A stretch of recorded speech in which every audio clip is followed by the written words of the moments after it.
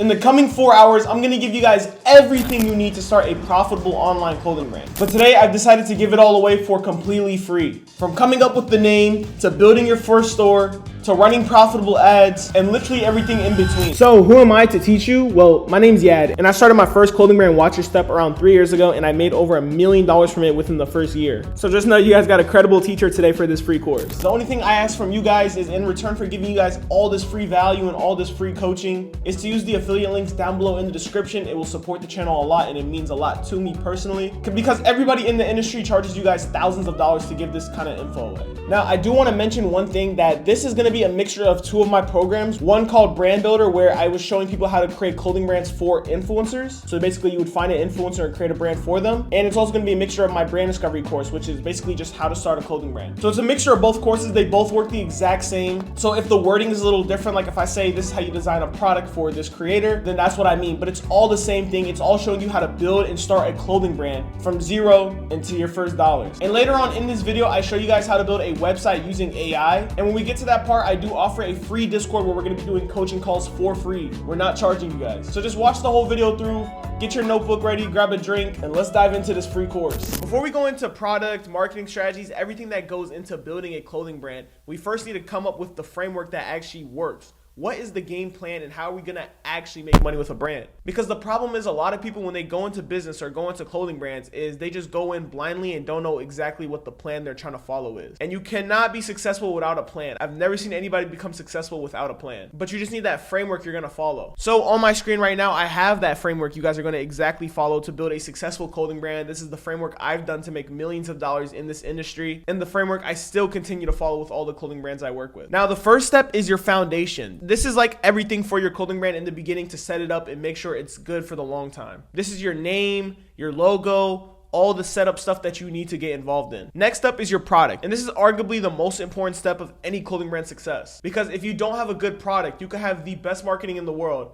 but if the product sucks, you're not gonna make any money. But if you have the best product in the world and you have terrible marketing, you could still succeed because the product is so good. Now, after that is traffic, which is basically just marketing. Getting people to click on your product, click on your website, and actually then purchase it. And then the next step is execution. That's basically executing everything, making sure it all goes as planned and everything is done correctly. And then the last step is everyone's favorite step, is actually making money. And from there, you just take that money and repeat the entire process until you scale your clothing brand to hundreds of thousands of dollars per month one day. Now, the framework is easy. You guys see, it's very simple and anybody can understand this framework. But it's going to take a lot of work that you have to put in for this. So now that you guys know what the framework is and exactly how to do it, let's go ahead and go into the foundation phase, where we're going to talk about building this foundation and getting it all set up for good. So the next topic we're going to be talking about is, before you get into your brand, once you figured out the framework, like I mentioned, it's now time to figure out what market we're going to be entering. What kind of brand are we going to be creating? Because it's not like you make one brand that fits all. Every brand has its own unique traits. And this might sound confusing right now, but let me just show you guys exactly what I mean. So when it comes to creating a brand, you guys have to understand there is different niches within clothing brands.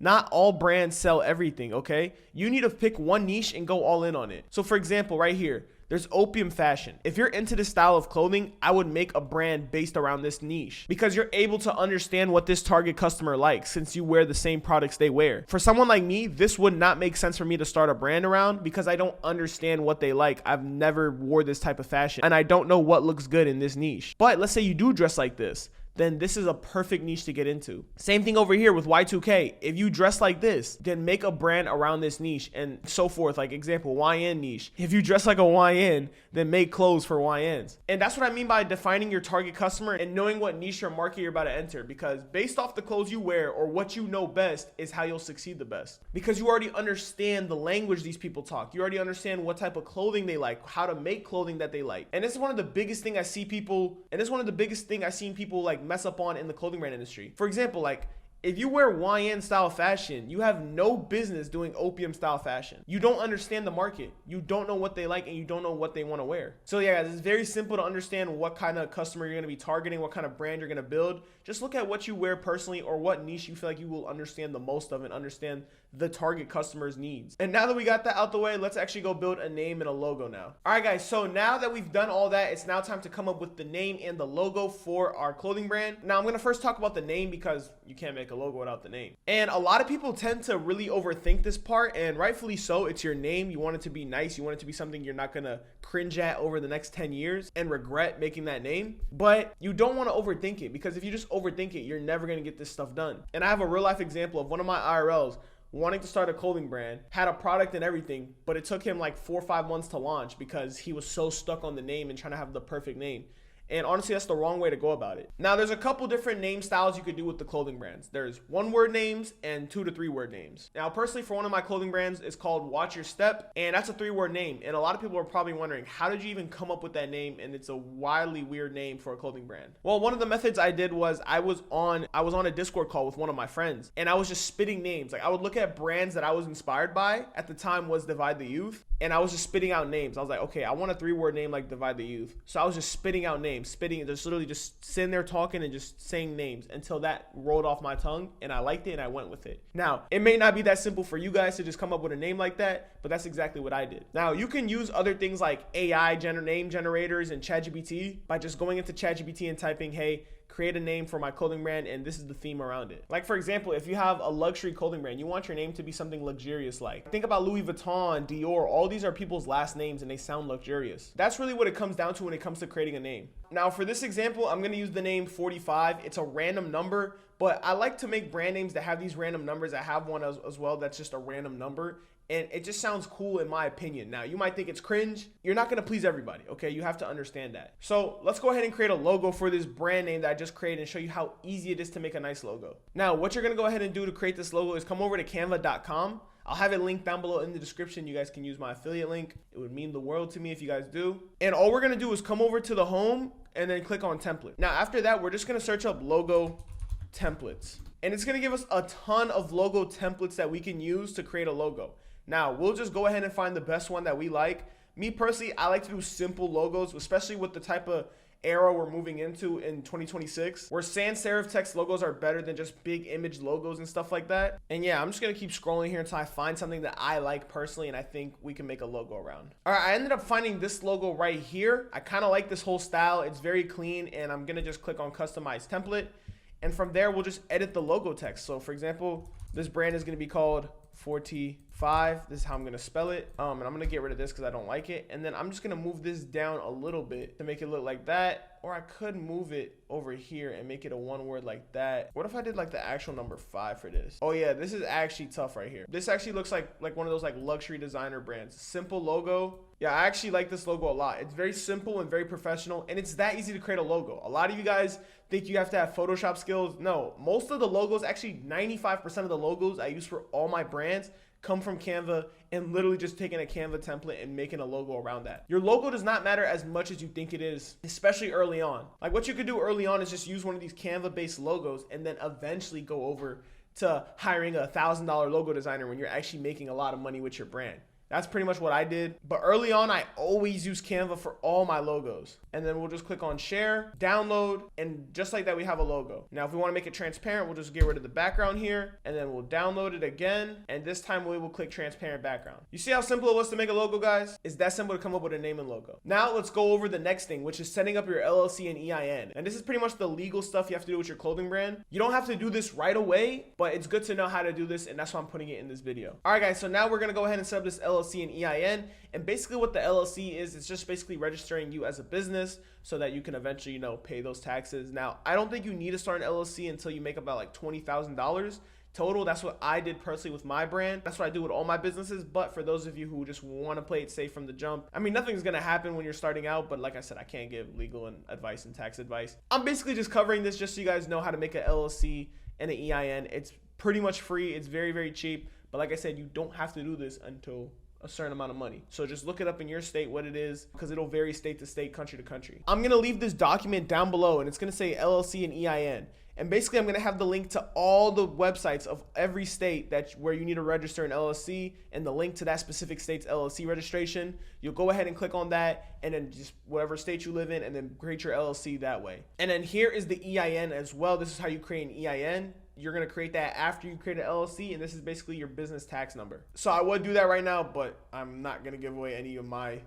information, okay, because it's going to show my information if I do that. I'll just have this document linked down below so you guys can know exactly what to do. It even has a video attached to it that explains it even further. Welcome to another episode of Brand Discovery. In this episode, we're going to be going over JAR's viral product and my viral product, and we're going to just really go in depth on why it worked and how you guys can get yours to work as well. So without further ado, let's go ahead and start with JAR's product. If you guys don't know who JAR is, he's the founder of Angelic Motion, and this zip up on the left right here, he told me and showed me, has done over 7 figures alone. Just this zip up right here. So this is a very viral product. Now my product hasn't done 7 figures alone, but this product right here is insane. This is probably one of the most viral products TikTok has ever seen for clothing. If not, I think this might be the most viral clothing piece ever. So let's go over what made the Angelic zip up a very desirable piece. Now the first thing is it's a zip up slash hoodie. Zip ups and hoodies are just way more desirable than shirts, hands down, because a lot of people like to make fits with this stuff. So that was the first step he did right, was by making his first product a hoodie slash zip up. Now the next thing is it's overall just visually appealing. It looks good, it has a good fit, and it's a fit worthy hoodie.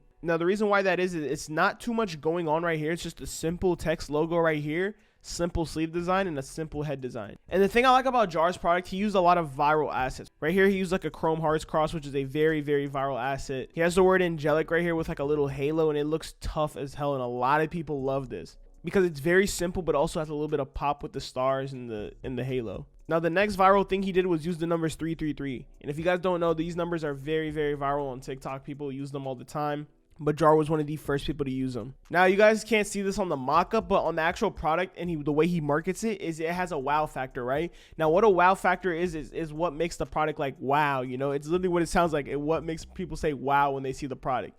And the thing about JAR's was he had a satin lined hood. Now you guys, like I said, you cannot see it on the mock-up, but on the actual product he had a satin lined hood, which is basically like a silky hood that protects your hair. And this was his biggest marketing tool he used to make it a viral product, because nobody had really seen the satin hoods, and people still don't even really know about it. So if you're watching this video, you should probably still try the satin hoods because they're very viral. Because people just don't see it in hoodies. And if you market it right, like the way JAR was, like saying it's like a bonnet inside of your hoodie and stuff like that, it's gonna definitely win. Now the next thing about JAR's zip up that really also took off is this polarizing back quote: no emotions, just motion. Now with this back quote right here, you're either gonna hate it or you're gonna love it. There's no in between. So it was a very big risky play by him, but it actually worked out in the long run because it fits his overall branding. Angelic Motion, no emotions, just motion. He's targeting a certain audience with his brand, and this related to the audience a lot. And that's another thing you have to think about when creating your viral product, is you have to relate to your audience. Who is your ideal customer? You have to be able to make clothes that they're gonna want to wear. And overall, it's just a very good product that JAR made. It's very simple, clean. This is full embroidery, I'm pretty sure, and this was screen printed. A quick recap about JAR's product: he used viral assets like the cross, the halo, the 333. Second is overall visually appealing. Like you can put a fit together with this. It's going to make a nice outfit and stuff like that. And the last thing is the polarizing back quote. It's either you love it or you hate it. Now moving on to my viral product right here, is I had my Star Full Zips. These are my #1 viral products of all time, and they're still viral to this day. I've been selling this for 2 years. I'm pretty sure JAR has been selling this for 2 years as well,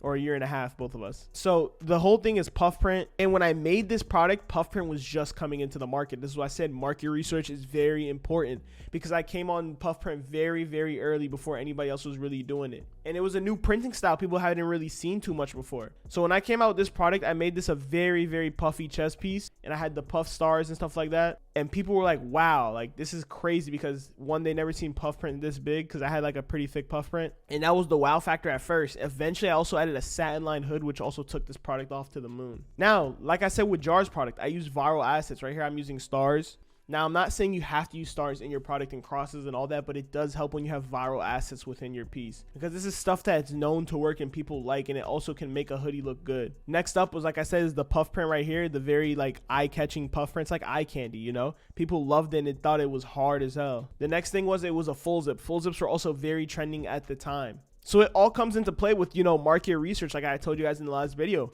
you guys have to know what's in style, full zip, zip ups, hoodies, what viral assets you could use and stuff like that. And it can really help you, the thought process of creating a viral product. And I really do hope these videos are opening you guys' eyes when you're creating your products, because a lot of people are just making BS that they wouldn't even wear themselves, and just like, why am I not getting any sales? Well, your product sucks, bro. You're not doing anything to fit the market.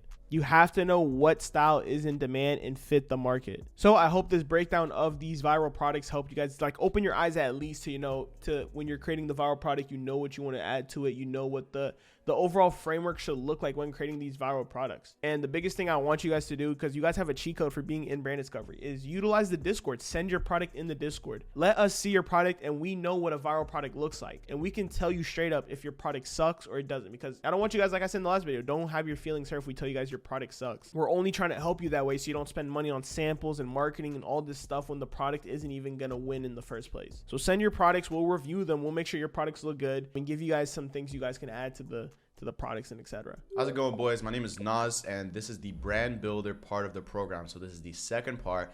Now that you finished the operator incubator, we're moving on to product development. How do you actually create the product for your client? Now that you reached out to them, you've closed them, and now they're in your hands, it's time to build the actual product for them. So with that being said, what kind of product do you make? What kind of graphics do you make? How do you present the products? How do you present the drafts? How do you design them? Which way do you get them manufactured? All of this comes down to what we call product development. So first things first, you want to look at clients' social media, the clients' YouTube, whatever it is that you found them on, what it is that they do. So for example, if it's Tommy G, he does these videos where he interviews the most dangerous people. He gets to know about them. So his merch would be more graphic, his merch will be more tapped in with what type of content he makes, okay? If you're gonna be doing racing merch for a dog channel, that's not gonna align, right? So you have to, first of all, study the channel. After you close a client, first thing you do is you go to their channel, you go to their social media links, you go to whatever it is that they do, and you study. You check out what they do for a living, how do they do it, in what way do they present it, in what way do they show it to the audience, and from there you start making notes, okay? You start making notes. I personally like to use Notion. You can use any type of note-taking app. Me personally, I like to use Notion because it has a lot of detailed things you can do, and it also involves AI, so you can just do whatever you want and Notion will create a list for you, okay? So what we start off is the notes part. So notes is like, what does the client like? What does he not like? What does he want? What does he not want? Does he want merch? Does he want something else? What method does he want it made? Everything comes down to the note-taking part. From there, when you take all of those notes together, you move on to the actual designing process. So from there, after you take the notes, for example, if the channel said, okay, I like to have cars and these specific quotes that are known that represent my channel on these t-shirts, and I want the t-shirts in these colorways, and I want these types of cars on here, and I want these angles, I want these quotes, I want this font, this colorway, this outline, this border, etc., etc. The first draft is the first design of the actual product you're making for them. So you get to designing, you make a tech pack, and you just put the ideas together for the client. After that, you send it over. Maybe they like it, maybe they don't. You might get some criticism. This is where you need to focus, okay? You've closed the client, you work for them, right? And this is a partnership. You have to understand how to take criticism, okay? If you cannot take criticism, then this might not be the program for you. If you cannot take criticism, you're gonna need to learn how to, okay? Because these clients have very specific needs.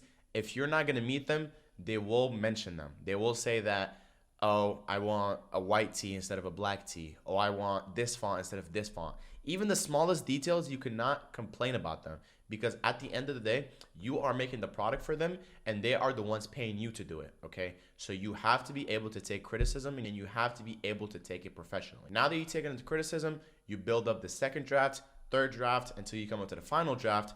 The customer likes it, we're good to go. We make the sample. Now that we make the sample, they check out some of the qualities. If they like this quality, we'll move on to bulk production. And then from there, it just rolls on until they drop the actual merch. Now, the main thing to keep in mind in here is that you need to take all the correct steps in building the product for them, or else they will not be satisfied with the result. So let's recap.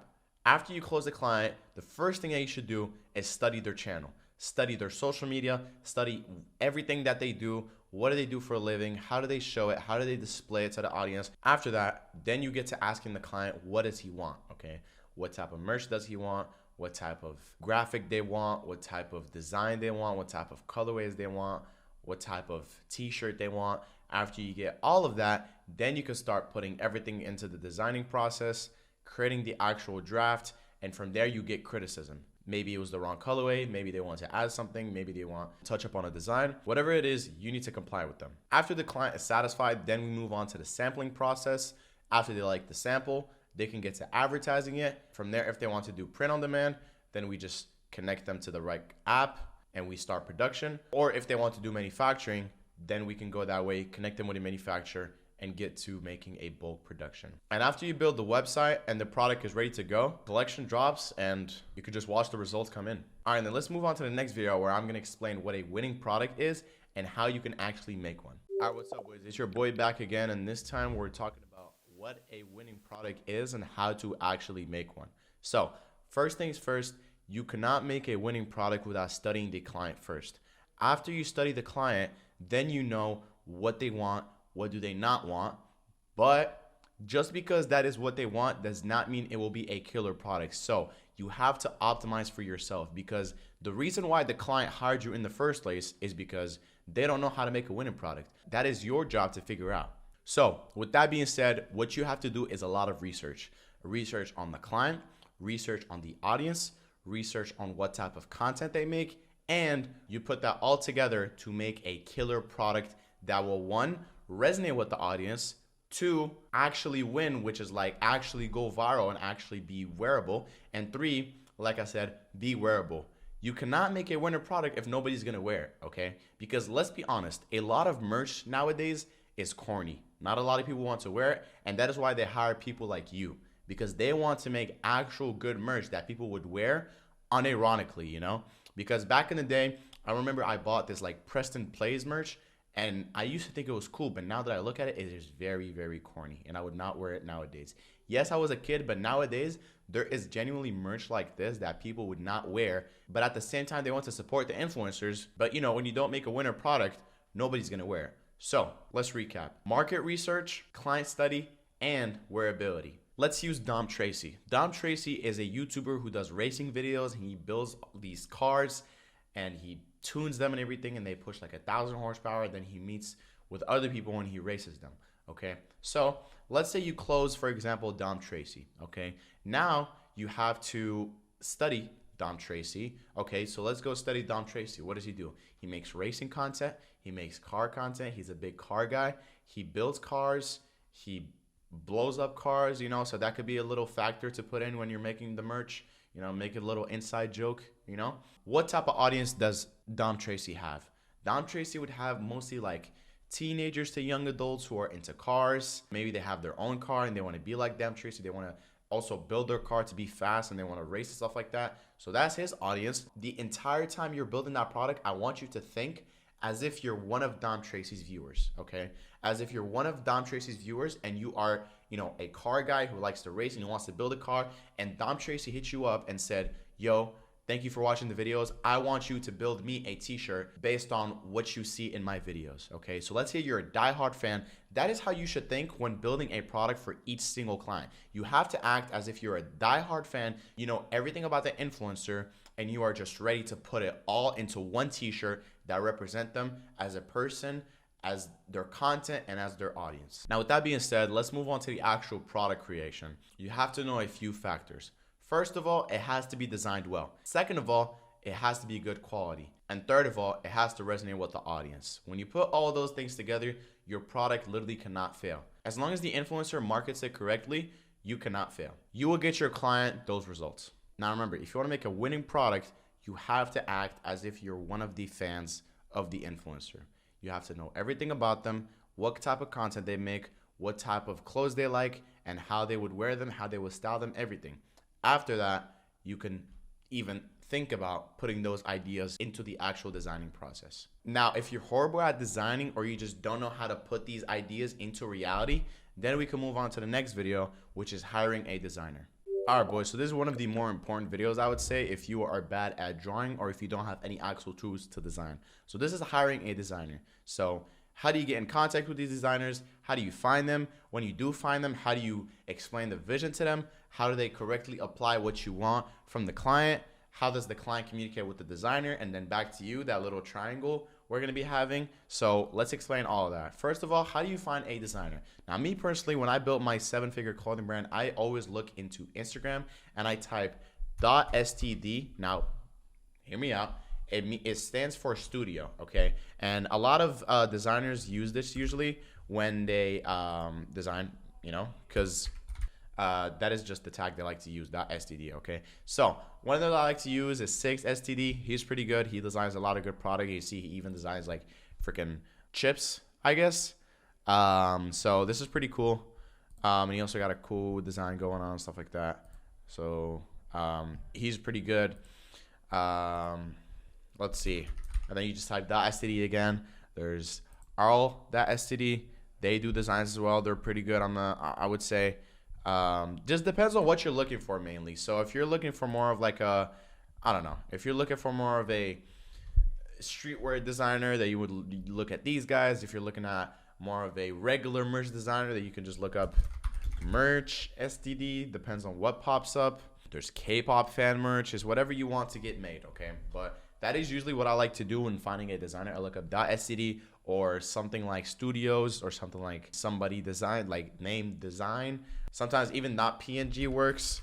There's some designers that have .png. So yeah, this guy's pretty good, Science PNG. He does a lot of good designs as well as graphic designs. So that is pretty cool. And by the way, just to let you guys know, we do have a designer in the program. This is if you do not want to use our designer, which he is pretty good, but it is up to you at the end of the day, and you want to find your own designer.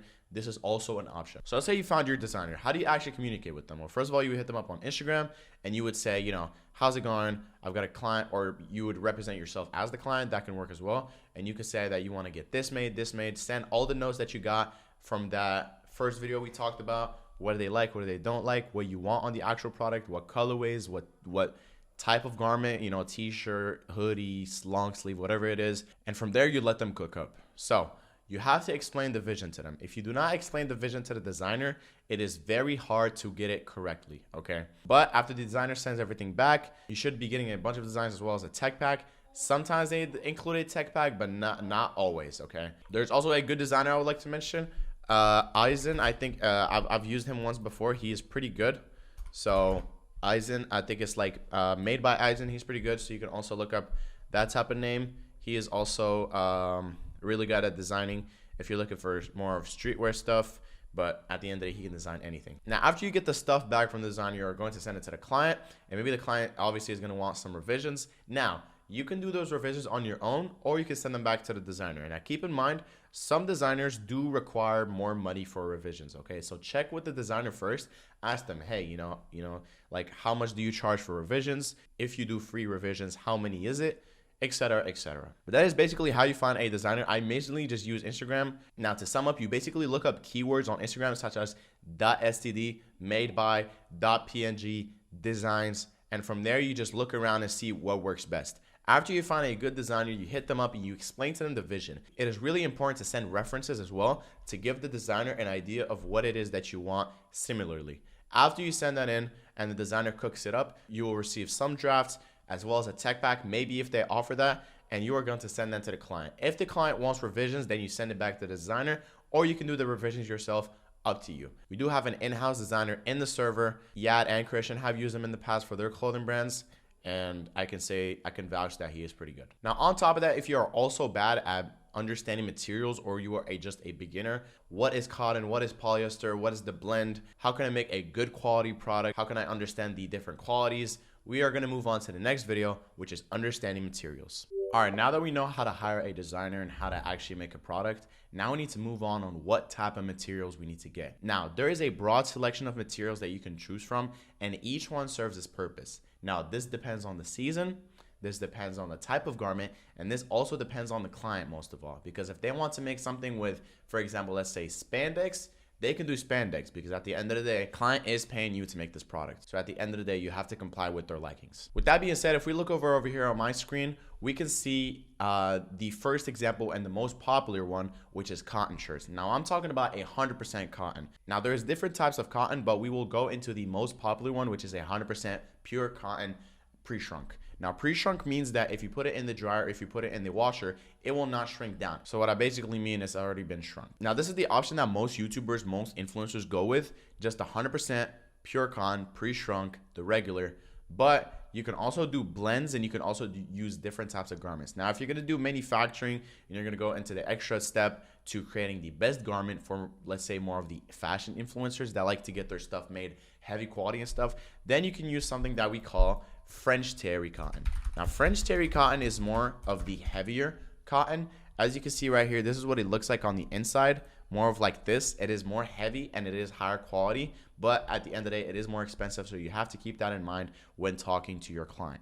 Now, if they want to do French terry, that is also an option that you can offer them if they want to do manufacturing, because I don't think print on demand offers that as a broad option. Okay, so French terry is a really good option if the client is looking for that really high quality stuff. You can offer this to them, and French terry is a very good option when it comes to making heavyweight garments such as t-shirts, hoodies, sweatpants, etc. Now, if you want to do a hoodie, the option that I would recommend for influencers is a cotton poly blend. Okay, so a cotton poly blend is a type of cotton that is sometimes 40% polyester, 60% cotton, sometimes 80%, 20%. You can just experiment with that. I usually would recommend anywhere from 80, 20% and more. So like 80, 20, 90, 10, 95, and 5. But that is where you can experiment. So a polyester blend looks like this and a cotton blend looks like this. That is where like the cotton is higher. So the cotton would look like this. But if you're doing hoodies, usually I do 100% cotton with my clothing brand. But if you're doing this for influencers, YouTubers, etc., I would recommend a cotton poly blend that gives it the best quality for the audience. You have to keep in mind what type of materials you use. So for example, if you're doing soccer jerseys and if you're doing bodywear for like women's, then you have to experiment with other stuff such as spandex. Now, spandex is used in most leg wear, body wear, etc., such as Young LA, gym wear brands, Gymshark, etc. Spandex is really good when it comes to stuff that is stretchable, and you can also do a spandex cotton blend if you want regular garments to be stretchable. Okay, now if you want to do something more of like a jersey, then you would use something called a jersey cotton. So jersey cotton is really good to make stuff. So it's more of something we like to call mesh. So mesh jersey is really good to use when it comes to using mesh shorts, when it comes to using, like I said, soccer jerseys, football jerseys, hockey jerseys, more of the lightweight stuff that is better for the spring summer season, I would say. So like I said, for the materials, you have to understand, to basically recap, you have to understand which season it fits in. So if you're looking more at like winter and fall, you would do 100% cotton, or you would do the French terry cotton for the really colder season. And then if you're going more into spring, then you can start experimenting with cotton poly blend. And then going into the summer, you would do more of, or if you're doing gym wear, then you could do more of spandex / mesh jersey when it comes to creating lighter products. So that is about it for the materials. It's really easy to understand. Now we're gonna have a plug and play down below showing you all the materials that we listed and examples of where you can find them and the way to explain them to the manufacturers when wanting to order your bulk or when wanting to find your print on demand shirt. Now with that being said, if you decided to not hire a designer and move on to designing yourself, then this next video is going to be perfect for you, because we're going to be designing our own merch and figuring out how to make the killer product by ourselves. All right, what's up boys? It's your boy back again. And this time, if you didn't decide to go with designer, if you're really creative and you think you're good with drawing and designing, then this is the video for you. We're going to be designing our own merch and figuring out how to make the killer product for your client and what goes in, all the factors when creating this product right here. So for example, I'm gonna use this product that I've been cooking up. We're gonna show you guys the entire process that goes through. So for this one, I'm gonna be on the iPad and we're gonna be showing you guys the entire process that goes through. So for example, we can see here that this is a design for a dog channel, and this dog right here, the whole thing behind it is that this dog is usually jealous when other dogs come into the house. So what we did with this is I put a little bubble in there and I put a little jealous face, and we put I was here first to mention that the dog is kind of jealous, is kind of annoyed, but at the same time, he doesn't mind because there's nothing that he can do. We're actually gonna have a plug and play down below with all the mock-ups that you can use. So these little t-shirts right here, these little drawings, you don't have to draw them yourself. We provide them actually. So you can just grab these, or we have them available in the server as well. You can just grab these from here, put them into your Procreate, Photoshop, whatever it is. I personally like to design on Procreate. If you have Photoshop or if you have Pixar, Canva, whatever it is, you can design on that too. You can just import the mockups and get to designing. Now, back to what I was saying, designing the merch for your client, like I said, is really important to know what the client wants. So for this one, the client said that he wanted a more of a, if you know type of t-shirt. This is going to be more for the diehard fans that watch the videos and they know how this dog feels all the time when other dogs comes into the house. So what we did here is we put that jealous face, and we followed his instructions when he said that he wants the dog to be more of like jealous and have a bubble and that says like, I'm the favorite one or I'm the better one, So we put I was here first, and we put that on a black t-shirt as well as a white t-shirt. Now, how do we go into this process? Now, first of all, we asked the client, what do they want on their t-shirt? And the client said, I want this, this, and that. And they said that I want it on a t-shirt, not a tee, not a long sleeve, not a hoodie. They want it on a t-shirt. So we went ahead and grabbed the t-shirt mock-up, put that in there. What colorway did they want? They wanted black and white. So we put the white one and then we put on the black one. And what kind of face did they want? They wanted only the face of the dog over there. So we put that. They wanted it to look a little bit jealous. So we put the little expression over there with a bit of sketching. And then after that, they said that they wanted the bubble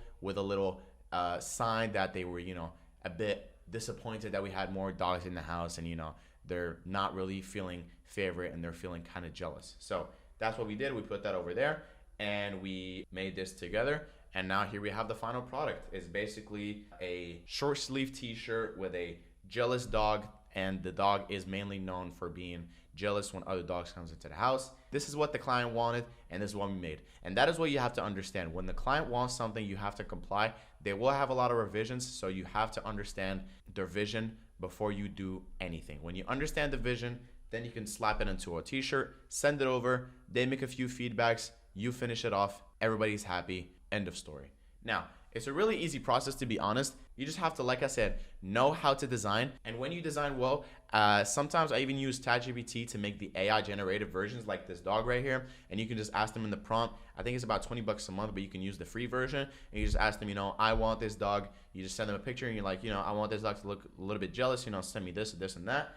And then boom, you add the stuff into Procreate, Photoshop, PixArt, whatever it is. You add on the little bubbles. You add on the little text, quotes, logos, colors, whatever it is that they need, stars, shapes, and then from there you send it over. And if the client is happy, then you can move on to the next step, which is making the sample. Now, I hope you guys enjoyed this little breakdown. Then again, like I said, if you are not sure about drawing yourself and designing yourself, we do have a designer available, or you can watch the video of hiring a designer to find out more about getting work done from a third party. But let's move on to the next video. What is up, boys? We are back with Brand Builder, and this time we're going to be talking about print on demand versus manufacturing. Which one is the right option for you? Now, let's start off with print on demand. Now, print on demand is a form of manufacturing where the item is only made if an order is placed. So what do I mean by that? So let's say you drop a collection for your client and he doesn't want to spend too much money on the bulk because he doesn't know if it will sell out or not. That is when you go with print on demand. Now, print on demand means that if somebody orders a t-shirt in a size medium, the factory will literally only make one t-shirt in a size medium in that exact color and send it out. Not 100, not 50, just one for that exact customer, and it's gonna be shipped right to their door. Now, on the other hand, manufacturing is more about ordering samples and then getting a bulk, and it usually has something called a MOQ, which stands for minimum order quantity. Now, a lot of manufacturers have a minimum order quantity of 50 to 100. That is because if they make less than that, then they would not be making a profit, or they would be basically breaking even, which is not good for them. So that is why they charge a high MOQ. Now, if your client is cool with ordering a bulk in hand and having basically next day shipping, since the inventory is already going to be ready and doesn't have to be produced, unlike print on demand, you can go with that option. Now let's go with the pros and cons of each method. Print on demand is really good because it does not require any capital. It is basically like drop shipping. If nobody orders from the website, no money will be spent on the bulk. But if somebody orders once on the website, one order will be made and sent over. Now that is the pros of print on demand. Now the cons of print on demand is it is very limited to what you can create. So what I mean by that is they usually don't have a lot of options for materials. They don't have a lot of options for printing methods. So they usually just offer just screen print or direct to garment, which we like to call DTG. They do not offer embroidery, patch embroidery, leather patches, chenille patch embroideries. And that is why some people don't like to go with print on demand. Now, the good thing with manufacturing is it has a lot of options available, meaning that if you order any material, any color, and any printing method, they can do that for you. But the cons are it requires a lot of capital. Like I said, they have a minimum order quantity. So that means if you order 50, 100, that could cost the client a lot of money. And if he is not sure that his bulk will sell out, then that could leave you with leftover inventory, which is a bad thing to have when you are not getting sales. because then you have inventory sitting there, it is unsold, nobody wants to buy it, and the client is left with negative profit, which will backlash onto you. And no profit for the client means no profit for you. So how do you know which one is the right option for you? Now, it is all up to the client what they want to do. Do they want to spend a lot of capital? Do they want to have the fastest shipping possible? Do they want to use a lot of materials? Is their product really complicated or not? Based on those options, you will realize which one is the right option for you. So if the client does not want to spend any money at all on the bulk, if the client just wants a regular t-shirt with regular printing on it, and he does not mind the longer shipping time, then print on demand is the right option for them. But if the client is more of a fashion influencer and they're more into the complex pieces and they want to create heavyweight garments and they want to use this and that, and they have the money to spend on a bulk, then you can go with manufacturing. And we do have a plug and play that explains the differences and which one is the right option for you. So you can check that out down below. And moving on to the next section. Boys, we are back on the iPad because we're going to be explaining how to actually make a tech pack. Now, this is one of the most important things when creating a product, because if you are not detailed with your product description, your product will not come out correctly, okay? So we are back on the iPad. I'm going to show you guys right here how to make a good tech pack. Now, a tech pack is basically a technical package. A tech pack template is something that explains all the details, all the measurements, all the logos, everything behind the logo, what it means, where it's supposed to be, how big it's supposed to be, how much it's supposed to weigh. Everything that it is about the product is supposed to be on a technical package, aka a tech pack. So let's see how we can make one. So right here we have an example for a client, and they wanted to make some baggy jorts with an artificial underwear to create the sagging effect. So what we did right here is, first of all, we did the actual designing of the product. We could put it in the middle, and then we put the actual logos in a red square to mention what logos need to be printed. We then put a pattern for the Oliver prints that is going to be on the actual garment. And from there, we put the measurements. So you can see right here, we put, for example, 30 inch for the waist, 21 inches for the thighs, 22 inches for the length, 12 inches for the opening. And then right here, what we did, we put a reference image. So a reference image is super important when creating your product because it gives the client and the manufacturer an idea of what you want to create, and it helps them figure out and align basically what it is that you're trying to reach. What is the goal you're trying to reach? Now, this is something that we did with the designer already, so it should be easy for you to find a reference image. You could just use the same one that you did with the designer if you went with the designer and set it over to the manufacturer in a tech pack. After that, you will do these little arrows that come out, and that is where you're going to explain each part. So for example, right here, we pointed to the logo right here, and we said it is 3D embroidered logo stretching from front to back, meaning that the logo will start right here, and it will go all the way around the jorts. Now right here, we have a mud wash on the thighs. That is explaining that this little yellow effect right here is supposed to be a mud wash, not a stone wash, not an asphalt, a mud wash. So make sure you are specific with that. You don't have to worry about that if you don't know what that means. It's more of complicated, unless that is what your client wants, that is what a mud wash looks like. Now, moving on to the actual prints, we explained that this is a leopard print full DTG. DTG means direct to garment, so it is going to be fully printed on. It's not going to be screen print, not heat print, not DTF. Is going to be DTG. After that, we have a leather tag here. So what we did, we enlarged the image and we showed the leather tag for the manufacturer to use. And then after that, we put a little arrow mentioning that the leather tag is over here. And after that, we mentioned the underwear logo band. So it is meant to be only a band, not actual underwear. And we explained that right there, while also enlarging the image to show the logo. Now, with a technical package, it is important that you include all the details possible, because if you do not, it will be hard for the manufacturer to get the product correct, because they will have to basically like figure things out. And like, for example, let's say you don't send measurements. They're just gonna go with the usual measurements that they have. They're gonna be like, okay, he did not send the waist, so I'm just gonna put 28 waist. What if you're, a 34 waist? What if one of your models is a 34-inch waist?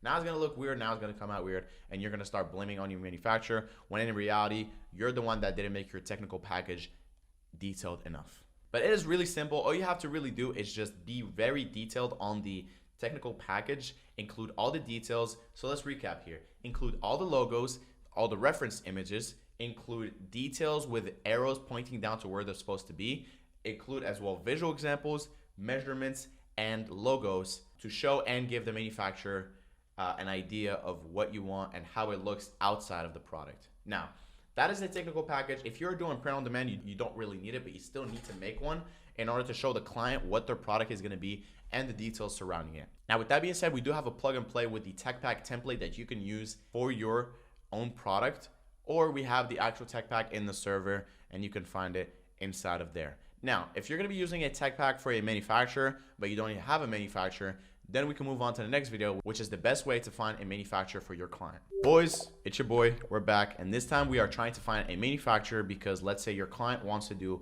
manufacturing instead of print on demand. So now we have to go on Alibaba.com to find a manufacturer. But you're going to go on Alibaba.com and you're going to see all these details and you're going to be confused. Where do I go? How do I find a manufacturer? How do I choose the right one? Etc., etc.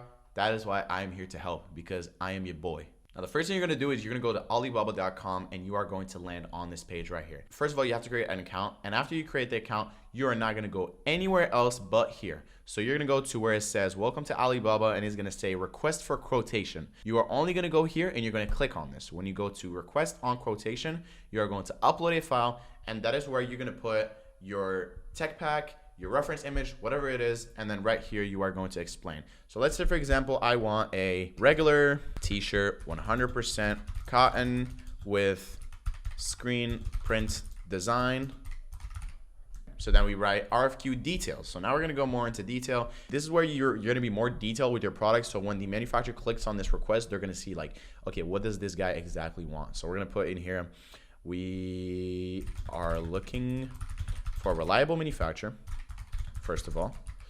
And then after that, you put 100% cotton. It's just an example, 100% cotton, screen print, front and back, quick delivery, hang tag included, size tag included.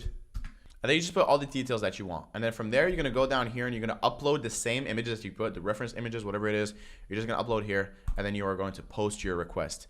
You're gonna put the sourcing quantity. You can just put one. This one doesn't really matter. You can just put one, and you can post your request. So after you post your request, you are going to get a bunch of manufacturers that hit you up. Now here's the deal. Now there are going to be manufacturers that hit you up, but the most important thing is that you do not respond to any manufacturers from Pakistan. Now, not to be selective or anything, but the best manufacturers are from China. If a manufacturer from Pakistan hits you up, just ignore them, okay? So let's say a manufacturer from China hits you up and they say, hello, dear, you know, we have the best quality, this, da. And then from there, they hit you up and they acquire and they give you a price. From there, that is where you can start talking to them and you can start inquiring with them.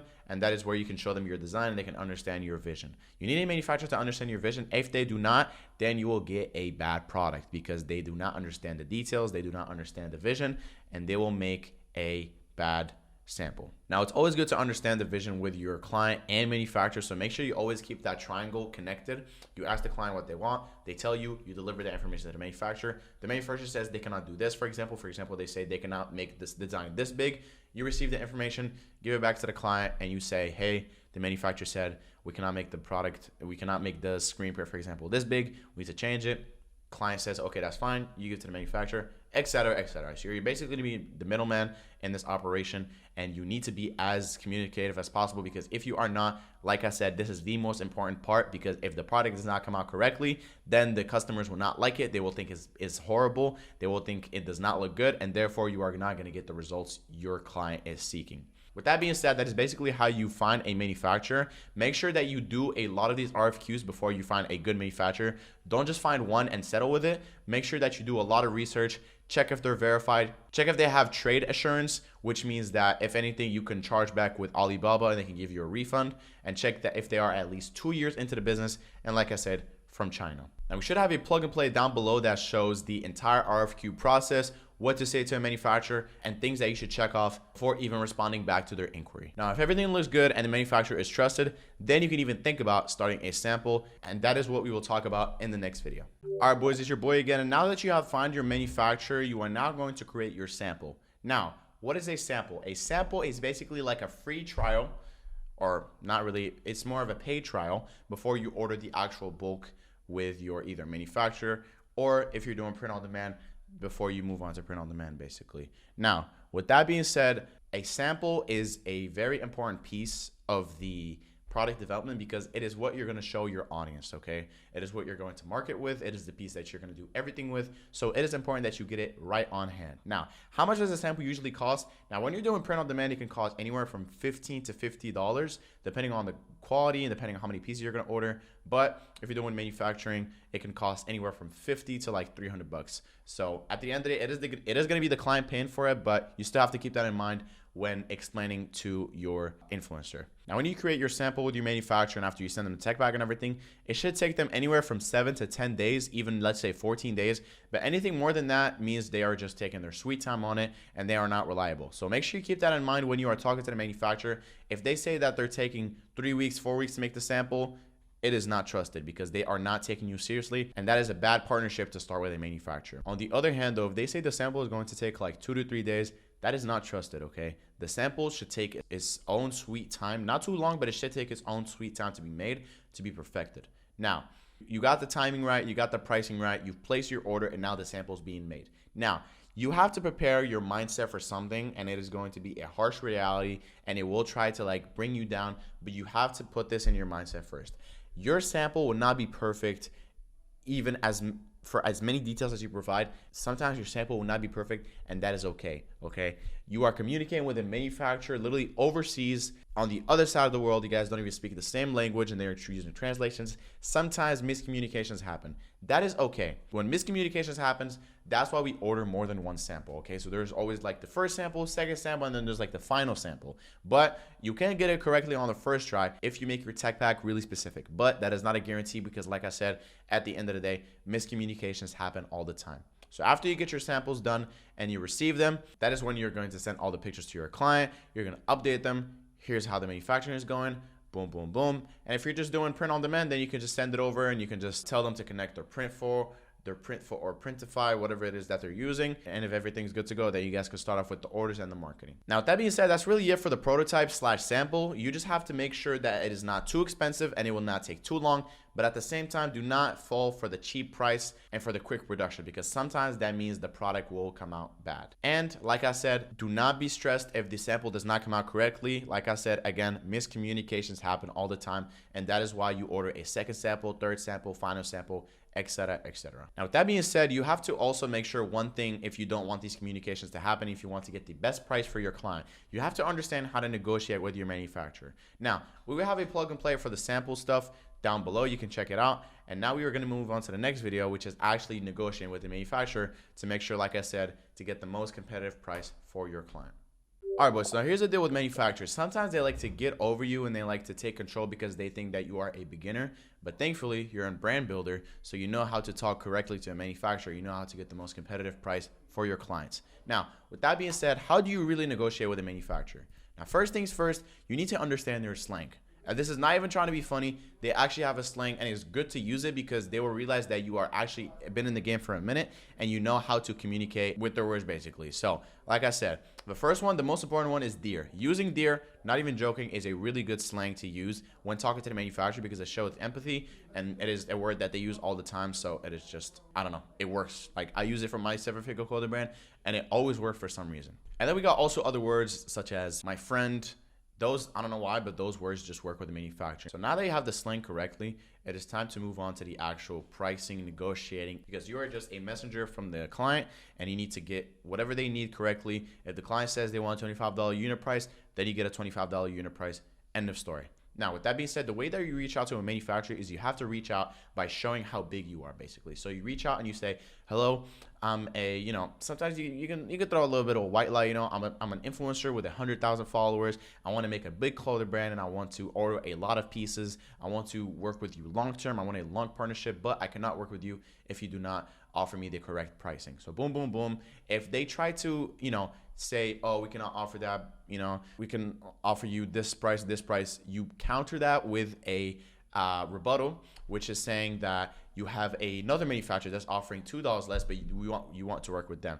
Now, if they say, sure, go ahead, work with the manufacturer, then you just leave them on red, move on to the next manufacturer. But if they notice that and they try to compete with it, then you are now basically negotiating. You are now getting the most competitive price without even having to compare and contrast.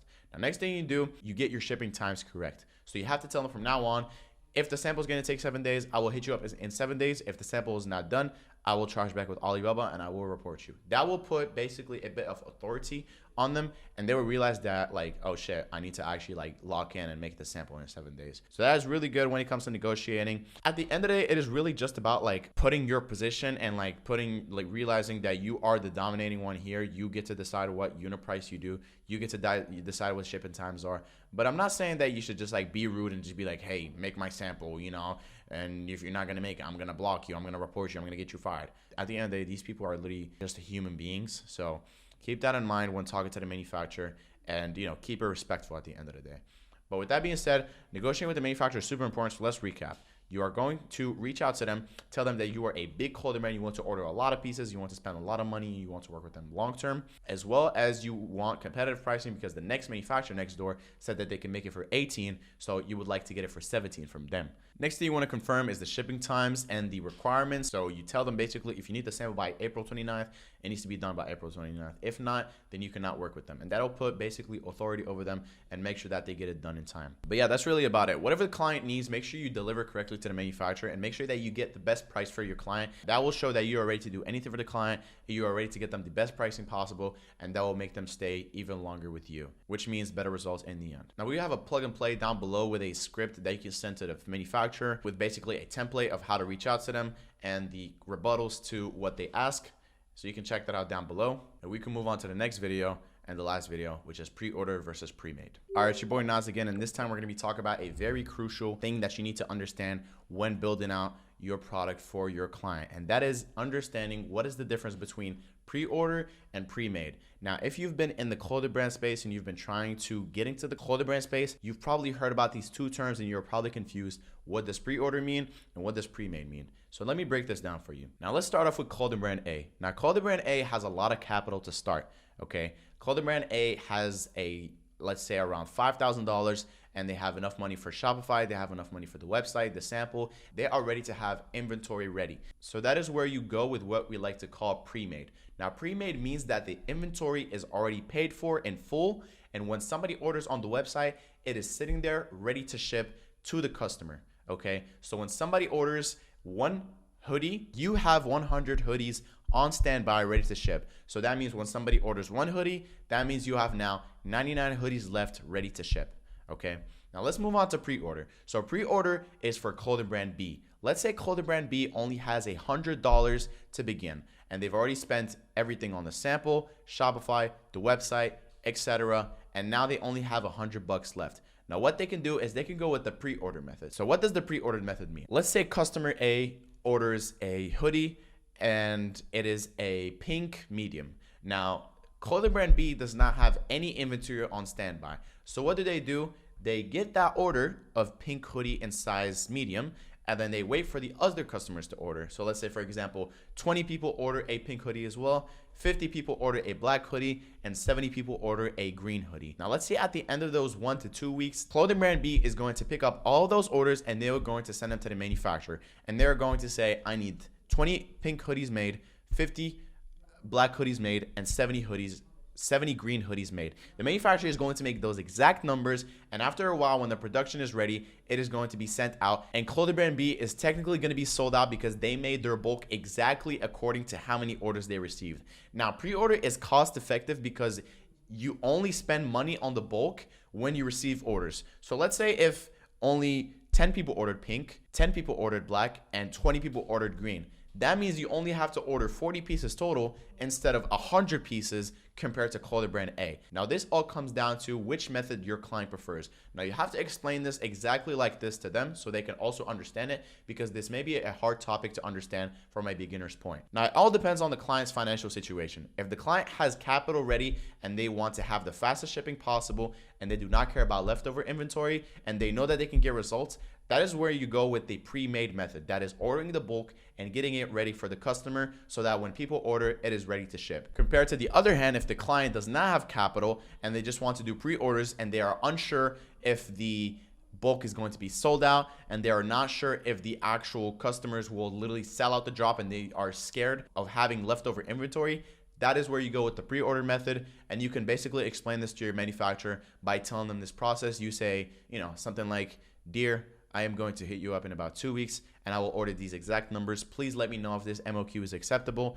and they will say, you know, if you can do this or not, because sometimes manufacturers don't like when you order, like for example, 1XL, one extra small, 2 small, 3 medium, 4 large, and then you just distribute that across other colors. They don't really like that. They like to do, for example, 5 extra small, 5 small, 5 medium, 5 large, you know, and all aboard, because that means they can save money on fabric and they can make your order faster. Sometimes if you do pre-order, it will take longer. But basically, to recap this, each method has its pros and cons. If you want to do pre-orders, the pros are you don't get to spend a lot of capital. You don't have to worry about leftover inventory, but the cons are you have to wait a while for your inventory to be ready. So it is not going to be ready to ship when your client drops the collection. Now, pre-made, the pros are the inventory is ready to ship. You are not going to worry about long shipping times. But of course, the cons are you spend the capital upfront. So at the end of the day, it is all up to your client. Like I said, make sure you communicate with them well and make sure you understand what their financial situation is and what is their goal and vision with the customer experience. If their audience does not care about long shipping times, then you can go ahead with pre-order. If they have capital ready and their clients are more of like the Amazon Prime shipping guys, then you can go ahead and do pre-made. Now we have a plug and play down below to explain it more. And it's basically comparing and contrasting pre-order versus pre-made, if you did not understand the video quite well. If you have made it all the way to the end, congratulations, you have finished the product development course. Now my boy Yada will take over for the tech section. All right, guys, so we've gotten pretty far in this free course so far, and right now we are now onto the part where we're creating a website. We're creating our store. This is exactly how we're gonna actually make money and actually be able to sell our stuff online. And look, guys, back in the day when I first got into starting a clothing brand, this was the most difficult part. Like, this was the most stressful part, was creating a store on a website, because of how long it took and having to be able to design a website. It was so difficult back then. But luckily, guys, we live in a generation that is built off AI. And with that, we have something called Build Your Store AI. And this is an AI tool that generates us an entire store for free. And look, guys, I genuinely love this tool and I genuinely believe in it. And I've used it in my last couple videos you guys have seen of me building stores and etc. And it's actually a great tool. And it's free. So we're literally gonna be able to create a website for free. So I'm gonna show you guys how easy it is, how simple it is to just create this website with Build Your Store AI. So the first thing you're gonna wanna do is come to the Build Your Store AI link down below in the description on YouTube, and then click that link and it'll take you to this page. Then once you click that link in the description, we're gonna come over and click Build My Free Store on this page. Now, once we do that, we're gonna go ahead and just sign up an account real quick. Now, once we do that, it's gonna take us to this right here. We're just gonna click on fashion and apparel for our niche, because we are running a clothing brand. Next up, we're gonna pick a banner for our homepage. You guys can click any two, it doesn't really matter in my opinion. Now, the next step is to create our Shopify account. So what we're gonna do is click on Access Shopify here, and then we're gonna go ahead and enter our email address and start a free trial. Now, this free trial is $1 a month for the first 3 months, which is an amazing deal. Shopify usually costs $40 a month, but with this deal with Build Your Store AI, you can get Shopify for literally $1 a month for the first 3 months. Now, once we go ahead and create that account, we're just gonna click on Done, and the next thing is actually linking our Shopify store. Now, literally just follow the instruction on screen on how to do it, and once we do that, we'll just click on Save, and then we'll click on Done. Now, after that, we need to activate the Shopify discount, the $1 a month plan, because it's not activated just yet. So all you're gonna do is click on Access Shopify, and once you do that, there'll be a subscribe button for $1. You just click on that subscribe button and your trial has officially started for that $1 a month. And then after that, we're just gonna click on Done. And then the next thing is to install the Build Your Store app. So we're just gonna click on Install App. Now, once that is installed, we're just gonna click on Customize My Store. And then the next thing is basically this AutoDS integration. AutoDS is a great tool, especially if you're a drop shipper and you wanna add drop shipping products. We'll just register with AutoDS here. So I'm gonna go ahead and do that real quick. And then we click on Done. And just like that, our Shopify store is now live and good to go. We're just gonna click on Access My Store. You'll see that we have the Build Your Store theme right here. We click and look at it. It's a fully functional website, complete, ready to go. You click on the product pages look amazing. It's a whole website that's just been created for free with AI. No more having to spend thousands of dollars on websites or none of that stuff. So now the next step is to actually customize the store and actually start, building it out to our liking. Now everything is pretty much built how I would like it. The only thing I would go ahead and do is change the logo. So we'll come over here to this gear icon, click on logo, and then just update the logo we want. And there we go, our logo is uploaded just like that, and so is our favicon. Now the rest of this stuff would just be clicking on these things right here, these rows, and then just changing the images to images of our product. Now, wait till you actually have pictures of the sample that you ordered from your manufacturer, take photos of that, and then put that on your website. And everything is just plug and play. Click anything you guys want to edit and change, simple as that. Even when you come over to the product page, so you just click on shop all, and then you click on any of the products. All this stuff is editable, and you can change anything you like, pretty much, but everything is pretty much already built to how I would like it. Now, the next step is to go ahead and do the rest of the website, like the actual settings setup and getting all your settings right, your shipping right, and all your discounts and all that stuff right. So we're going to go over that right now, and you guys will have a fully functioning website in pretty much no time. Welcome to another episode of Brand Builder. In today's episode, we're going to be talking about how to set up your product listing on your website. Now, it's very important to actually take your product listing serious, because this is what's going to convince people if they want to buy the product or not. You see, when your product listing looks unprofessional, tacky, and whack, people are going to think the website's a scam and not professional. So from there, they're just going to end up not purchasing. And this is probably one of the biggest issues that creators face when they try to create their own website and their own store for their merch, because they don't understand how to make a good product list. So I'm going to show you guys exactly how I create all my product listings and how you guys can create yours as well. Now, if you look at my screen, the first thing we're going to do is come over to the product section in Shopify and click on add product. All right, now that we're here, we're going to go ahead and click on media and upload a picture of the shirt that we created. All right, for example, let's say this is the product that we're going to go ahead and add. It's the shorts right here for one of my brands that I run. And now it's time to come up with a title for this product. So me personally, I'm going to call this Gray WIS Shorts. Now, I like to do all caps. Personally, you can do lowercase, you could do regular. It just depends on what kind of vibe your creator wants. Now, one thing to mention about the media, the best photos are the ones that are simple product photos like this, simple mock-ups, and having a model wear the products. Now, if you're doing a merch line, it's best if the creator itself is the model and wears their own product as the product photos. But if you're building an actual brand for these creators, it's best to go ahead and just get people to model it, like actual models or people you know in general that look attractive. And that's the winning format when it comes to having a product page. Those are the photos you want to use. Now, I don't have any model photos of this product on my computer at the moment, but you guys understand the point. Now, when it comes to actually coming up with the description of the product, I like to use ChatGPT to come up with all my product descriptions. It looks clean, professional, and ChatGPT knows how to write copy really well. So on ChatGPT, I will literally just tell them the exact description of the product that I'm creating. I have a pair of shorts that have all over print and it's gray, and the all over print is my logo for my brand WIS. Give me a product description that I could use. And boom, we just send it into ChatGPT and it's gonna literally cook up a product description for us. And literally what we're gonna do is just take this and then paste it into Shopify. And boom, we literally have a clean product description just like that. So utilizing AI is very clutch, okay? Now the next thing we wanna go ahead and do is put in the price. So for example, we're gonna charge $35 here. Now, if you wanted to run a sale for this, or if you're actually running a sale, you could put the compare at price to something like $60. So now when it shows on the website, it's gonna say $60 and then crossed out and then show that the price is actually $35 now. So that's how you would do a sale if you wanted to do a sale. Me personally, I'm not running a sale. And then right here, this is very important, so you can actually track the profits for the creator and everything. Put the cost of how much it costs to produce this item. So for example, it's going to cost us $10 to produce this item. We have a 71% profit margin on this item, and we're going to profit about $25 per item. And it's very important you put this, because this is how you're going to track everything later on when it comes to getting paid and tracking the profits. Now, everything else I would ignore. If you're using a 3PL, they will give you a barcode to use. If not, just go ahead and ignore. For the weight, you're gonna put the weight of the product so your shipping is all correct. Now the next thing is sizes, okay? We're gonna click on the variant and click add size, and then here we're gonna click on all the sizes that we offer. So for example, if we're gonna offer small, medium, large, XL, we would just collect all those sizes. And everything else for the most part, you can leave alone. One thing I would do is if you have a collection, you go ahead and go to this collections tab right here, click create collection. So this would be the shorts collection. And then we would just click save, and then we would add the product to the collection. And now when you go over to the product as well, you could click on collections and make sure it's there, and you're able to separate different collections from each other. And it's literally that simple to come up with a product listing. This isn't something that's super complicated, but it is something that's super important. Just make sure the main facts is you have a good description and you have good product images that show people wearing it and show the product like a mock-up, for example. Remember, you're an actual business, so you have to look professional. And if you preview the product listing on a website, obviously this website's not done, but it looks very clean and it does not look like a scam. It looks legit. Now, one more thing I'm gonna mention, if you guys are doing the pre-order method, one thing you wanna do is make sure that you have continued selling when out of stock. That way you don't have to worry about inventory clogging the way, right? Because if you're doing the pre-order method, you don't have the inventory, so you need to sell stuff that you don't have. And once you do that, everything should be good to go. So I hope you guys learned from this episode. This is basically how to set up your product listing, and now it's time to go ahead and create the website for the creator. I'll see you guys in the next episode. In this episode of Brand Builder, I'm going to show you guys how to integrate a print-on-demand software with your Shopify store so everything can be fully automated,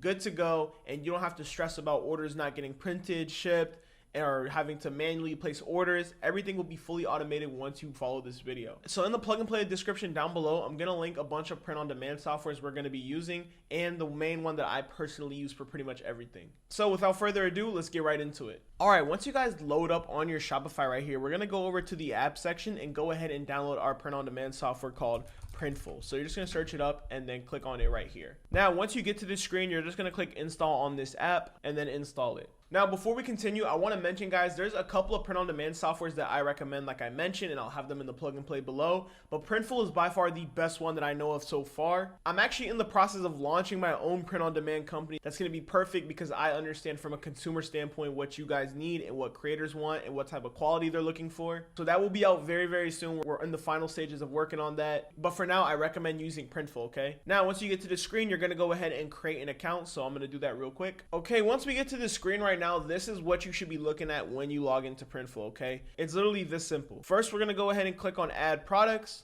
and we're gonna go ahead and decide what we're gonna be adding. So if you're doing hats, a portrait, whatever you're doing, for us, it'll be men's clothing. And then we're gonna go ahead and click on shirts. So from here, you have plenty of different options of shirts that we could choose from. I'm gonna go ahead personally click t-shirts. And from here, we're gonna have a ton of options of different qualities and different type of shirts that we can use. Now, honestly, when it comes to these shirts, you guys wanna be able to pick a shirt that has decent quality, but also gives you enough profit margin, okay? So most shirts are gonna either be the Gildan tee or the Bella Canvas tee. And if you're gonna do a little bit of a higher quality shirt, you could do the Comfort Color 1717. And this is what I used for my first brand actually because of how good the quality was. But as you guys can see, the price of that shirt is pretty tax. So you're gonna have to be selling your products for a very expensive price. But for merch lines, you're really just gonna be going for the cheapest option right here, which is the Gildan tee, and it's still a good quality shirt. Now, once you come over to this right here, you're gonna go ahead and click on the color shirt that you wanna go ahead and do, and the printing style you're gonna be doing. Most of the times it's gonna be DTG printing, and then you'll go ahead and click on the sample size. So from here, you'll go ahead and start designing. And once you start designing, you're gonna go ahead and start uploading your design. And once we upload that, we're gonna click on apply, and we're gonna go ahead and put the image right here. Now, this is the print area that you guys are gonna be able to have, and you could go ahead and put the image in the print area. Now, don't mind this picture. It's one of my models for one of my brands. And we're just gonna use this image as an example. So you'll go ahead and put that there, and that's how simple it is to create the design of the shirt. You guys can put an inside label as well. You can have no branding, or you can have something like this, very simple, that goes over all the stuff, and you can put your logo here as well. So for example, let's say this was our logo. Boom, this would be our logo, and we would have an inside label, which is very professional, and it looks really good with the merch line. Now, once you do that, you're gonna go ahead and click add to cart, and then this is where you would order the sample. Now, you could order that sample, you could order multiple of them, ship one to your creator, ship one to yourself, so you guys can feel the quality, see how the product would look, and if you wanna get pictures beforehand, before launching it, go ahead and do that. Now, that's how you design a product and how you basically get that done. Now, I'm gonna show you guys how to add it to your store so you guys can fully automate the process. Now, the first thing you're going to do is click on add your first product right here in the product section, and then connect your store to it. So we're going to connect it to Shopify real quick. Once all that's connected and all good, we come back to the design we just created and click on add to store. Now, after we've created this product template that you guys can see, and we've clicked on add to store, everything should be connected. And now we're going to go over to the store section just to double check and everything is good. You see our store is active right here, and we'll go ahead and add this as a product onto the store. So we'll just click on this, click on my product templates, click over here, and we're going to select all the size that we want and then proceed to mockups. Now, we can use our own mockups that we created from the product design phase, or we can use some of their mockups. Me personally, I always like to use my own custom mockups, but for this video, I'm going to show you guys using their mockups. Now, once we do that, we're going to go ahead and price our product. So for example, we want to sell this for $40, for example, and that gives us a $30 profit margin, and we'll go ahead and do that for every single one.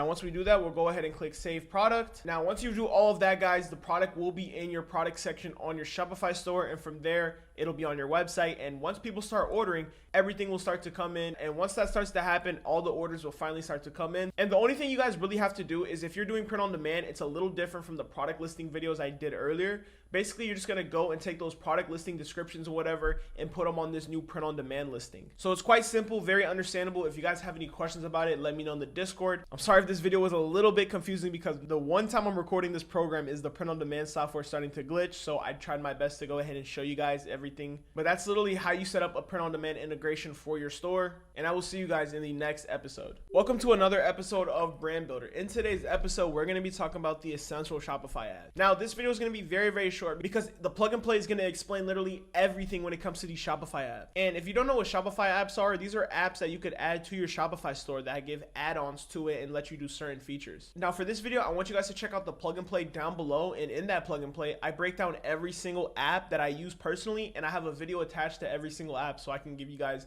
an in-depth breakdown of what each app does and how it works. So please make sure to check out that plug and play, because it has literally all the information about the apps down below. So yeah, this is probably going to be the shortest episode in Brand Builder, and I will see you guys in the next episode. Welcome to another episode inside Brand Builder. In this video, I'm going to be showing you guys how to set up discounts for your Shopify store. Now, the reason you're going to be wanting to even offer discounts in the first place is if it's a holiday or if you're doing a sale. You want to be able to give out discounts, okay? You don't want to be selling your stuff at full price during those moments. And for some reason, a lot of people get very confused on how to set up discounts, and I get questions all the time asking, how do I set up my discounts? So I thought, okay, I'm going to make a video for the program showing you guys everything about discounts, how I set mine up, and how you guys can set them up as well. So without further ado, let me go ahead and show you guys. First thing we're going to do is click on this discount section on the Shopify store, and we're just going to click on create discount, okay? This is the most simplest stuff I'm ever going to show you guys. Now, there's a few different type of discounts we can offer, where we offer a free shipping discount code, and it's as simple. You just click on free shipping and you go ahead and make the discount code name. You could do a generate a random code, or you could just go ahead and put a code. And you could do things like all countries or selected countries, if there's a minimum purchase amount that they have to do in order to unlock this free discount code, eligibility, all customers. And one thing I like to do is limit to 1 use per customer, no matter the discount code I use. And it's that simple. That's all you have to touch to do a discount. It's very easy. So that's for the free shipping discount. Now, the next thing is the automatic discount. This is something we could call free shipping. Let's say they go ahead and purchase something for $100. This free shipping discount automatically pops up and it gives them free shipping. Literally, it's that simple. I don't know why people ask me this question all the time on how to do these discounts. It's that simple. And you just go ahead and click save. So whether you have an automatic discount that automatically pops up at the checkout, or a manual discount code that you're sending out, that's how you do it. That's pretty much the discount for all of them. The only one I'm going to explain right now is buy X get Y, because this one seems to confuse people as well. So for example, let's do an automatic discount code for buy one get one free. Okay, we'll do a buy one get one free. So in order to do that, we're going to do one quantity from any specific collection. For example, we'll do this collection. Let's say they order one product from this collection, and if they add a second product, they'll get that second product from that same collection for free if we just click on free right here. Or you could do a percentage if you want to do buy one get one 40% off, or buy one get one $10 off, etc. That's how you do it, and it's literally that simple. And you can do a maximum number of uses. You can also combine it with shipping discounts. I wouldn't recommend doing that, because then you're just giving so many discounts. But that's simple. That's how you make these discount codes. I don't know why I even had to make this video. So that will be it on how to use discount codes on Shopify, and I will see you guys in the next episode of Brand Builder. Now let's talk about domains, guys. And domains is basically like the username of the website. So for example, MrBeast.store, Speed.store, and this is what people are going to search up when they try to click on your website. So it's important we have a professional domain that we use. Now, research shows that the best domains to use when it comes to building an e-commerce website at the moment is .store. And the reason for that is because it lets your customers know that you are selling something. And .store is used by some of the biggest creators like Mr. Beast, iShowSpeed, Ronaldo, Emirates, and I personally use .store as well on a lot of my stores. So if you guys want to go ahead and check out .store, then make sure to use my code EADSTORE down below. It'll be in the description. So you can get your .store domain for only 99 cents, which is honestly a steal, because most other domains are going to cost you $10, $20 a year. Hi guys, in this video I'm going to give you a step-by-step tutorial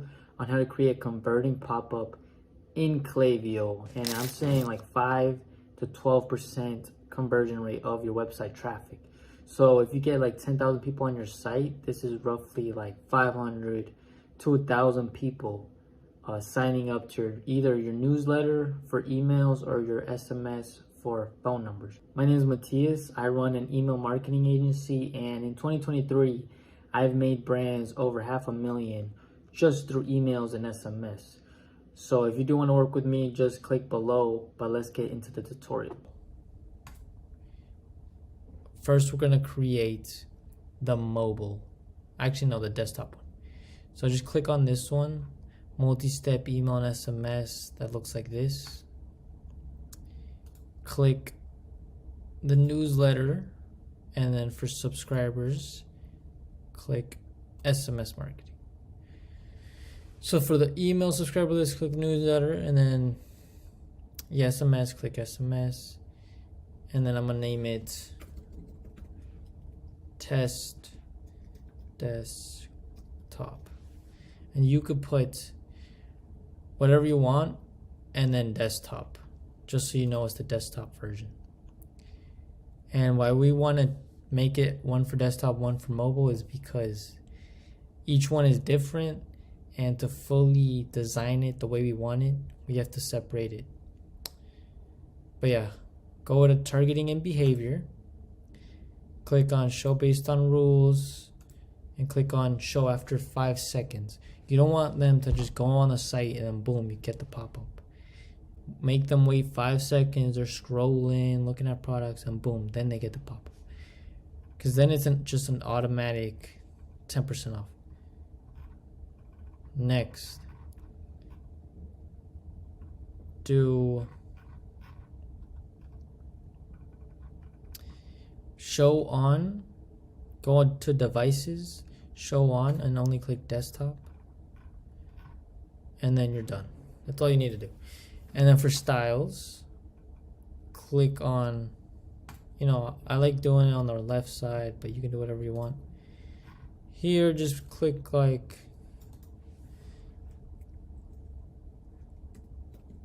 just click delete until the last letter, because if it doesn't, then it automatically sends it to a different font. And then just put unlock 10% off. I recommend doing 10% off, or if you want, you can do $10 off, 15% off, whatever you think is best for your brand. But your order, yeah, there you go. Now you just make this one, let's just do it like 75, and then the whole thing highlighted and make it black. And then just delete this, because nobody really wants this. And then for SMS, nobody really wants this one.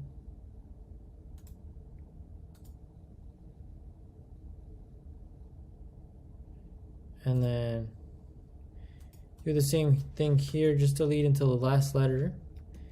And then click unlock 10% off your order. And this one was at how big?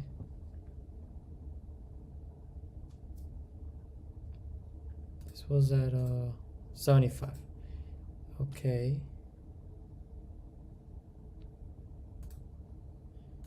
So make this, I'm gonna just make it like 65, highlight it all, make it black, and then what I like to do is just put this right here, and then just delete this, because you don't need that. They can just click X. They don't need two ways to click X. And then here you scroll down, and then you go to width and click stretch to width.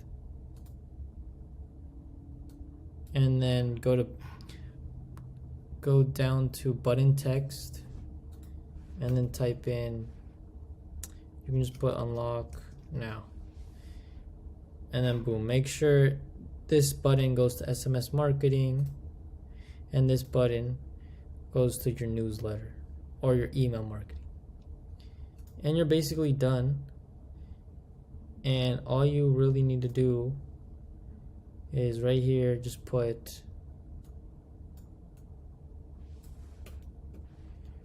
check your email for 10% off. For your boom. And then here, and then for the image, all you really need to do is find a good image that you like, and then you can just use Photoshop. What? Why is it not working?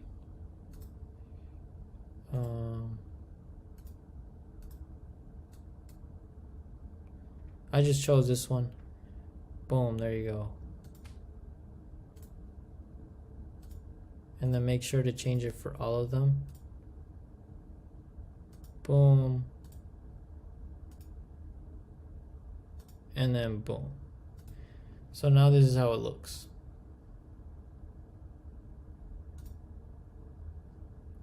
And then you can just change this to black. And if you want, you can also add a little teaser to it, and then just put get 10% off. And then yeah, and you can just make it like a font that you like. Boom, everything looks clean. So if they're on the site, they can just click on this, and then it takes them to this, and then which takes them to this, and then it takes them to this. And I will also show you how to set up the welcome flow in the next video. But all you have to do now is click publish.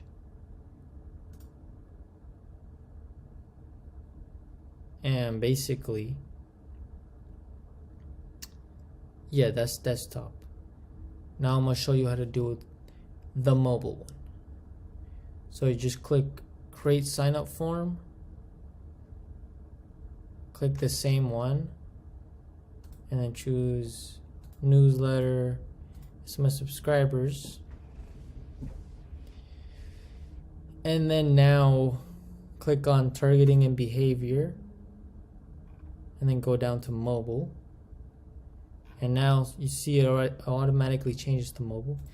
And then here, instead of typing in the phone number, they just click this and it takes them to their messages to automatically subscribe.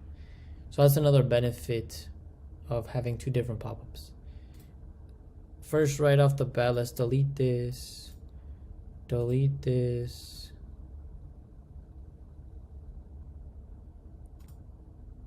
Delete this. And then here too, unlock.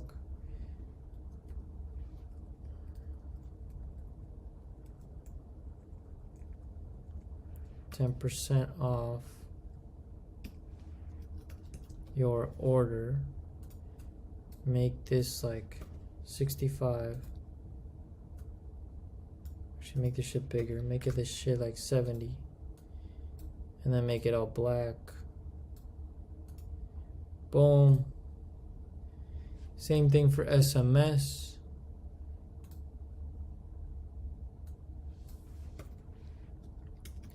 Unlock 10% off your order.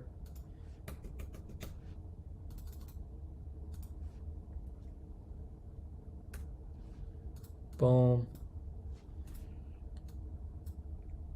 Boom. And then make sure the spacing is good. And that's basically it. Now if you want, just put a nice little background behind it. You can play around.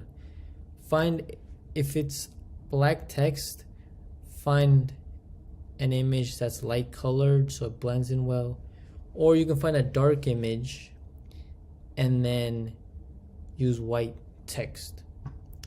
But yeah, look, I just found this image right here. You just click on styles, click on background image,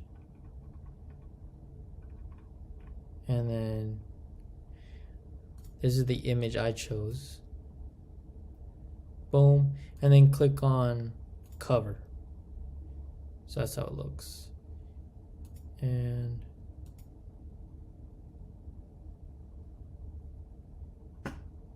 it's not looking the way I want it to look. So all I'm gonna do is like padding. This just moves the text up and down. I'm gonna just put a lot of padding on this so the text gets a little bit higher up. Boom. And then I'm gonna make this black and also make it a little bit taller. Let's do 60. And then also this, click on input field styles, and then also make this like 60. So now both of those are the same size. Here looks pretty good. And we're ready to roll. So once you have both of them done, oh, last thing, styles. You go to targeting behavior, show based on rules, show after 5 seconds. So you want this pop-up to show up after 5 seconds of people visiting the site. And you're good to go. This pop-up right here would get like 5 to 6% of your traffic to sign up, which is what you want. And to set up, once you set them both up, if you're having problems adding the code to your website, what you do is click on this, get this code right here, and then now go to your Shopify and click on edit code. Once you're in the code, go down to theme liquid right here. If not, you can just search it up. Theme.liquid. Click on this. Scroll all the way to the bottom. And add it right here. Just add that code right there. And boom, you're ready to go. Like right before the slash body. So just click enter and then just paste it like that. And boom. Just click save and then you're good to go. And your pop-up is integrated with Shopify. Usually it integrates on its own as you're setting up, but if it doesn't, that's how you do it. And as always, bro, you can always just click support and talk to somebody. They'll always help you out. And now lastly, the embedded form. Basically, this is a form that when you turn on your password page for a new drop, you could still collect emails and phone numbers. And then I usually just put join early access. So I'll show you how to set this up for your password page. Basically, if we look at it though, you got email, phone number, and join early access. So what you click on is create sign up form, and then right here we're going to click on embedded, and then just click this one, and let's just choose newsletter, and then I'm going to call it test password Word page. Boom. And then what I'm gonna do is make sure, go to padding, and then just put this at 0. Because we don't want any padding.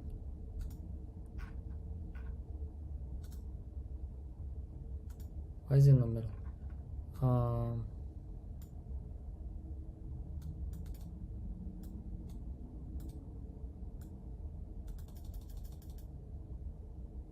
Alright, that's fine.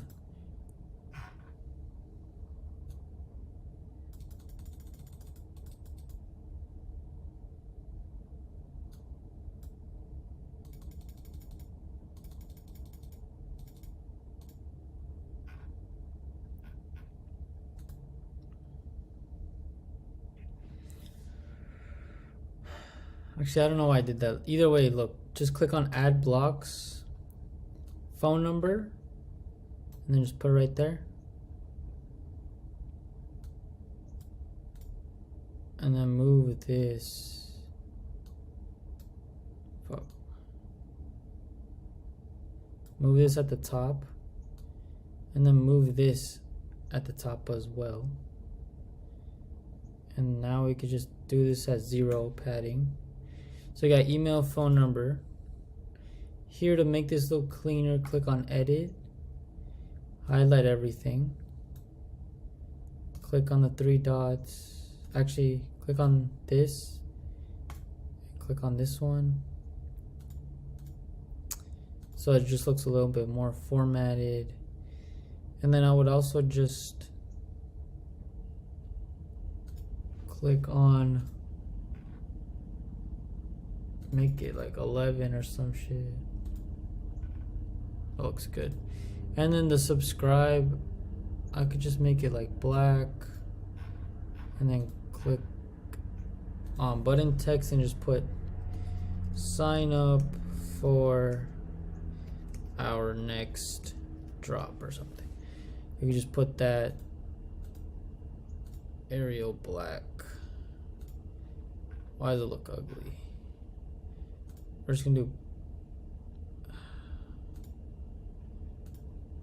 all of them look kind of ugly.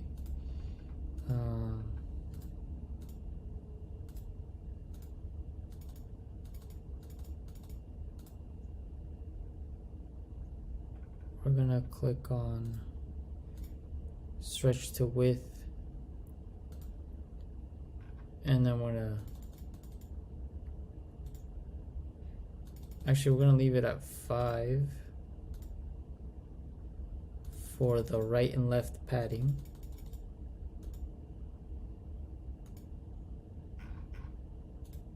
So I'll put this also at 5. So now the edges have a little bit of padding, and then it looks like this. And then for the button, make sure it goes to the newsletter, and automatically the phone number is also going to subscribe when they click next. And then here, just click on the success when people actually sign up. Make this black. And then here you could just put check your email for your 10. Actually, check your email for your confirmation message plus gift or something. I don't know. You could just say plus more drop information or something.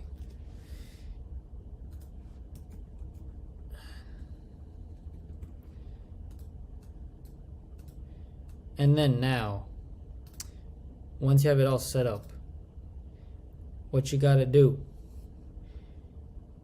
is look at the URL, and it says klaviyo.com/form/ these numbers.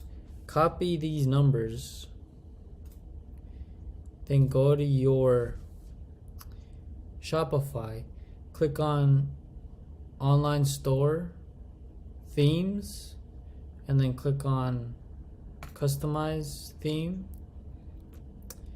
and now go to home page, go down to other, then click on password page, and then here what you gotta do is click add section, go to search up Klaviyo, or just click on apps, Klaviyo embedded form. Once you have this,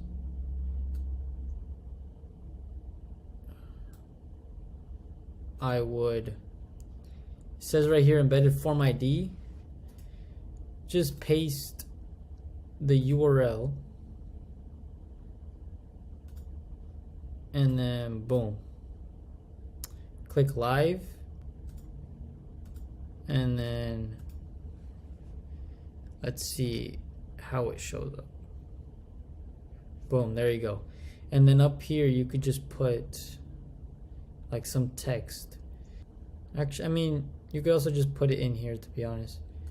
You could just put right here, you could put sign up to get early access to our next drop.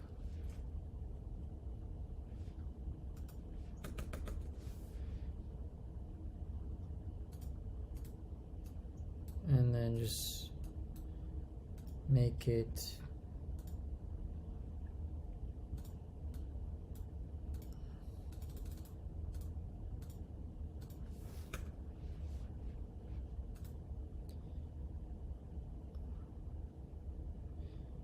just make it like 30. Click publish changes. And now when you look at it, the password page, when you look at the password page, it's gonna look like this: sign up to get early access, and then they sign up, and then all this will just be deleted. So whenever somebody just clicks, it's just gonna have this, and then to actually go to your site, you're gonna need like a password or something. But yeah, that's how you do it. I'm gonna share how to design an email and then how to create it in Klaviyo and send it out as a campaign. So let's get started. What I use is Figma.com. It's just like a design software, kind of like Photoshop, but it's free and it's on your browser, so you can use it on Chrome, Google. But first thing you need to do is create a frame. So click on frame, and then you make it either 600 or 800. To be honest, I recommend doing 800. This is just an old design, so I was doing it at 600, but it's the same thing. So what you do is just put your logo, and then after your logo, you just put some text. So you just go down to here and put like new drop is here. Put an image you like behind it. So here, like whatever is at the bottom is at the bottom of the design, and then if whatever's higher up is over any design. So always put the images below. So if it was this image,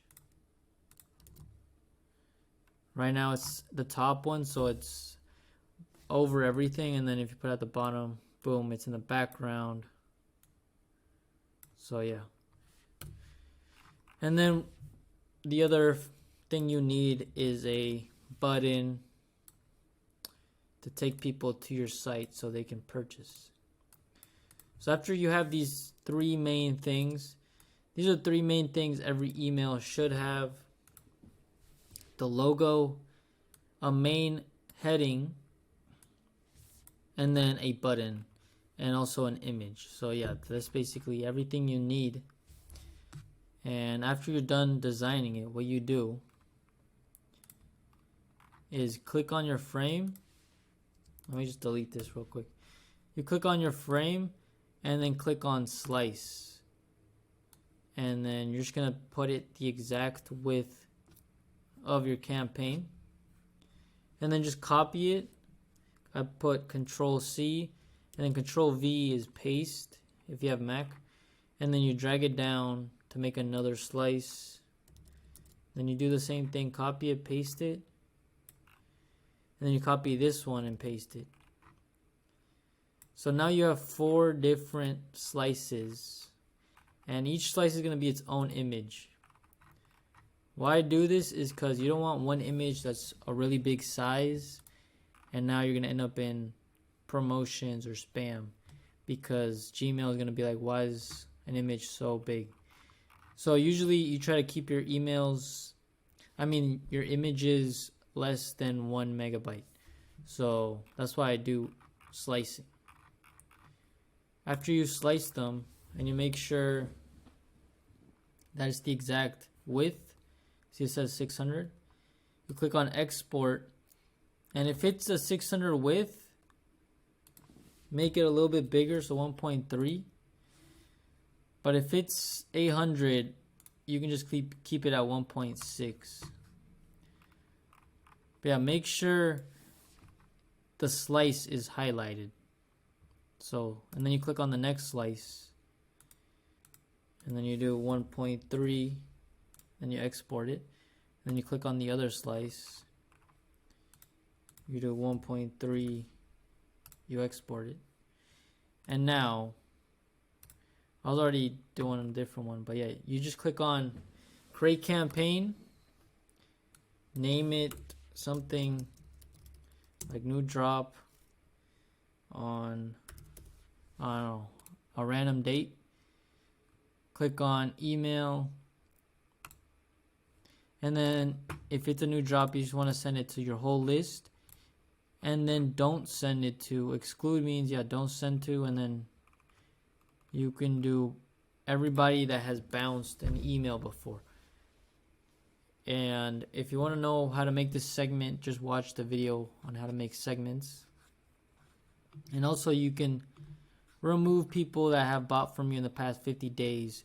So if you're sending more of like a sale and you don't want to send it to the people that are waiting for the package, you can do that. But since it's a new drop, you just only do the bounce and then turn this off. Because if somebody got a campaign email, if somebody got a flow email, then, you want to turn this off so they get this campaign. And then you name it whatever you want. You just put like new drop. And then you could put get it now. And then click on this. And if you have a template, I always like using a template. If you don't have a template, just make a template. Click on use this template. And as you can see, each different thing is a different image with its own link. So here, let's just say, if it's a template, just click on replace, upload image, and then upload what you just downloaded, like that. And then you click on this to copy it. So now you have 2. And then you paste this one. So now you have these 2. And then let's add the last one. So you can also just do an image, paste it, and then paste it right here. So there you go. Now you have, I could add the 4th image, but you kind of understand how to do it. And then all you need to do is link it to the website or to the collection that you want. So now you have boom, boom, boom. See, this one doesn't have a link. So now when people want to, when somebody opens this email, they're going to see this, click on this, and it takes them to this link. And then always just test it and see that the email looks good. Sometimes it might land in the promotions, but the open rate is still really good, so it doesn't really affect it. You can always just test out the subject line. It's probably because the subject line, just test it out and see if it lands in primary, and then you can send it out. So then, you see everything looks good. You click on the email, and then boom, it takes them to the website. So this is all one image, so they don't really have to click on this. They can just click on anything, and it takes them to the link. So that's how you do it. And if everything looks good and you tested it, just click save, and then click on continue to review, and then scroll down to the bottom, and all you have to do is send it or schedule it, and then you're finished right there. So make sure that this is the name that you want people to see, and that you have your own email, and you can have like a business email, which Klaviyo shows you how to set it all up. But you can also just add like emojis if you want to the email. Just test it and make sure you don't land in promotions. And if you still are landing in promotions even after sending the subject line, just send it out either way and see how your open rate is. It might just be in promotions for you, but for other people, it will send to primary. So that's the video, and I'll see you next time. In this video, I'm going to share how to properly set up the flows and what flows every brand should have to have the maximum ROI and best conversions. So to get started, what I recommend is to have a welcome flow, a checkout abandonment flow, a product abandonment flow, and an order confirmation. And so basically, let's get started with the welcome series. First thing you're gonna have to do is, I made a whole video about how to set up your pop-ups. So after you made your pop-up, see what the email list you used, and that's the list you use for your welcome series. So for this, I use 10% off. So when people use the 10% off, they're going to join this list. So now we have to make an email giving them the 10% off discount. So click on create flows. Actually, it's newsletter. So just remember the list you use, and then search up welcome. So it'll be this one, welcome series. And just name it whatever you want. I like putting number 1, and you can just put like 10% off. And then the newsletter list. Now once you made the list, it's gonna have, let me make another first thing is the triggers. So the first trigger that you're gonna have is placed order 0 times since starting this flow. So basically, anybody that buys from the flow, they get kicked out of the flow. So if they buy from email 1, they shouldn't get email 2 because they already bought. So that's basically the only trigger you need. And click on profile filters.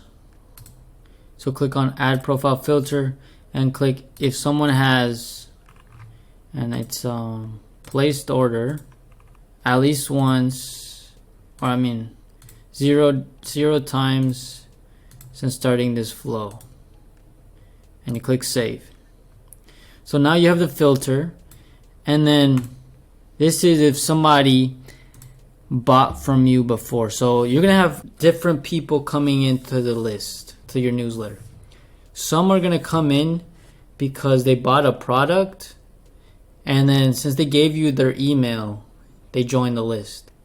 So basically, and then the other people are people that join through either your password page or through your pop-up, or like an early access page you promote on Instagram or your social medias. So this is why you make this trigger.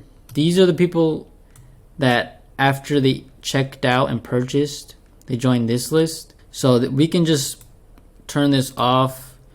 We're not really gonna care about that. You can also just do the same thing where it just says 10% off. So if they join from the pop-up or as a buyer and they're a first-time buyer, they both get 10% off. Just the email will just sound different. This one you can put, thank you for your purchase, here's 10% off your next purchase. Or you could be like, buy something else and get 10% off. Expires in 24 hours. And then these are the people that join the pop-up. Right here,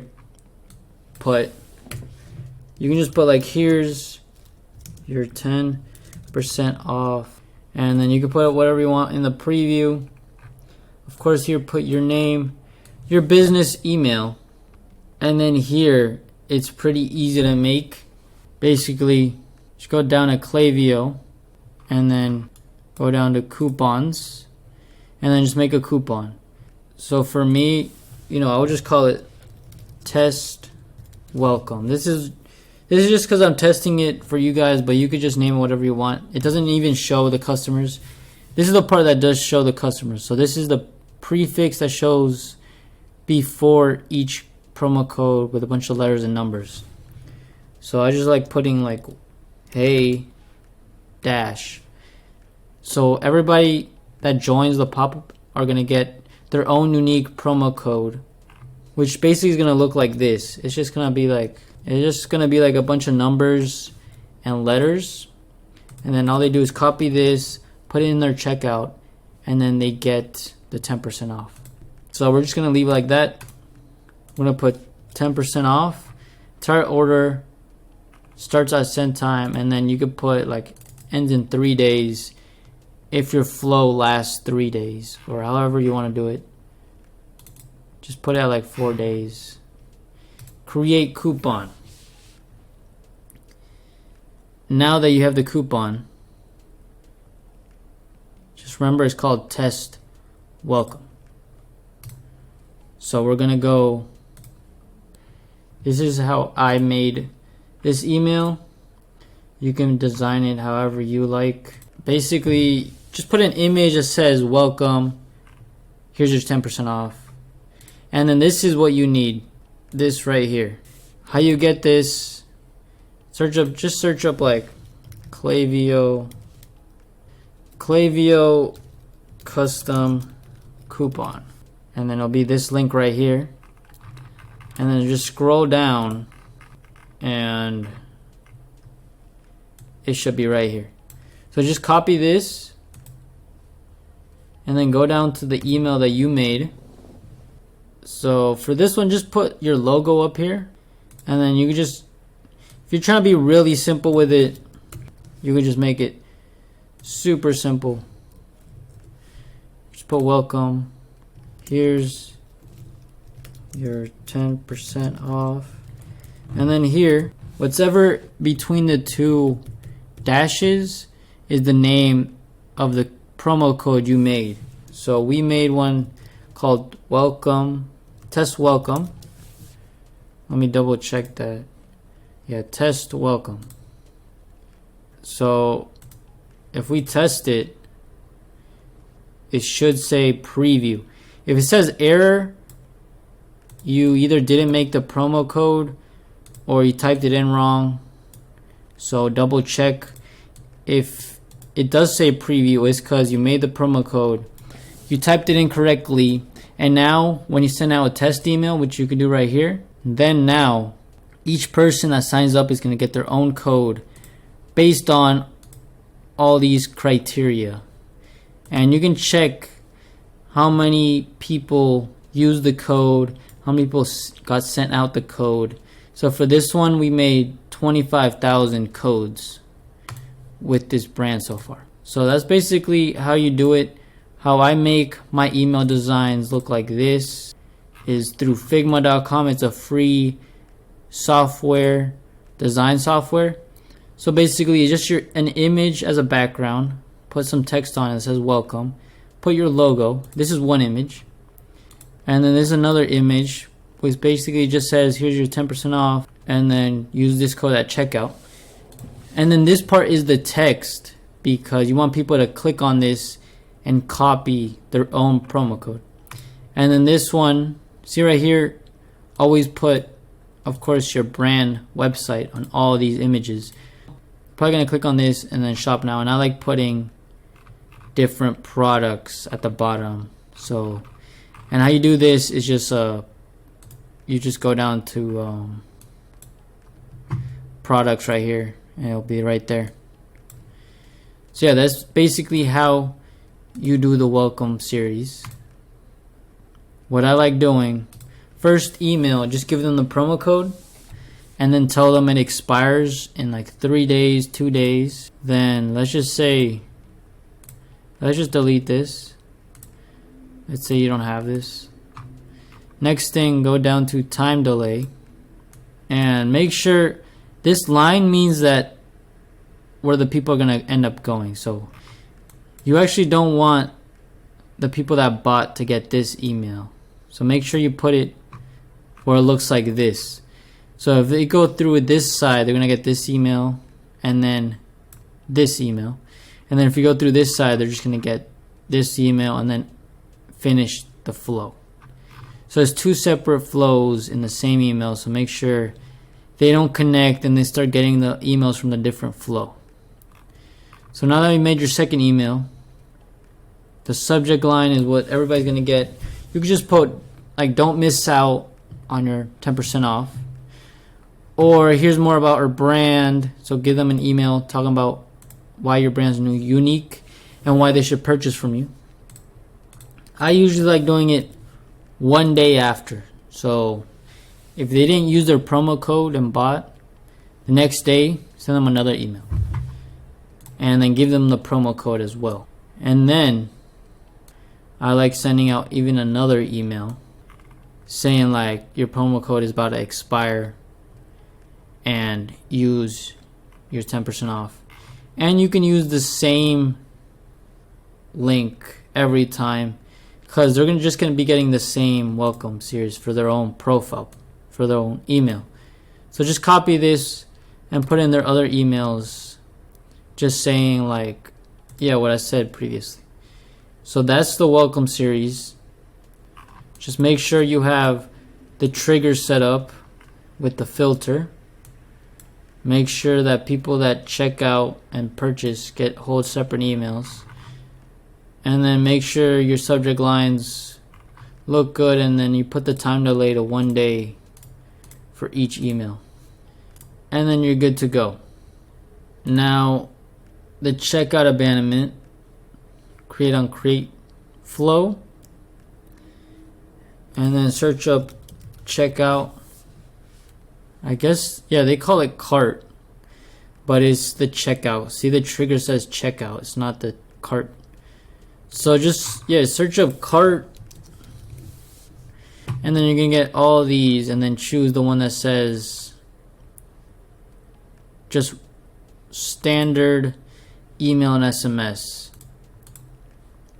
And it's integrated with Shopify. So you click create flow, and now we're starting. So for this flow is basically people that added to checkout. They put their email down, but then they don't purchase. So after like, I just like putting like 1 or 2 hours. Like after 2 hours and they didn't purchase, send them an email saying, why'd you miss out? Here are the products you missed out on. So it's gonna look like this. It's gonna have your logo up here, and then put like, don't miss out, or like, this product is selling out fast, and then boom. So whenever they check out, they're gonna get this, and then this is the product they checked out and they didn't purchase. So they're gonna be like, oh yeah, I forgot about this. Click, and then it takes them to their own checkout. And then what I like doing is you can even give them like a discount and send out an SMS as well. So yeah, make a trigger that says like can receive SMS. If they can, do the same thing, and then here's like the little link. Always just test it and then see if it works. But yeah, and then you could put like the next day. I don't know about 20. Yeah, just put like 24 hours later. Send another email, either saying like your card is about to expire, here's 10% off, or here's more about our products. Give them reviews, give them like social proof, so people wearing the product. Give them more like customer images. Whatever you think is the reason that they didn't purchase, that's probably why. They probably got too much money, so give them a discount. They thought you were scamming, or they thought you were scamming, or you weren't like that high quality. So give them why you have so many reviews, and then give them what was the quality. So give them like more images about your products, how it's good quality products, all of that to get them more purchase. And then finally, the product abandonment. This is basically when somebody, actually let me go back to the checkout and add one more thing. For the checkout, here are the filters you're gonna need. So the trigger is checkout started, and then the profile filters would be placed order 0 times to starting this flow. So basically, if they do end up purchasing from you, they don't get the other emails from this flow.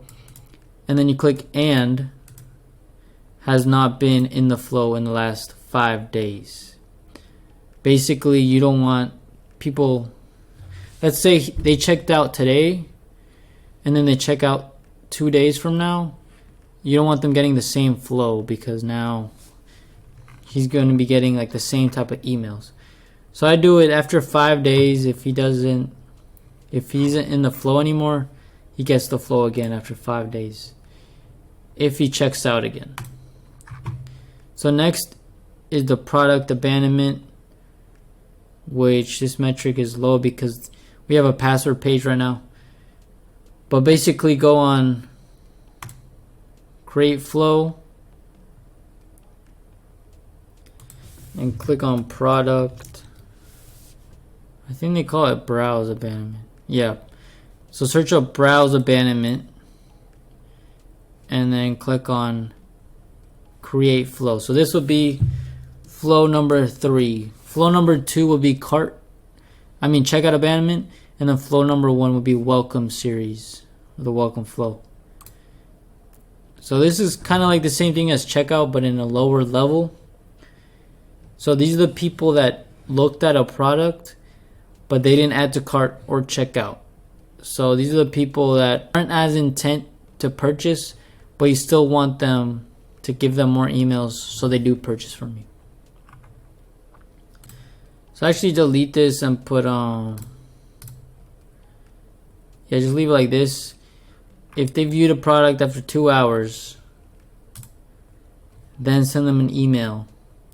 This one could just be 1 or 2 emails, basically just saying this product is selling fast, or there's low stock on this item, or here's why you should purchase this item that you just viewed. This one just has like items that people like or would like. So yeah, it's just somebody that went to your site and then they were just like, I didn't really like anything, or they just got distracted. So just give them an email showing them more products, so they're like, oh, I actually like this jacket, let me actually buy it.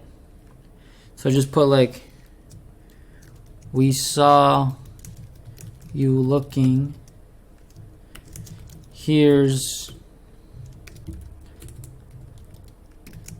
our best sellers, or something like that. Or here's 3 products you might like. Whatever your messaging is, just make it something similar to that. And then 2 hours. And then the trigger for this one, it would be, has not been in this flow in the last 40 days. So if somebody gets that flow, the next time they could get it is a month and a week from now. So they don't keep getting the same flow if they keep looking at your site. Next, placed order 0 times since starting this flow. And then see how it says and every single time. And order are two different things. And is, it has to meet every single one of these criteria. Or means if it meets this one or this one or this one, then they don't get this email series. So just make sure you have and then put checkout started 0 times in starting this flow. So if they end up checking out after they join the flow, then you don't send them that email anymore. You send them a checkout abandoned flow email. So I mean, all this is automatic, so you wouldn't even have to touch it, but the filters filter out the people themselves. So if they check out, now they're getting the checkout abandonment emails. And then if they purchase, they don't get the checkout abandonment emails anymore. They'll get the order confirmation emails. So yeah, look at these and copy it. And then, yeah, that'll be pretty much just one email is good. And then you just put like 4 hours, 3 hours after they view the product, or even 2 hours. And then lastly would be order confirmation.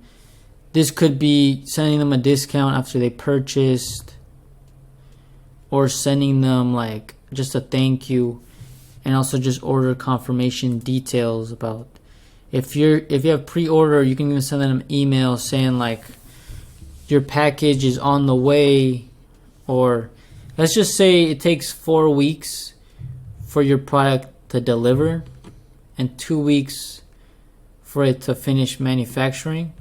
You could just make the flow after 2 weeks, send them an update email saying your product has finished manufacturing and it's about to be shipped soon. That's just like a little update email you could send out. So put order confirmation standard, and then this one you can call it number 4. It would be for you guys. So create the flow, and I mean, if you want to do an SMS, you can just say thank you for your purchase. Check your email for your order confirmation.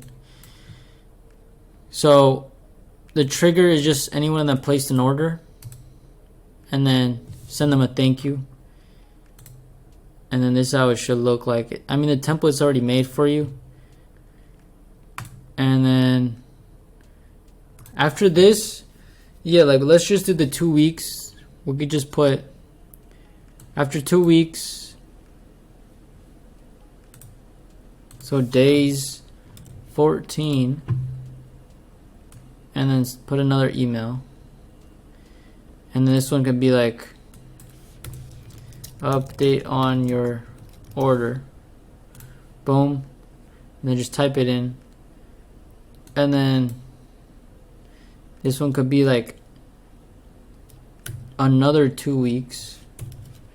And this one could say post on your Instagram for a discount, or post on your Instagram to get reposted, or here's a discount, what do you think of your product, leave a review. Those are all ideas you could put down there. Just like a simple image with your logo. Always put the logo at the beginning of the email, at the top of the email, so people know which brand this is, so they don't click it as spam. If you don't have a logo, and if your logo is way too simple and they might not recognize it, just make your logo have the name of the brand right under it. So yeah, if your brand already has the name in the logo itself, then that doesn't matter. So yeah, that helps with getting lower spam rates, and also just deliverability. It'll help with deliverability. So that's the order confirmation email. So yeah, basically, welcome series, checkout abandonment, product abandonment, and then order confirmation or post purchase flow. It's the same thing. And this email, if Shopify is already doing it, you don't have to do this email. So either turn it off on Shopify and then turn it on right here. And also, yeah, for all the emails, whenever you're finished, click live. So now that means they're ready to start sending. Draft, it won't send. Manual, I never use manual, so it's probably just like you have to manually say yes or no. So yeah, that's basically all the emails flows you need. And yeah, I'll see you. In this video, I'm going to share how to verify your sender domain. So this will be getting your business email and then also setting it up with Klaviyo so you can start sending out campaigns and also flows. First thing is you're going to have a paid Klaviyo account. So if you're on the free version, you don't have to worry about this. So this is for people that are paying for Klaviyo. So first thing would be to get a business email. I recommend getting, something like send at your business domain. So for Watch Your Step, I got send at watchyourstep.com or info at watchyourstep.com. Something simple that, you can remember. So you can either, it depends on, let me make this smaller. It depends on where you got your domain from. If you got your domain from GoDaddy, then I would recommend getting your business email from GoDaddy.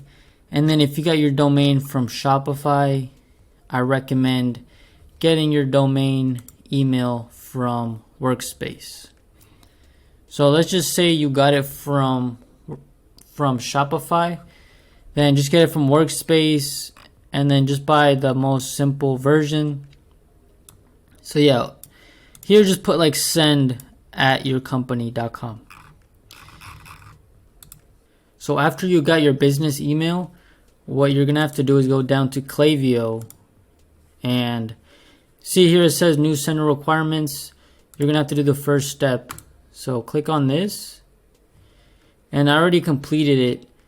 But basically it just asks for what keyword you used. So here I used info at Watch Your Step. So put info and then you put your business website. And then if you're using GoDaddy, then I will click on dynamic. And then if you're using Shopify, click on static for the DNS records. You're going to see that it's in either step 1 or 2 of the process. See right here. It's not letting me go back, but after you click on, if you're using GoDaddy, click on the GoDaddy option. And then if you're using Shopify, click on other. So for here, I'm pretty sure I use GoDaddy. So it's going to take you to here. And then it's going to give you 4 different DNS records. So with these records, what you're going to have to do is go down to your GoDaddy account. And then go to your domain. And then click on domain. And make sure it's your website of the brand. And click on manage DNS. And then here, what you're going to have to do is click on add new record. And then just follow what it says. So it says record type. Here's type. And then you put CNAME. And then it says host. It's info. So you put it under name. And then value. This is the value. So you just copy this and paste it. And then you just click save. After you do all 4 of these, click on verify. And then all of them should just click on green check marks. So you're ready to go. If you're on Shopify, click on static. And then click on other for what domain provider you have. And then it's going to take you to the same page. And then what you do is go down to your Shopify, click on settings, and then go down to domains. Click on your domain, and then click on edit DNS settings. And then here's the same thing. First choose what which one it's called. So click on CNAME. And then for name, it's this. And then for points to, it's this. So yeah, do the same thing. And then for this one, it's different because it's TXT. So what you're gonna have to do is click on TXT. This is the name. So it's just at, and then points to, it's this. And then yeah, they look like this. So after you're done setting it all up, it's gonna be 4 of them. Click verify, activate, and then basically you're good to move on to step number 2, which is updating your sender. So this is to make sure that all your email campaigns and flows now have the right email address. So just put it in here, info@watchyourstep.com, and then you just click on save. And then for the third step, it's setting up your DMARC record. Sometimes this is already going to be set up, but you can just set it up by clicking on learn how. And then this is the same record. So go down to your Shopify. If you're on Shopify, click add record, TXT file. And then it's going to be, the name is going to be DMARC. And then the value is going to be V equals DMARC, P equals none. And then click on confirm. And then just wait probably like 20 minutes because it takes like 20 minutes for it to verify. Just keep reloading, check back after like an hour and see if this one has a green check mark. So after all of these have a green check mark, you're set. And then warming up your business email, I recommend warming it up for 2 weeks. So basically just have it on your flow emails. And then after 2 weeks, then you can start sending campaigns with that email. If you start sending out campaigns the first week, then you might get banned from that business email because Gmail is going to be like, why is this random email that's new randomly start sending out to thousands of people? So I would just start warming it up. If your list is less than like 500, you don't have to worry about this. But if it's over like 2,000 or 3,000, then definitely just set up all the flows and then don't send a campaign out for like 1 to 2 weeks, and then you're good to go. So yeah, this is the video. If you have any other questions, then there's a lot of videos on YouTube on how to set it up with your specific domain provider, so you can watch on there. But this basically will cover it and you're good to go. So yeah, I'll see you. In this video, I'm going to share all the ways that you can grow your email and SMS list if you have an e-com store or if you sell products online. There are 5 ways that I recommend growing your email list. I work with over 10 brands solely doing email and SMS marketing, and I've made over $500,000 for clothing brands in 2023. So the first thing you're going to need is a mobile pop-up. So this is a pop-up that people get after 5 seconds of being on your site, and it basically asks for like your email in exchange for 10% off. So now you have an email list that you can send campaigns to and retarget them in the future. The second thing you're gonna need is a desktop pop-up. So this is for the desktop, and basically it's the same thing as the mobile, but I like making them in 2 separate Klaviyo forms so that you can design them specifically for mobile or desktop.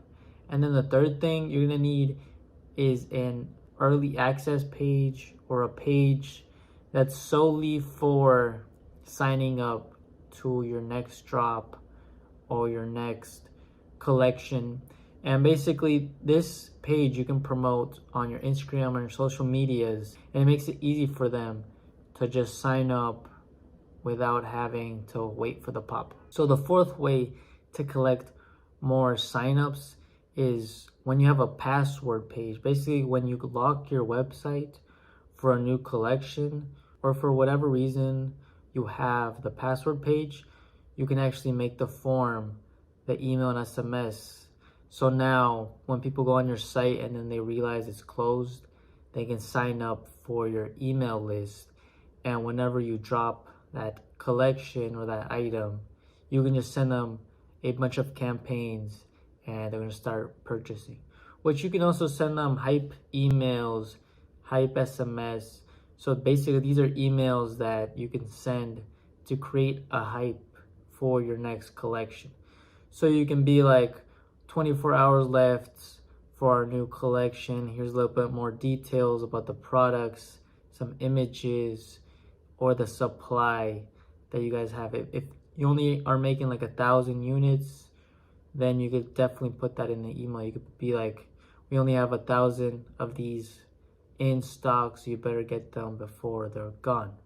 And then the fifth way that you can collect emails is creating an SMS link that you can put on your social medias, which takes them directly to their iMessages.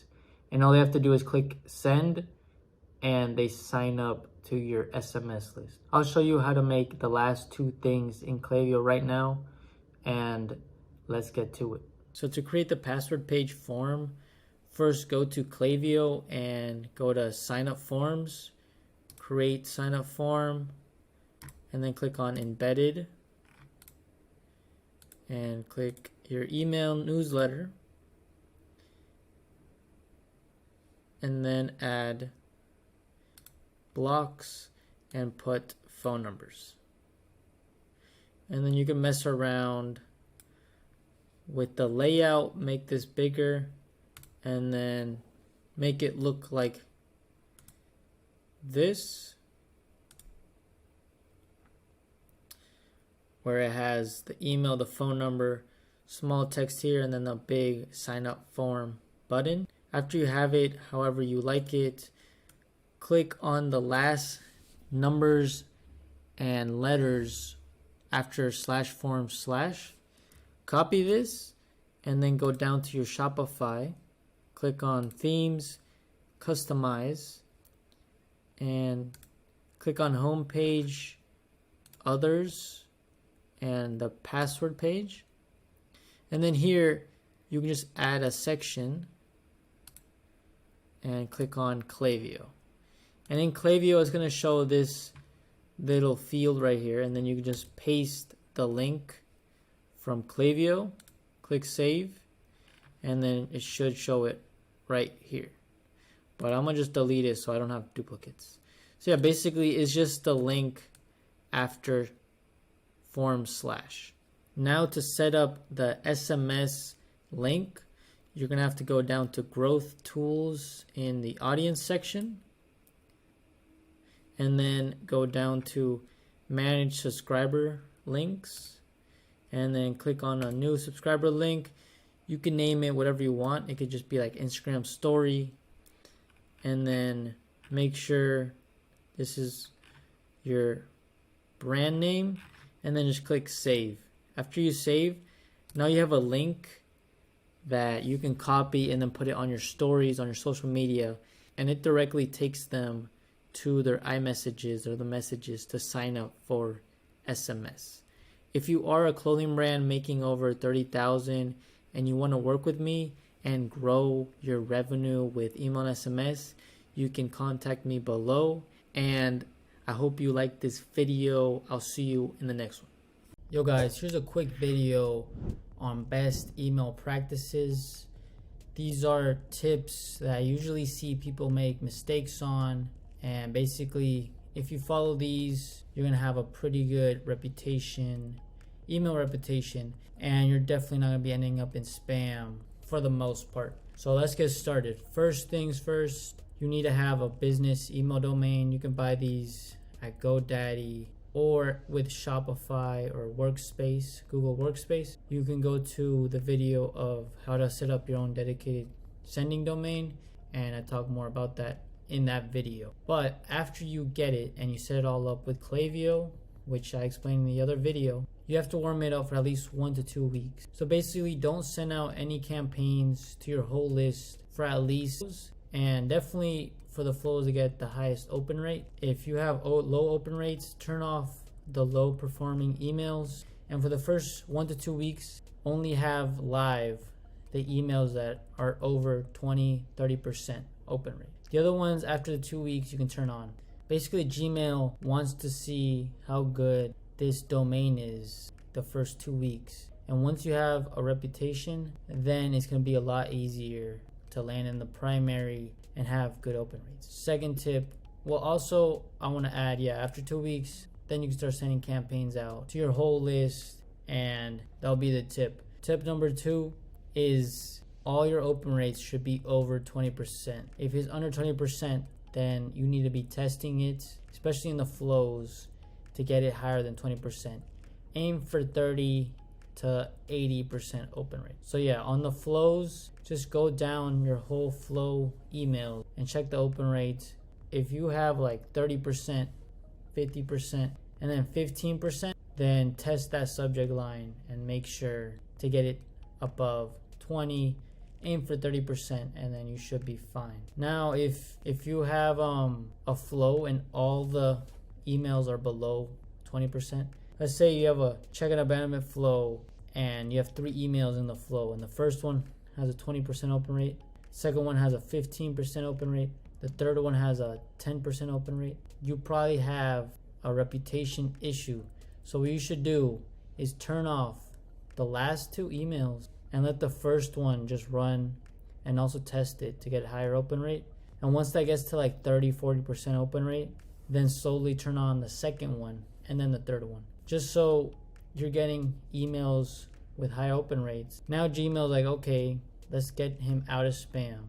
And once you're out of spam, then you start adding the other emails to the flow by just turning them on. So that's something I do.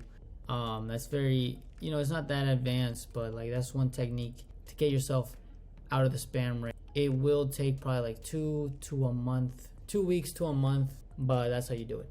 Next, anytime you send out a campaign, you need to exclude the bounce segment. I make a whole video, but like in the video about segments, I talked about the bounce segment, how to make a bounce segment. But basically, these are the people that have bounced your email in the past. So you just don't even want to send them emails because they're going to probably bounce, and then you're going to have lower open rates and a worse deliverability. And then the fourth tip is that you want people opening your email. So basically, on your welcome flow, your first ever email should be open. You don't want to put your discount code on the pop-up or as an SMS. Basically, just tell people, check your email for the code. Later, you can send them an SMS because SMS, they don't have a spam rate, they don't have a deliverability issue or an open rate issue. So once you have your phone number, you can always just send them a text message and not worry about the spam rate. With the email, the first few emails, if they open it, now they're going to start getting it in the primary tab. So if you are going to do email and SMS, I recommend putting check your email for your welcome promo code, and in the pop-up put check your email for the discount code. So there you have it. Those are the 4 biggest tips, I think it was 5 to be honest, that I recommend, and you should be good to go. So I'll see you. So welcome to another episode of Brand Discovery. In today's episode, we're going to be going over what is organic marketing. Now, this video isn't going to be too long because we're just going over what is organic marketing, but make sure to watch the video after this where I'm going to break down like our viral TikToks and etc. So organic marketing, also known as inbound marketing, refers to the practice of promoting a brand, product, or service through non-paid, natural, and authentic means. It focuses on attracting and engaging an audience through valuable content, building relationships, and encouraging word-of-mouth referrals. Now, to basically sum that up is you're not paying for traffic. Like I said, this essentially means you're not spending money to acquire a new customer. All your sales are coming from organic traffic that is free and not paid. Some examples of this is using Instagram Reels and TikTok. So to go over Instagram offers various features like posting threads and stories. However, for organic marketing on Facebook and Instagram, Reels is considered the most effective way. And Reels are just short videos that Instagram promotes to a wider audience, even if you have no followers. By creating the right type of content and focusing on quality, Reels can generate amazing views and help drive sales. Now, organic TikTok marketing means sharing videos about your business to get lots of people interested in visiting your website. You make catchy videos that people like and will spread, and it'll bring more attention to your brand.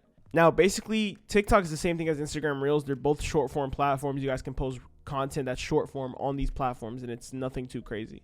And you're essentially not paying for people to come to your website. You're just posting videos for free on the internet. And this is how I got my first jump with organic marketing and how I made my first $100,000 in sales with my clothing brand. So just quickly, a little brief overview of what is organic marketing this video was. Now, I'm going to really break it down in the next video on how we went viral and breaking down our most viral TikToks. So welcome to another episode of Brand Discovery. In today's episode, I'm going to be breaking down our viral TikToks, me and Jar, aka the owner of Angelic Motion, and me, owner of Watch Your Step. So we're going to go over our viral TikToks, why they went viral, and how you guys can create a viral TikTok for yourself. So bear with us. I'm just going to go over all the viral videos so you guys have tons of ideas off the gate. And if you guys are in the Discord, which of course you guys are if you have this course, we post daily TikTok ideas in there anyway. So make sure you're just utilizing those ideas we give you, and let's just go ahead and break down these ideas. So we're going to start with Jar's page, and we're going to go to his most viral video. Now, keep in mind, a lot of these videos went viral organically, and then we pushed more money with ads, but the video still went viral organically. So the first video by Jar right here is this video right here where he says the perfect zip up doesn't exist. So let's just watch this video.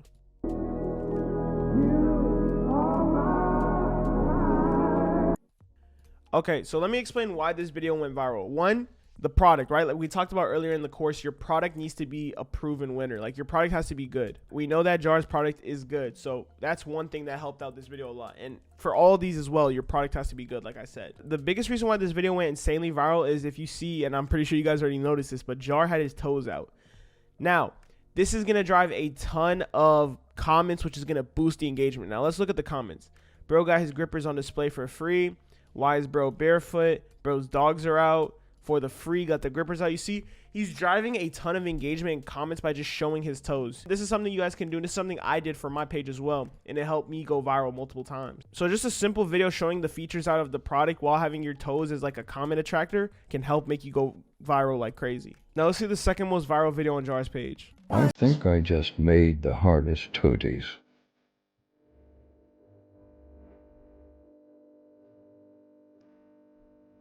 Next, it's the same concept as the first one. This one actually shows more product than anything, but the comments are still cooking because of the foot. And you guys might think this might be bad, but this just drives engagement and attention and more views to your product and ends up converting more sales. Because if you guys know, this business is just about getting traffic to a landing page and then converting them. So you need as many eyeballs as you can get. And doing something like this where you're driving engagement with the toes can help you get so many eyeballs. Especially if you have a good product as well, it'll help you even more. Now, you can't do this toe stuff and then have a terrible product. It doesn't work like that. Your product still has to be good. So this is the third video by Jar we're going to go over. People who were my brand. Only been days, but it feels like months. Look out for you, like once. Life moves fast. Now, in this video right here, Jar is over here saying people who wore my brand. And over here, he's showing multiple rappers that is obviously photoshopped on. These hoodies are not obviously them wearing it. It's photoshopped.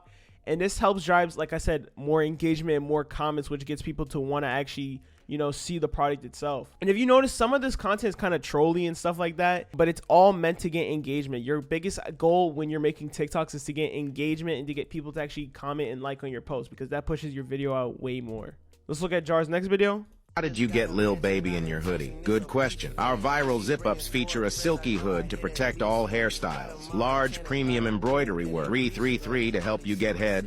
All right, so in this video right here, Jar says, how do you get Lil Baby in your hoodie? Obviously, Lil Baby didn't wear his brand. No hate, of course, to Jar. I'm sure I know he has some big rappers. He told me he was going to get in his brand, but I'm just saying for the video. He didn't get Lil Baby in his brand, but he used that as a good hook to make this video get people's attention. Another goal you should be having is to have a good hook. The hook is the most important thing when you're making videos like this, because people are scrolling really fast, their attention spans are cooked, and you need to hook them in with a good hook. So he got him in with a good hook, and then he went straight to reviewing the product. And then at the end, he showed an outfit you can rock with his brand. Now, it is a bit of a menacing outfit with the ski mask, the Air Forces, and etc. Now, some of my favorite videos to do is lifestyle videos. Now, Jar did a really good example of this. He showed the demand for his product. When people see this, the first thing they're gonna be like, oh my God, what is this? A lot of people want this hoodie. And then he goes straight into showing how the product could be worn and showing off the lifestyle behind the product. And I'm pretty sure Jar has been running this ad for almost a year and a half now, and it's been performing amazing.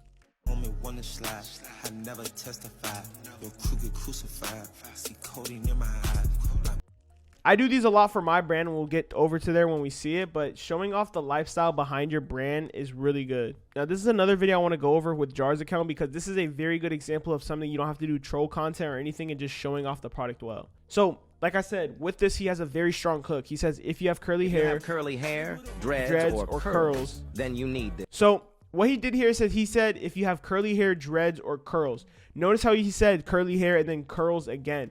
This drove comments in the comments. People were like, bro said curly hair twice, right? But at the same time, he's also showing that people like, hey, my hoodie has a satin hood, which is not really seen on hoodies, right? So it's a good solution to people's problem, you know, with hair getting tangled and stuff like that. And then he goes straight into reviewing the product with his toes again to get even more comments. And then he's just showing off the product, how it looks on body and etc. And what I like about this video right here is he had a very good outro. Over 27,000 customers. Are you next? Basically telling them like, hey, we have a lot of social proof. We have a lot of customers. You need to be next, you know? This probably is my favorite video that Jar has ever made. And I made a very similar video and it went viral as well. And all these videos I've been showing you guys have been sitting at over 1 million views plus. Going to a video that's going viral for me right now is this video right here. It's just a lifestyle video where I used a trending song, which was a Baby Kia song. And it's going insanely viral, and I'm just showing off the product really well with nice visuals. Now, this is a little bit more pricey. If you guys don't like have photography skills or videography skills, then you don't really have to do this now. But we hired a very professional videographer to make a really cool video for us. And those videos you tend to perform very well. Now, my most viral TikTok of all time is very, very simple. I make a bold claim as the hook. I have some of the hardest puff print full zips in the game, and they're affordable. I say, and they're affordable. Now, this drives comment because people, not everybody can afford this, my product, right? So some people are going to be in the comments saying, oh, this is not affordable. What is he talking about? And then there's people going to be arguing with them saying, hey, this is affordable. So I'm starting a comment war pretty much to get more comments on my video, which pushes the video out then further. So the people who actually want the product can buy it. And then I say, let me tell you guys why. And here's where I start to go over the product, and I go over the unique selling point of it, which is the insanely puffy puff print. And this right here is just going over the product really well, and it gets people's attention. And then at the end, I say, and has free shipping, which gets people to click on it even more. If you guys are noticing a pattern, it's just having a bold hook or a good hook and a good claim, and then showing off the product, and then a good outro to get people to click on your link or whatever. Now, my next viral TikTok was using an influencer. Now, this is a influencer. This is my good friend Bastion right here. He told me to send him a hoodie from my brand, and he'll do a review of it.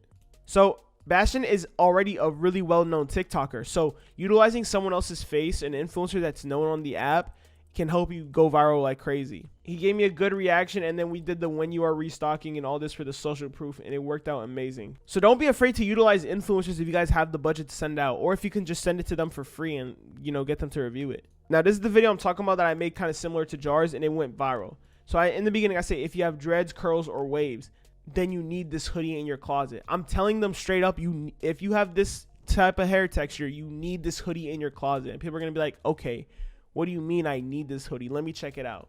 And then we get straight to reviewing the satin line hood, which is the unique selling point of the product, right? People love this satin line hood because it's different. No other hoodies have that. I mean, obviously there's other brands, but it's still very new.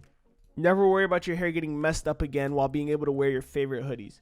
I'm making bold claims throughout the entire video. Now right here, I did the same thing as Jar. I put my toes in it and I showed off the zip ups, and this video went insanely viral for me as well. You see what I'm talking about, you guys? Either the formula is very simple. You need to have a good hook and then be able to back it up, you know, back up the claim, whatever you're doing. Or you need to just get comments and farm attention with toes and other, like, just whatever you can do. Another good example of this without me showing toes and stuff like that, I took some coffee and I poured it all over a white hoodie to get people's attention. This is going to get people to want to comment, be like, no, you just ruined the hoodie. Fun fact, I washed this hoodie and all the coffee stains got out. So the hoodie didn't even get ruined. But I hooked them in with something that's going to grab attention, and then I go straight to reviewing the product. And then I make a call to action at the end.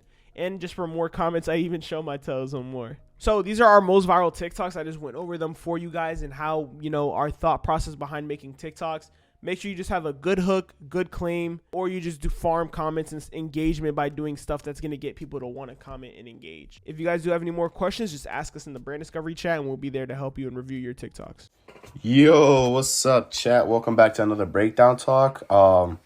As you can see, man, that's so sexy. Today we're gonna be recording how to make beautiful creatives.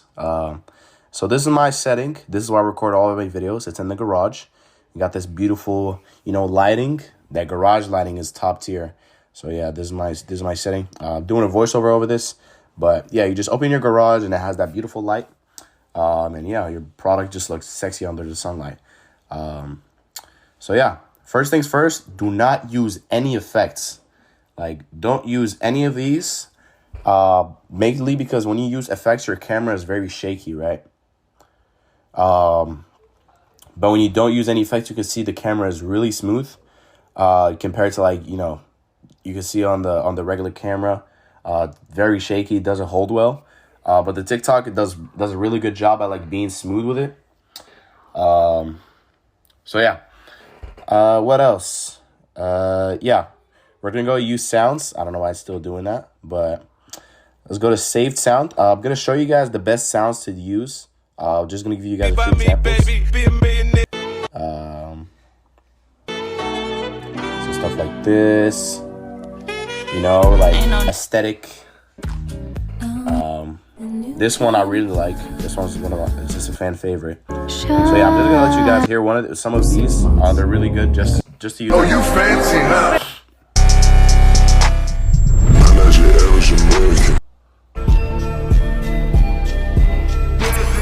This is how I met Tyler Durden. So yeah, you get the point. We're gonna go with that one. Yeah. So first things first. We're gonna do the throwing the product on the floor thing. It works really well. Make sure you guys show your feet like that. I don't know why it does well, but it's like it adds character. This is how I met. So yeah, you just throw them. You can see the sunlight is beautiful. And now I'm just gonna set up my phone, and I'm gonna fix the actual product. Lay it down, flatten it out, make it look good. Show all the details. Pull out the string laces. I mean just the regular laces. I don't know why I said string. But yeah, when you lay it down, the first clip we're done, we're throwing it, and then now we lay it down. You can see we're showing everything, the laces. You can even put them outside, like so. Just adds more effect. And yeah, just flat, show everything. Make sure it's on the lighting, of course. And yeah, I mean, look at it. It just looks beautiful. Same thing for the feet. Yeah, and I just noticed something. Low key, this was like a last minute type of thing. But if you want to do it, you can. Add some creativity to the background. It doesn't just have to be concrete. It can be like tools, PS4 controller, basketball, anything that you can put in the background. Even your phone, your MacBook. Just adds a little bit of creativity to it. Doesn't make it just bland because everybody's doing concrete now. But yeah, just the first clip. Adjust, and we're going to be recording for like half a second. Tyler Durden. And then for the second clip, we're going to do this thing where you zoom in once and you record again. And let me show you guys an example of how that turns out. So yeah, that's what it does. It's really good. It makes the video look more aesthetic. And it's really good. So yeah. Third thing, we're going to go ahead and zoom in on the details. Gotta show that distressing. Oh, that was perfect. The leaves just turned out at the right moment. Another one from the side. And then zoom in on the laces. I wanted to show that thing because I wanted to show the tag because it's pretty special. I started doing it on all my samples. So we're going to do the zoom in thing again. So one clip, and then zoom in, another clip. So again, with these, with the letters. So one clip, zoom in, another clip. And then last one is just going to be from behind. So one clip, zoom in, one clip, probably like a third time zoom in. Yeah, that's about it. So yeah, turn that fire with the lighting. This is how I met Tyler Durden. Yeah, that's what it turns out.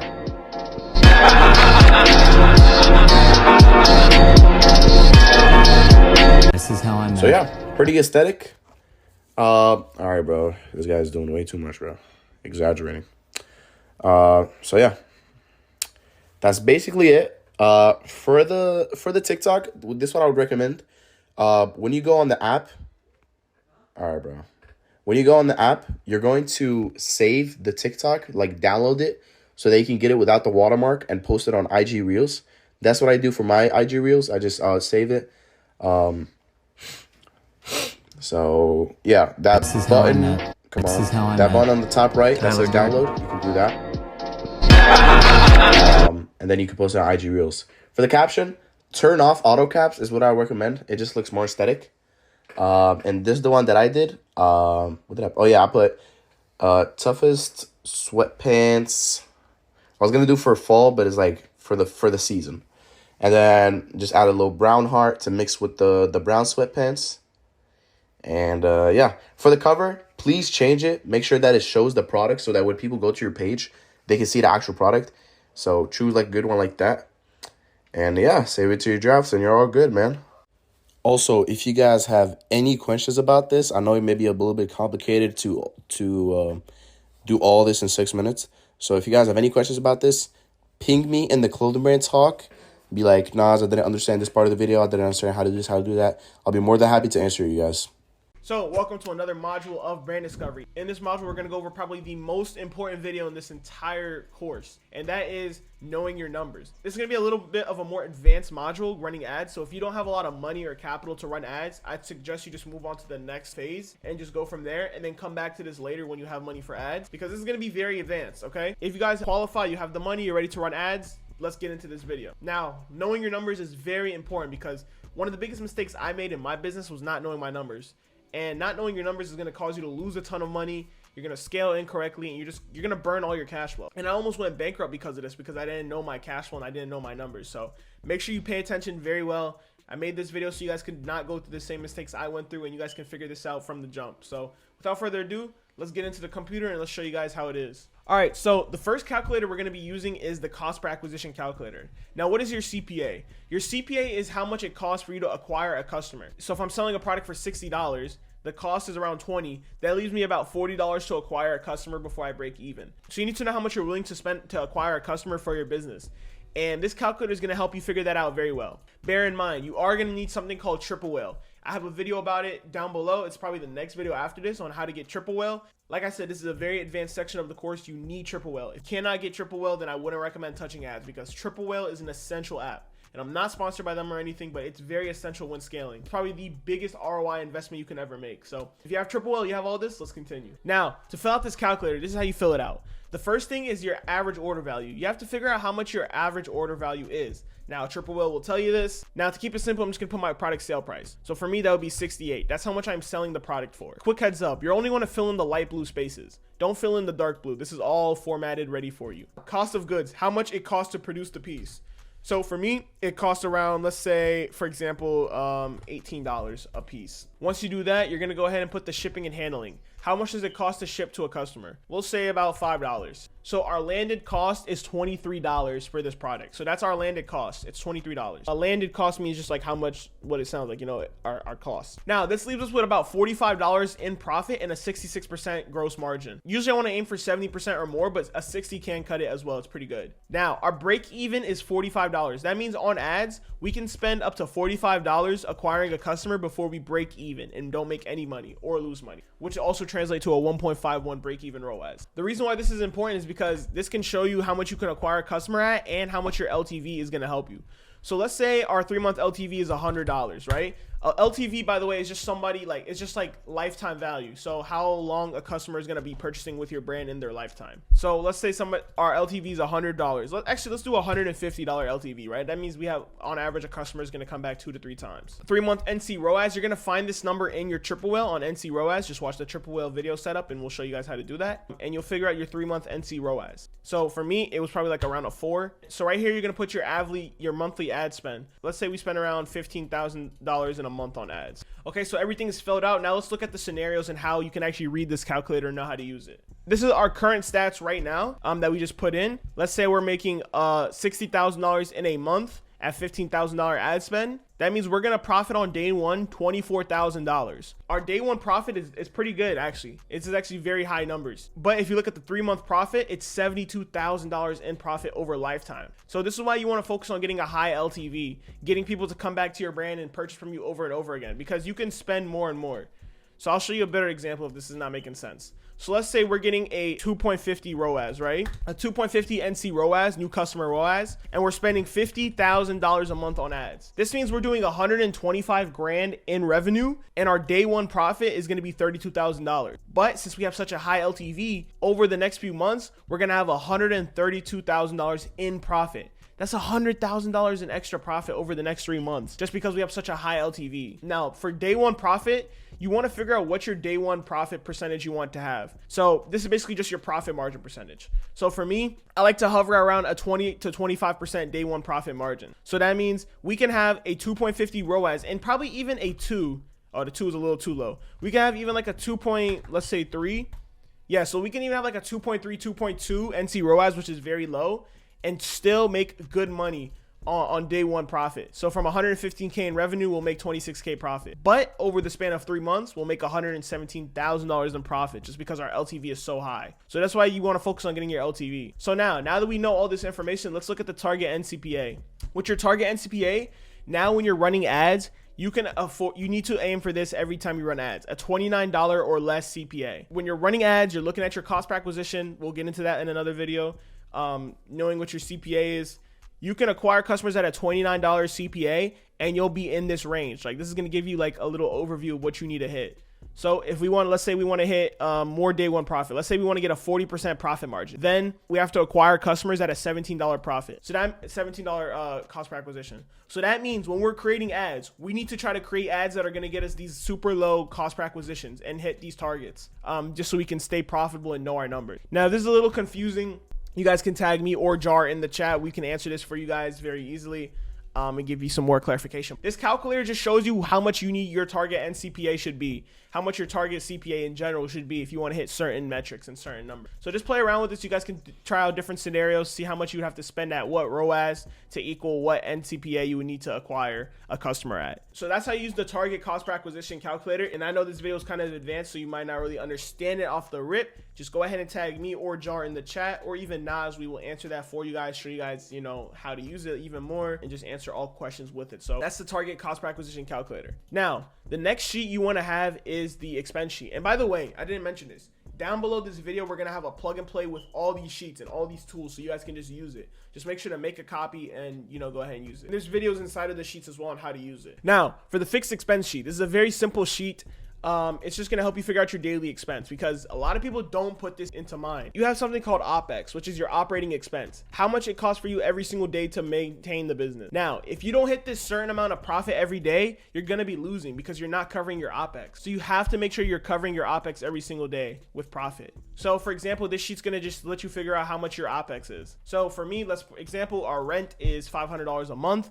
This is already formatted, so it's going to tell you your daily expense and give you the calculation here at the bottom with your daily expense. So you're just going to put all your fixed expenses, which is just stuff like rent, stuff that doesn't change every month. It's going to be the same every single month, that price. So you're going to put all that there in the expenses and change the monthly expense and put how much it is every single month. Now, once you do that, you should have your daily expense. It'll automatically format. For example, it'll automatically format to what it is, and it'll give you the total. Now, the reason why this is important is because now you can really see your numbers and how much you have to make every single day in order to stay profitable. You're going to take this daily fixed expense and you're going to go to the contribution margin sheet. Now, this sheet looks crazy. I know it looks complicated, but trust me, it's not that complicated. My boy Jar, who is also a founder of this coaching program, is going to go ahead and go over it over the next 10 to 15 minutes, showing you guys how to use the contribution margin sheet and why it's important. So all this stuff plays hand in hand, ties hand in hand, and you'll see why you need to use all 3 of these sheets to understand your numbers. Like I said, if you guys have any questions, just tag us in the chat, and my boy Jar is going to take over and show you guys how to use the contribution margin sheet. All right, what's up, y'all? It's Jar from Angelic Motion. For those who don't know me, I did 7 figures with my brand last year. on the pace to do 8 figures, hopefully, God willing. Here is the contribution margin sheet. This is what I use for my business, and it's very vital and a key metric that I use. You know, it's pretty much the North Star for me. That, and as well as, you know, the bottom line, net profit. But basically what contribution margin is, it's your revenue minus your variable expenses, right? For me, to break it down in simple terms, it will be your true AOV, right, minus your variable expenses, which would be your CAC or your CPA, right, minus your cost of goods sold. So when I say true AOV, Shopify only gives you your average order value excluding some of the taxes and the shipping, right? So you want to have your true AOV in the sense that it includes, right, your product price, what you're selling your product at, as well as your shipping fee, what you charge, right? And if you're not charging for shipping, then you can delete this. And then as well as your taxes, right? So if you're not charging for taxes, then you can delete this as well. So what this will do is help calculate the inputs for this formula, so it'll be outputted here. So basically anything in yellow is what you touch. Anything that's not in yellow, do not touch, because you will fuck it up. When I say cost of goods sold, it is not just the product cost, it is also the shipping and the taxes. Now, as you can see, if you are charging for taxes, the taxes cancel out of each other and they negate each other. So that's good. But if you were not to charge taxes, then you would have that $5 expense, because you're gonna have to pay taxes regardless, right? So depending on your state, you can adjust this. But for me, I live in Florida, so we have no state income tax. So this is just the federal sales tax of 0.07%. Now, obviously, you're gonna still have to do that's the federal sales tax part, but you will still have the federal income tax at the end of the year, obviously, but you usually calculate that after. That'll be your EBITDA. So for here, and just to clarify, this is an advanced metric. So if you are not currently doing, you know, 5 or 4 figures a day in revenue, then I wouldn't even consider this, as this, you know, takes time, and it's only for those advanced people, right? So for those who want to get to those, you know, multiple 6-figure, 7-figure months, then this is what you would need to do. This is essential for knowing your numbers. So basically, like I said, it is your total revenue minus your variable expenses, right? So if we break it down here, let's say I have a true AOV of $100, and then I have a blended CPA of $30. And basically your blended CPA is how much it costs for you to acquire a transaction, right, across your overall business. So your organic and paid channels combined. So you can find this number in Triple Whale. That's what I use. If you guys don't have Triple Whale, I don't know what you're doing. It's the biggest return on investment that you can make. Find out your blended CPA, right?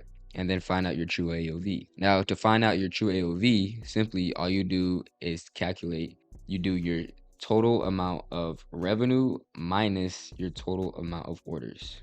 So what I like to do is take a data set of around 3 months. So I would do your true AOV over the last 3 months, you know, so you get a decent amount of data, so it's reliable. And then same with everything else here. Now, to clarify, this is only for a 1 SKU order. So all these calculations are for a 1 SKU order over here.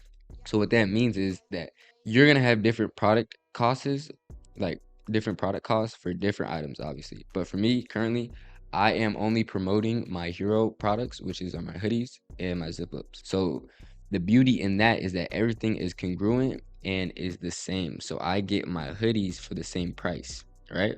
So now this is your landed product cost. So this is how much it costs to produce and how much it costs to ship to you, right? So you want to calculate all the expenses. Now the shipping is how much it costs to ship to customers, right? So I put a conservative $10 amount of shipping, right? So that's just on your expense side. And then obviously you got your taxes, like I said earlier. And then if you go to your income side, mind you, again, this is per 1 SKU per order. And the reality of it is you should only be promoting 1 hero offer anyway, right? Because utilizing machine learning on your advertising platforms, right? You want to capitalize on that most amount of data. So you don't want to spread yourself thin and run all these different type of offers. You want to have a good offer, a hero offer to get people in the door, and then you remarket to them with other product lines to help boost your LTV. But that's a whole nother thing. But like I said, yes, this is only for 1 SKU per order. So if you were selling like shorts, for example, your landed product cost might be cheaper than this. So it's going to fuck up this whole equation. So this is for those, again, who are advanced, who are doing 4 figures, 5 figures a day, right? And who are looking to scale their offer and looking to scale their overall business. If you go to the income side of things, this is your product price. Product price right here. So if you're selling your hoodies for $80, then you put 80, and then shipping fee. I charge $5 for shipping, so you can do that. Now, if you were not charging shipping, then you would have to delete this. Feel me? So you delete that, or you just put 0. So, yep. And as you can see, your cost of goods goes up and everything in here changes when you change these inputs. Now going on to the fees, right? Here you have your other variable expenses. So per transaction, Shopify charges a 30-cent transaction fee. So for each order that you process with Shopify or whatever payment processor you use, I know for Shopify it's 30 cents. So you would have to input that. It's small, but it adds up when you increase in volume. Now, sales tax. Like I said, I live in Florida, so there's no state income tax, or it's really simple when it comes to taxes, right? So your sales tax will be your federal sales tax. So when you go to a gas station, you got to pay that 7%, et cetera, et cetera. Now your payment processor fee, I'm on Shopify Plus, so it's 2.15%. For you guys who are on the basic plan, I believe it's like 2.5, 2.7, something around that ballpark. And then miscellaneous, you can add whatever you have. So if you have apps or whatever, you can do that. So this will give you your total Shopify and miscellaneous fees. Now, when we go to your fixed expenses, this is basically what it is, your fixed expenses, right? So if you have a daily OPEX, operating expense of $500, right? And that equates to a $15,000 monthly fixed expense. That's a good indicator on what your net profit will be, right? So ideally, as a business, you want to be around 20% or lower in terms of your OPEX compared to your overall revenue. So if you were doing $1,000 a day, right, in sales, you want 20% of that ideally to be OPEX. So let's do the calculation. That would be like $200, right? So the leaner you can get with your OPEX, the more leverage that you have. And that's the beauty with e-com and online business, is that you can have a low OPEX relative to, brick and mortar stores where OPEX is really high. When you have rent, you have a whole bunch of overhead, employees, utilities, et cetera, right? So don't go fucking splurging. Don't go onboarding all these agencies if you don't know what you're doing. Keep your OPEX and your team lean. Now, we got to circle back. So I know this is a long-winded explanation, but it's a pretty complex topic. But yeah, like I said, your true AOV, once you calculate that, and you also have to find out your blended CPA and then your cost of goods, and we'll adjust based off your inputs here.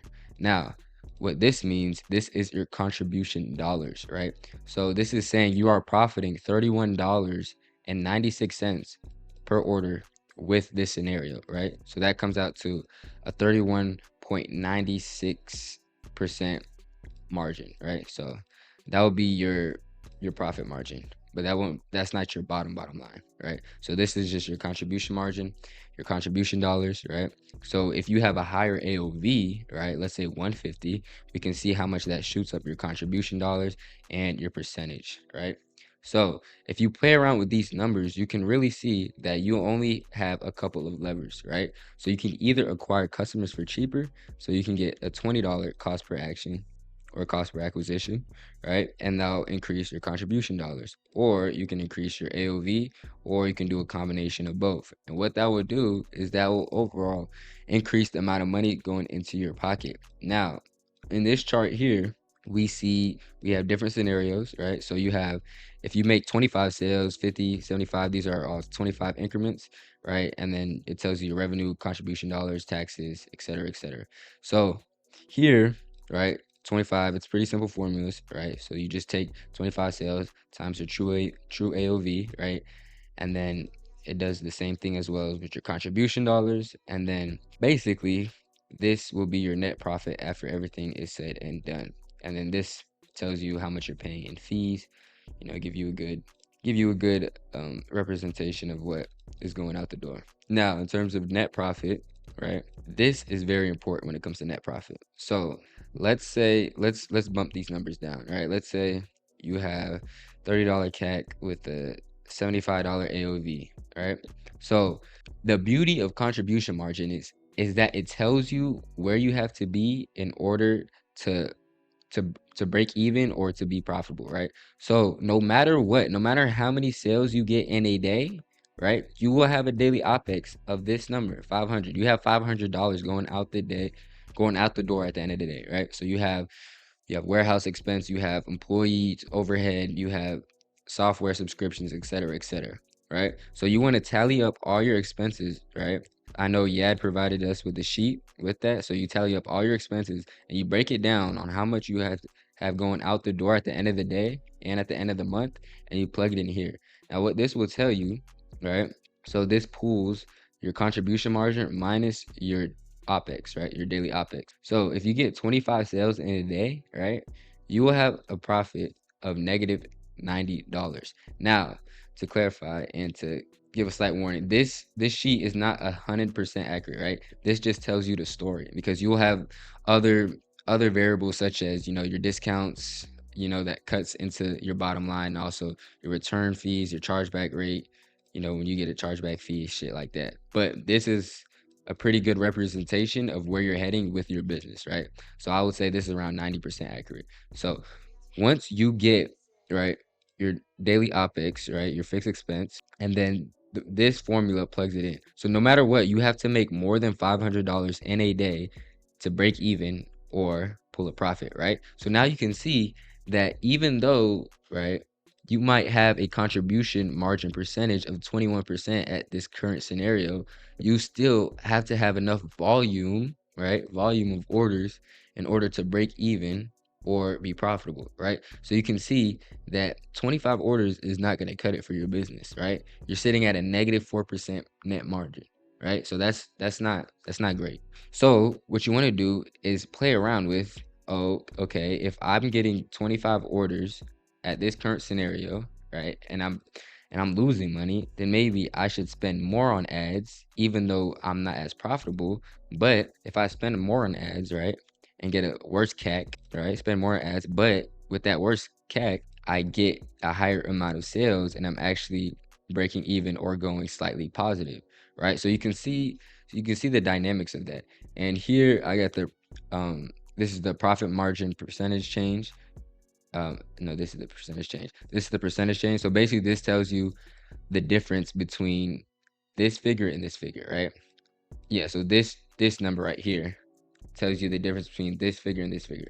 So if you just get 25 more orders, you will have a change of 13%.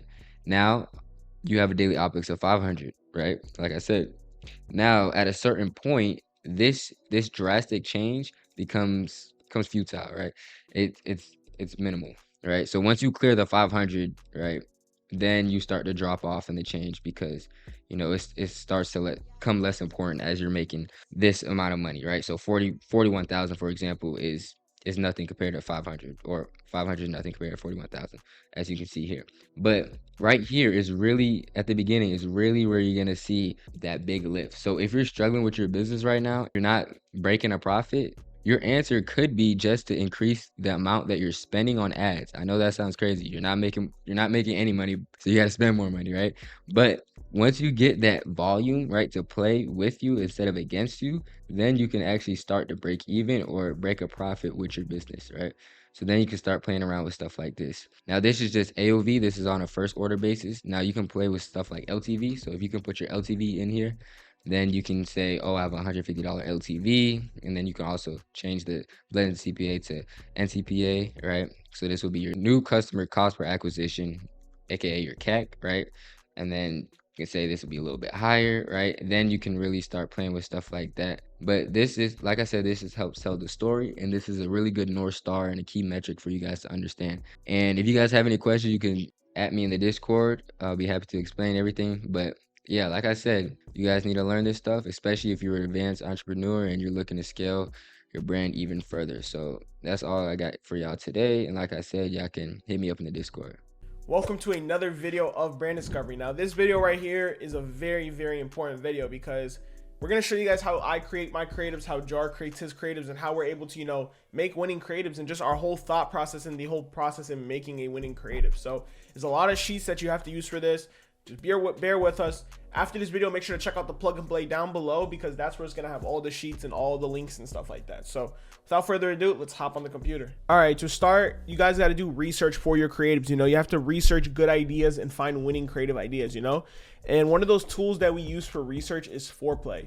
Now, another tool we can use is Facebook ad library, but I'm gonna show you guys mainly Foreplay because I like this one a lot better. So Foreplay is $50 a month. It's not cheap, I'm not gonna lie. That's $50 a month, but I think it's very worth it because it helps you find ideas and you can create boards and etc. Let me show you guys how your whole thought process should be when researching. So when you're on Foreplay, you want to come to this discovery tab and you want to search up stuff that's related to your brand. So for me, I'm just going to do hoodie just to keep it broad for this video to show you guys. Now it's going to give you guys tons of creative ideas that you guys can use. Pretty much, you don't have to copy, but just get inspiration for them, because these, you can see how like winning creatives and stuff like that. So come to filters right here and you're going to come all the way down to status, still running. Now you also want to do sort by longest running. So now it's going to show you the longest running ads that have been running forever. And these ads, if they're running for a long time, they're clearly winners, you know?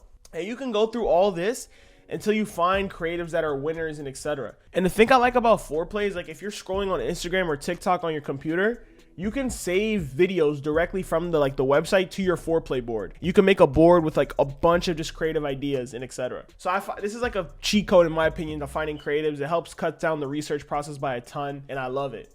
Now, the next thing you could do is use the ad library. And for example, I'm going to show you guys Jar.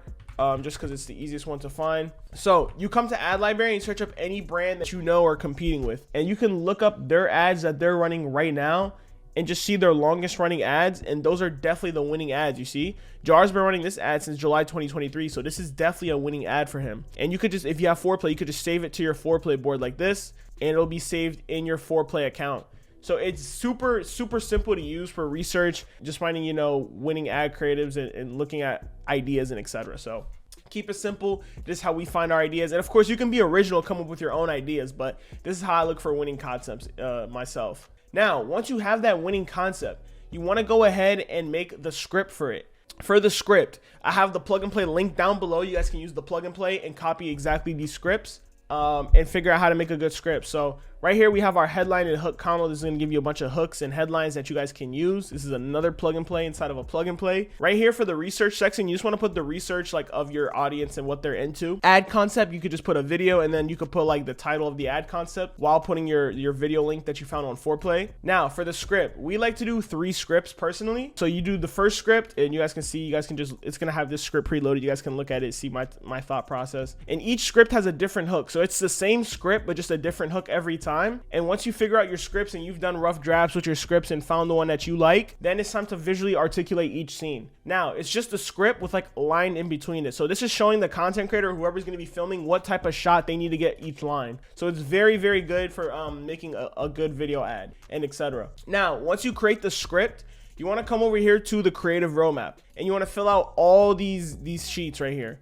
It's simple, it's super easy, but once you fill it out, it's going to take you to the creative roadmap. And this is where you're going to have like your plan, you know, of what you need to create and what type of ads you're going to be launching. So right here we have batch 100. This is our first batch. We just organize it with batches and your DCT number. So when you launch it, you can put what DCT it is. Sprint priority, this means this has to be filmed. Ad concept, where this is going to be a lifestyle photo shoot. The persona, streetwear lovers, and how you get these personas is right here in these customer avatars. That's why I said just fill these out and it's automatically going to plug and play into this creative roadmap. What's the desire? To have a fire outfit. And what benefit does the product have? Look stylish while being able to protect hair from frizz.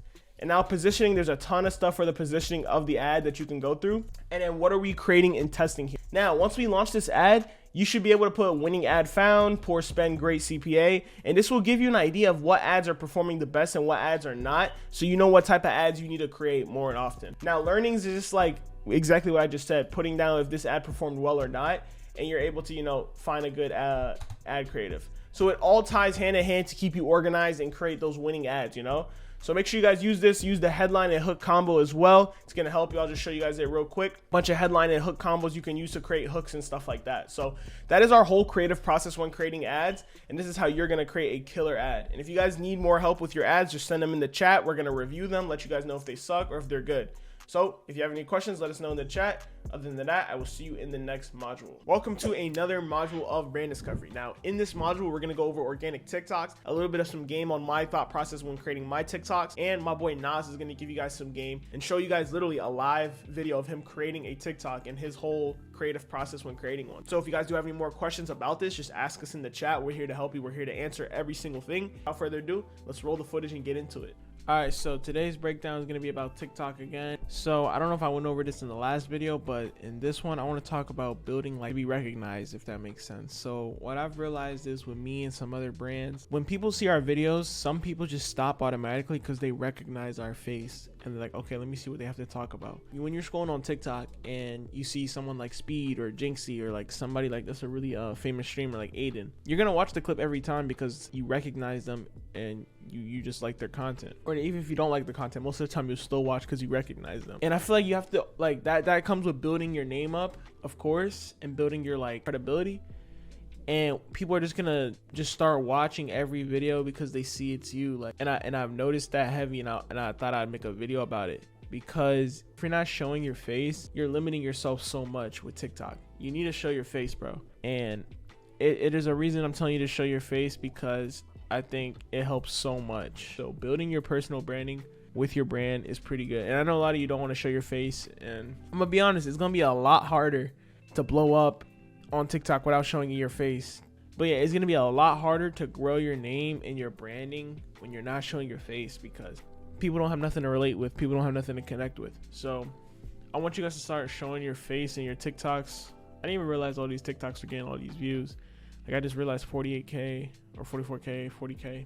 I think I go viral pretty often and get a good amount of views. And all these eyeballs with TikTok, all these eyeballs on my TikTok funnel to my website. I get a lot of website sessions. Like, I was asking some of the top brands, I get like triple, quadruple their website session because of how many eyeballs I'm getting put on me, because people recognize my face now and they see it. So I definitely recommend you guys like just try to build that personal branding and that connection with your customer. And I know this breakdown was a lot shorter, but I'm gonna have a longer one tomorrow. But this one, I really wanted to just point that out. Like, make sure you're building that connection, that branding. So go ahead and try that out. You know, you're still scared to show your face, so make sure your bio is also clean. You see how my bio says start full zip ship 1 to 3 days. I'm directing them to my website. I'm trying to funnel them to my website. It's not a whole bunch of BS. It's just telling them check on my website and getting that sale.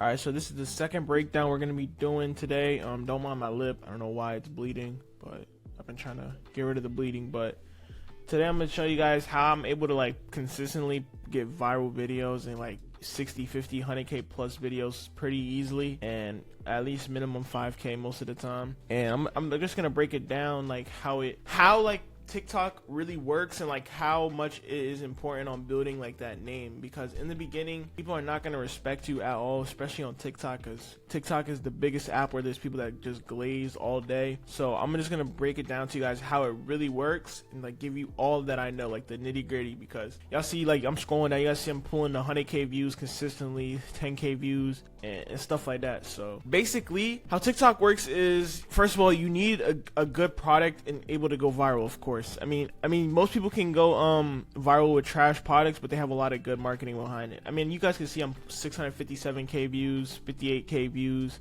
20k views, etc. So I'm gonna tell you guys what I did. When it comes to TikTok, you need, like I said, you need to build that connection with the viewer and build that credibility in a way to like, so when people see your videos, they're gonna watch almost every single time. And how I was able to build this credibility was just through consistent posting. And then it obviously, like I tell everybody, TikTok takes a little bit of luck in order to blow up. I mean, I had a little bit of luck in blowing up, and it's just one of those things where it's like, once you blow up and build that credibility and people like your content or like they know of you, they're gonna watch your video every single time, bro, just because they know that face every time behind it. And in order, how I was able to go viral, my first videos was just doing simple trends that I seen other brands doing. I seen bigger brands that were doing this, and I was like, okay, let me try this but add my spin to it. So I was doing videos like this, like where I was replying to the hate comments saying, oh, 55 is a lot, and I would explain why 55 was not a lot and my product was worth more. And people, and it basically, it starts an argument in the comment section. Like, people just argue with each other saying, oh, it's worth this, no, it's not worth that. And I would just do similar trendy videos like that. Like, let's look at this one. I was doing the same thing. I was explaining my prices and explaining why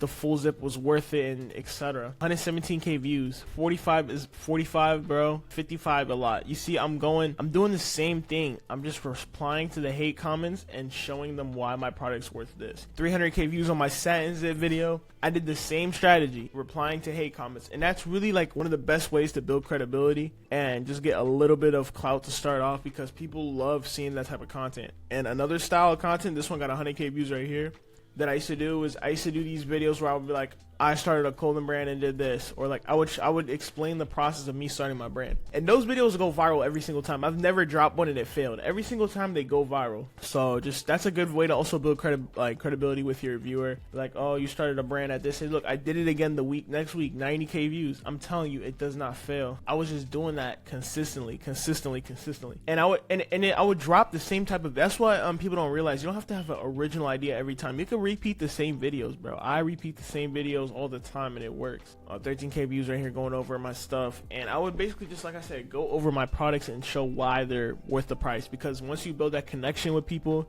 they're gonna watch your stuff every time. And like I said, it's not gonna work every time. If your product is trash, then your product is trash most of the time. And if you have a good product that stands out, then people will take the time to look at it and go ahead and maybe cop it. Make sure you're spending a lot of time on product creation. Hold on, I didn't even know this video got 41k views. Dang, it's going up. That's what's up. I did this with my boy Bashan. Shout out Bashan. And yeah, so I'm gonna definitely do another one of those videos. I recommend you guys do that video. I'll post it in TikTok trend alerts on how I did it and how you could do it, because they do go well.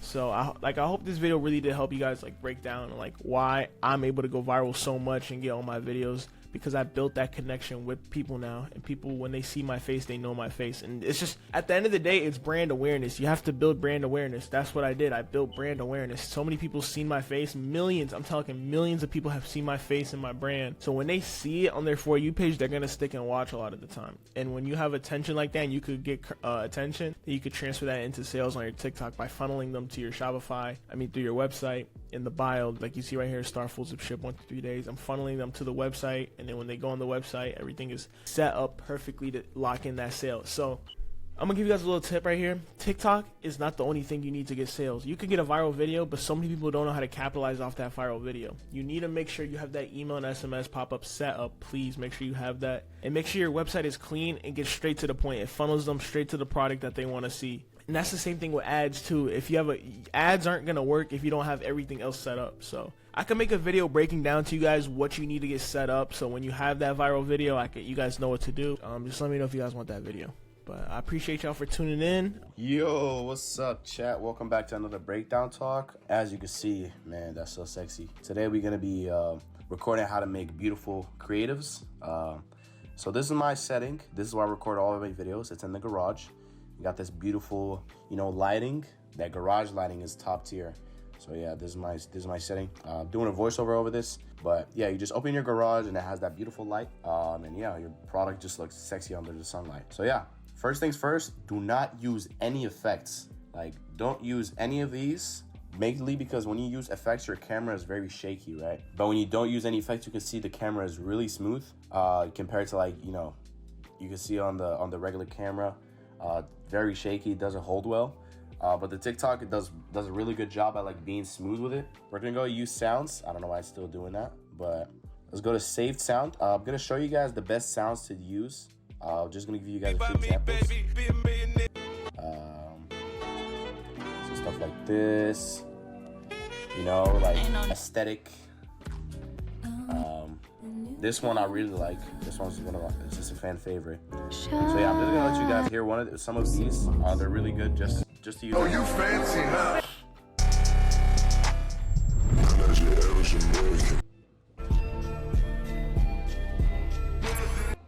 So yeah, you get the point. We're gonna go with that one. Yeah. So first things first. We're gonna do the throwing the product on the floor thing. It works really well. Make sure you guys show your feet like that. I don't know why it does well, but it's like it adds character. This is how I met. So yeah, you just throw them. You can see the sunlight is beautiful. And now I'm just gonna set up my phone. I'm gonna fix the actual product, lay it down, flatten it out, make it look good, show all the details, pull out the string laces. When you lay it down, the first clip we're done, we're throwing it, and then now we lay it down. You can see we're showing everything, the laces, You can even put them outside like so, just adds more effect. And yeah, just flat, show everything, make sure it's on the lighting, you know, of course. And yeah, I mean, look at it, just looks beautiful. Same thing for the feet. Yeah, and I just noticed something. This was like a last minute type of thing, but if you want to do it, you can add some like creativity to the background. It doesn't just have to be concrete. It can be like tools, PS4 controller, basketball, anything that you can put in the background, even your phone, your MacBook. Just adds a little bit of creativity to it. Doesn't make it just bland because everybody's doing concrete now. But yeah, just the first clip. Adjust, and we're gonna be recording for like half a second. Tyler Dirt. And then for the second clip, we're gonna do this thing where you zoom in once and you record again. And let me show you guys an example of how that turns out. So yeah, that's what it does. It's really good. It makes the video look more aesthetic, and it's really good. Third thing, we're gonna go ahead and zoom in on the details. You gotta show that distressing. Oh, that was perfect. The leaf just turned out at the right moment. Another one from the side, and then zoom in on the laces. I wanted to show that thing because I wanted to show the tag because it's pretty special. I started doing that on all my samples. So we're gonna do the zoom in thing again. So one clip, and then zoom in, another clip. So again, with the letters. So one clip, zoom in, another clip. And then last one is just gonna be from behind. One clip, zoom in, one clip, probably like a third time zoom in. Yeah, that's about it. So yeah, turn that fire with the lighting. This is how I met Tyler Dirt. Yeah, that's what it turns out.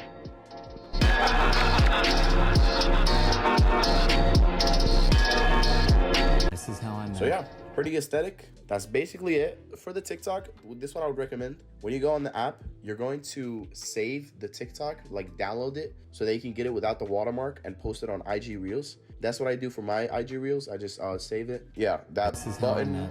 Come on, that button on the top right. That says download. You can do that. And then you can post it on IG Reels. For the caption, turn off auto caps is what I recommend. It just looks more aesthetic. And this is the one that I did. What did I? Oh yeah, I put toughest sweatpants. I was gonna do for fall, but it's like for the season. And then just add a little brown heart to mix with the brown sweatpants. And yeah, for the cover, please change it. Make sure that it shows the product so that when people go to your page, they can see the actual product. So choose like a good one like that.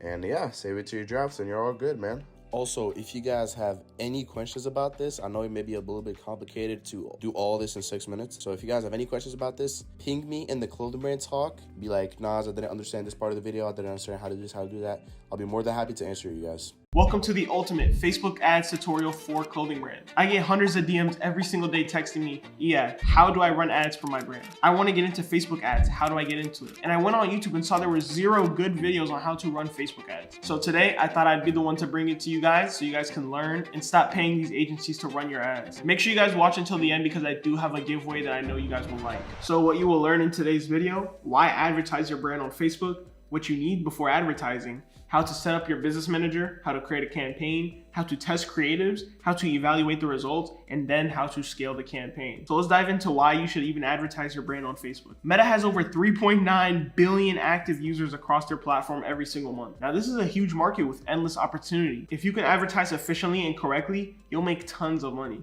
Facebook last year generated over $113 billion alone in ad revenue. And you're telling me that you can't get a couple 100,000 of that? And especially now Facebook is now under Meta, you're advertising to Facebook, Instagram, WhatsApp, all these platforms. So there's tons and just tons of traffic you can acquire. So let's talk about why I advertise on Facebook. So the main reason why I advertise on Facebook is I advertise my clothing brand, Watch Your Step. And I've been doing this brand for a little over a year now. And this is the business that allowed me to drop out of college and live the life I really wanted to live. And I spend around like $15,000 to $20,000 per month on Facebook ads alone for this business. Now, obviously with your clothing brand, you won't be spending this much in the beginning, but it will come over time. And to be honest, being able to advertise for my clothing brand is what made me the most money. So that's one reason why I advertise on Facebook. The second reason why I advertise on Facebook is because I advertise for my education company. I run the #1 education company for clothing brands in the entire world. And I've taught others inside on how to run and scale their clothing brands, especially with paid ads. For example, like my student Tydon, who went from having unprofitable ads working with an agency to finally learning how to run ads with us and being able to run his own ads profitably and made $3,000 in just a few days of running his ads. So you can see Facebook ads are pretty powerful. I use them in pretty much all my businesses, and my students as well use them in their businesses. I even use it to advertise for the education company. But enough of that, let's move on to the next module. So what you need before advertising.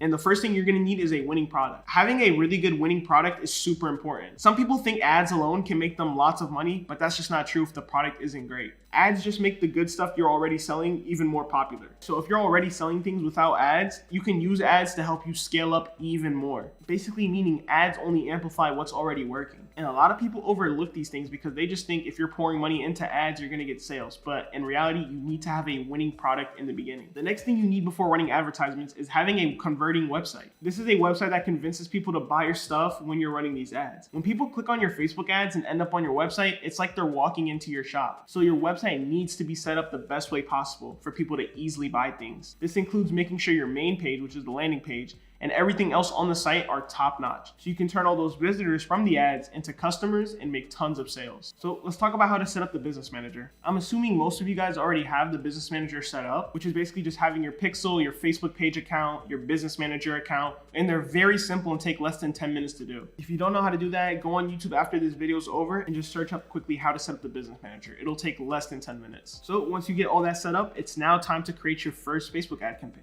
Okay, once you're in the ad manager, we're gonna go ahead and click on create campaign. We're gonna go to sales, continue, and we're gonna click on manual sales campaign. Now this is the campaign level right here. We're gonna name this CBO because we're running a CBO. So now for the campaign name, you can name this whatever you want. I'm just gonna call this CBO. And you'll scroll down and turn on Advantage Campaign Budget. This is gonna make it a CBO, basically meaning it's gonna spend the budget across the entire campaign. Now for the daily budget, I recommend no less than $50 minimum per day, but you can get away with $30 a day. For me, I typically like to do $100 a day to start. Once you do that, there's nothing else to do on this page. Just go ahead and click next. Now for this ad set, we're gonna call this winners because this is where we're gonna put all of our winning ads. So we'll scroll down over here to conversion and click on website. Performance goal should be maximize number of conversions. Pixel, this is where you're gonna click the pixels you had set up earlier. And for those of you who don't know what a pixel is just tracking all the customer data you guys have on there. Conversion event, we're gonna go for purchase and we'll scroll down to budget and schedule and we'll do midnight for the next day. After that, you're gonna come down to Advantage Plus Audience and click Switch to Original Options. Now, the reason we do this is because we're doing broad targeting. People tell you to do interest targeting, which is like streetwear and all this stuff right here. But for the strategy I use, it's broad targeting. And this strategy has been crushing it for me and others. With broad targeting, you're able to let Facebook's AI find better customer options for you than just niching it down with interest. And this is why we use broad targeting, because interest targeting will get you sales, but this is very short-term sales. Broad targeting, that campaign can last forever and keep getting you new people and new sales. For placements, we leave Advantage Plus placements on, and we'll go ahead and click on next. So here's where you're gonna put your winning ads. So for me, I'll put ad number 1, select your Instagram account and all that. Once you do that, you're gonna click on manual upload. For me, I'm gonna do a single image or video, add media. We'll go ahead and add an image. We'll go ahead and just click next, turn off allow enhancements and just click done. Okay, now we have our ad that's on. This is what the ad is gonna look like on Instagram and Facebook and etc. Here in the primary text, we'll put our winning copy. For me, I just like to do buy once, wear forever. For the headline, I like to just do the product name or the amount I've sold. So I like to do, for example, 20,000 plus sold. Description, you're always gonna leave this blank, never put a description. Optimize text per person, we're gonna uncheck this. Now, for the call to action, we like to do shop now, right? Because it wouldn't make sense to tell somebody to learn more. You want them to shop. Next, you'll go ahead and send them to your website. For me personally, I like to send them to a collections page, something like this right here, We'll go ahead and copy this link and put it in the website URL section of Facebook. And boom, everything else is set up for this ad. This ad is ready to go and launch. It's that simple on how to create a campaign. It's not hard at all. It's not that complicated. We use broad targeting to make it simple and it's the most effective. Now, you're probably wondering, okay, what if I don't have any winning creatives? How do I test creatives? Well, for that, we use something called DCT ad sets to check how well our ad pictures and words are doing. These are special ads on Facebook that try out different creatives to see which one works the best for us. It's like putting a bunch of ideas into one ad and finding out which one gets the best results. So how do we do this DCT? Well, it's a simple way we run this DCT. It's called the 3-2-2 method. In each DCT, we try out 3 different pictures or videos. Never mix photos and videos in the same DCT. We try out 2 headlines, 1 that worked before and 1 new idea, 2 primary texts, again, 1 that worked before and 1 new idea. And this will help us test out a bunch of different ad combinations and figure out which one works the best for us. So let me show you how to launch a DCT. So we're gonna go back to this campaign and we're gonna click on edit. As you guys see, this is the winner ad set we did right here. Now, hover over the 3 dots beside the winner and click quickly duplicate and it's gonna make a copy. So now we're gonna name this DCT1. Everything should be the same already from the last one, but except you're gonna turn on dynamic creative. This is what makes a DCT a DCT. Now you don't have to touch anything else here from that Now from here, you don't have to touch anything else now that you check this on, and you're gonna click on the ad below the DCT. For this, I'll also name this DCT1, and everything should be the same, but we're just gonna change the creative. So for the first DCT I wanna launch, I wanna run this picture right here with 3 different versions of my product. Now, this is gonna test to see which color or which version of these images is gonna do the best. So maybe the black one might do the best because it's a more popular color, or maybe the gray one, who knows? It's gonna test all 3 in the same ad, and it'll tell us the winner. Now we're gonna test 2 primary text. So we'll add another text option here. And for this, we can put like, for me, I'm gonna try elevate your. So now we have 2 primary texts, and we're gonna do the same thing for headline. We'll add another headline here, 5,000. Now you don't have to copy my primary text and headlines. These are just examples I'm showing you guys. So now we have our 3 creatives, our 2 primary texts, and our 2 headlines. Now let me explain a little more how this is gonna even work. So if we click on advanced preview here, basically it's gonna run different ads with these different combinations. So we might have this creative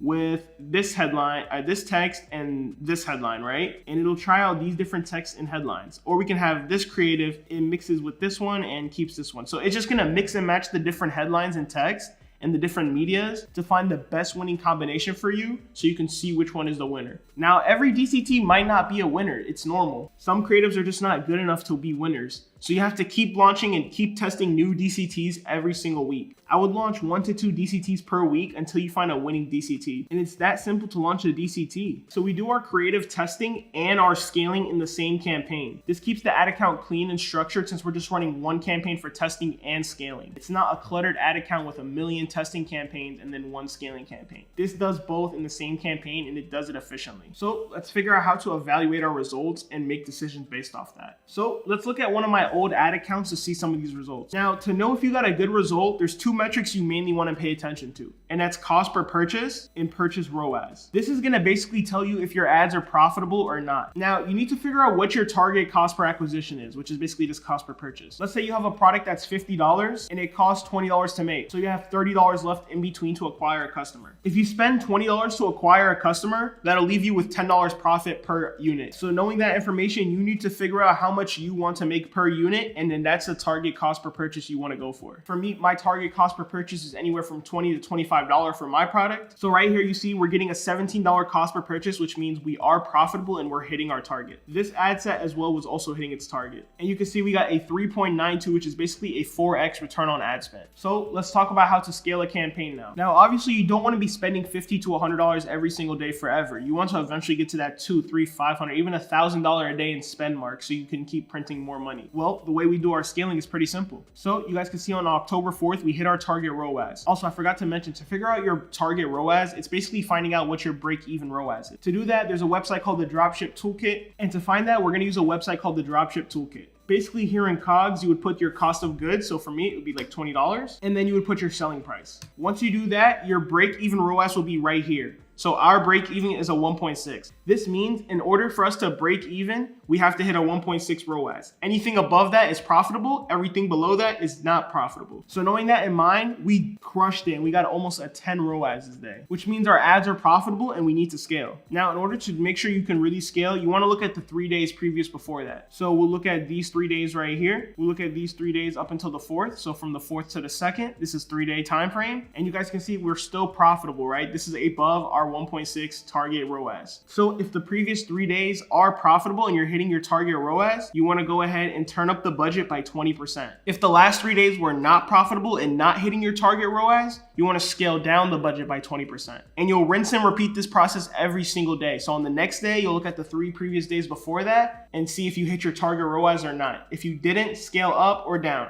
If you didn't, scale down. If you did, scale up. And you'll look at this every single day. Just look at the previous 3 days every single day and keep scaling up and down depending on that decision. Now, a question I know you guys may have is, how do you know if a DCT isn't gonna be a winner? So for DCTs, if after 3 days that DCT is not hitting your target ROAS or isn't getting any spend at all, like you can see this one had $2 in spend. So this DCT is not getting any spend after 3 days, and it's definitely not hitting our target ROAS. You guys see we got 0. Then we would kill these DCTs and turn them off. Typically, I like to run my DCTs for 7 days, but 3 days is enough if it's tanking badly. But if a DCT is profitable, you want to go ahead and figure out which creative that was by going over here to this and clicking on image, video, and slideshow, and it'll tell you right here in the ROAS section which creative did the best. If it's profitable, go ahead and get that creative and throw it in the winning ad set. For the whole point of this campaign is that you have your scaling and your testing in the same campaign so that you know if your tests are good or bad because they're competing against your winners. Your goal is to always find new winners to throw in the winning ad set. So you want to launch a DCT every single week if your ad account is not doing good, because that means you have no winners and you need to keep finding winning creatives. So just make sure you're scaling smart and not just pouring money down the drain. Use the scaling strategy of scaling up by 20% or down by 20% looking at the last 3 days, because it is the most efficient way to scale at the time of recording this video. So stop using interest targeting, stick to the broad targeting we're talking about, because this is the new way to run Facebook ads in 2024. Every clothing brand owner I know that has done this has been crushing it with it. And pretty much that's how I launch and run my campaigns for Facebook ads. And if you thought this video was in depth for a free YouTube video, then you should see what's inside my program, Brand Discovery, where I go in depth on marketing, product creation, website development, and just so much more on just growing your brand to the next level. We are the #1 clothing brand education company for a reason. So the next step is for you to go ahead and book in a call with Christian, my student success manager, for a free strategy call to evaluate your situation and see how we can help you grow your brand. This is a completely free call. You can go ahead and book it down below in the description. Christian will basically give you a whole game plan on your brand,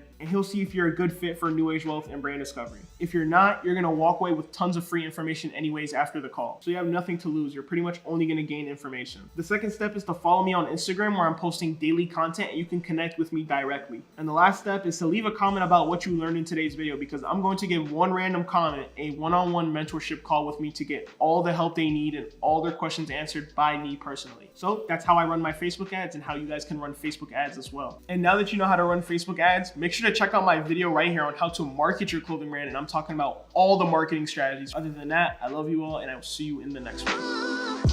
So welcome to another episode of Brand Discovery. In today's episode, I'm going to be showing you guys how to run and scale TikTok ads for your clothing brand. Now, if you guys do plan to run TikTok ads, and I assume you would if you're watching this video, use the link I have linked down below, because that is the right link for TikTok's ad manager. There's 2 separate links and I don't want you guys to get confused, so just use the link I've left down below in the description so you guys can get put on the right thing. So once you've made your account, you've connected your Pixel, and if you guys don't know how to connect your Pixel, it's very, very simple. You can go on YouTube and search it up. It's one of the most simple things. If not, you guys can just go to your Shopify, download the TikTok app, and then just connect it from there. It's very simple. But once you've created your account and set all that up, you should go to campaign right here, and you'll be on a screen like this. Now, I'm going to show you how to actually create a TikTok ads campaign and actually scale it. So the first thing you're going to do is you're going to click on create. Next, you're going to click on those website conversions. For the campaign name, I like to name mine my brand name -CBO. It does not matter at all, but this just keeps it simple. So I'll just do my brand name -CBO. Now you're going to turn on campaign budget optimization. This is what's going to make it a CBO. And a CBO is just basically spending across the entire campaign instead of individual ad sets. For the budget, you can do $50 a day. I like to do $100 a day minimum, but you can get away with $50 a day if you really have to. After clicking on next, we'll go to the ad group name and we'll name this ad set 1. So this will be your first ad set. Now just select your pixel that you set up. For optimization event, we're going to click on complete payment. Placements, we're going to click on select placement and only select TikTok. Now for advanced settings, if you guys do have a lot of negative comments, I would recommend turning off user comment. This is mainly if you're doing the pre-order method and etc. And you'll have some people commenting some like, where's my order and stuff like that. I would turn off the comments. But if not, we'll just hide that. Now targeting. I like to keep it very broad with TikTok. So we'll go 18 all the way up until 55 plus. We keep it very broad. The machines are smarter than us and we'll let the machine control everything. We're not going to put any interest or anything like that. We're just going to do 18 all the way up till 55 plus, because the machine will find our target audience for us. Now, another thing to keep in mind, if your product is just a female's product, like a crop top or something that mainly females will wear, then I would do gender just for female. But if your product is unisex and male and females can wear it, or if it's just a male product, do all, because usually girls will buy stuff for their husbands and boyfriends and stuff like that. And I would just keep it on all if your product is meant for males or the both genders. If it's just a female product, then keep it to female. Now set the start time right here. We're just going to go to the next day and we're going to make this 00, which is going to make it midnight for the next day. Day parting, I wouldn't recommend this at the moment. I used to use this back in the day, but I've been testing it back and forth and I've had better results when I'm not using day parting. Optimization goal, I like to do conversion, and then I leave everything else from there. and we'll click on next. Now, here's where you actually put the creative itself. And the way I like to do my TikTok ads is I like to use something called Spark Ads. Now, you just turn on this Spark Ads feature and you just connect your TikTok account. Now, with this, you're able to come down to TikTok post and you can use one of your posts that went viral or just any post you have and run it as an ad. So let's say I want to run this as an ad. This is a post I've already done. The caption's already done and said. And I can run a post I've already done with all the likes and comments it already has as an ad. So this is what we mean by Spark Ads. It's nothing different. It's just using your account to run ads. And it's super, super simple. Now, come down to call to action and you're going to turn all this off and you just do shop now. URL, you're going to put your website where you want it to land. Personally, me, I like to send it to a collections page or a product page. The reason why I don't like doing the home pages is just so many more clicks they have to do to get to the cart, and it's going to be a lower conversion rate that way. And that's it. That's how you launch an ad. Now you just click submit and the ad will be launched. It's that simple. We keep the ad account structure simple. We don't do too much. We just keep it like this and we constantly add new creatives to it.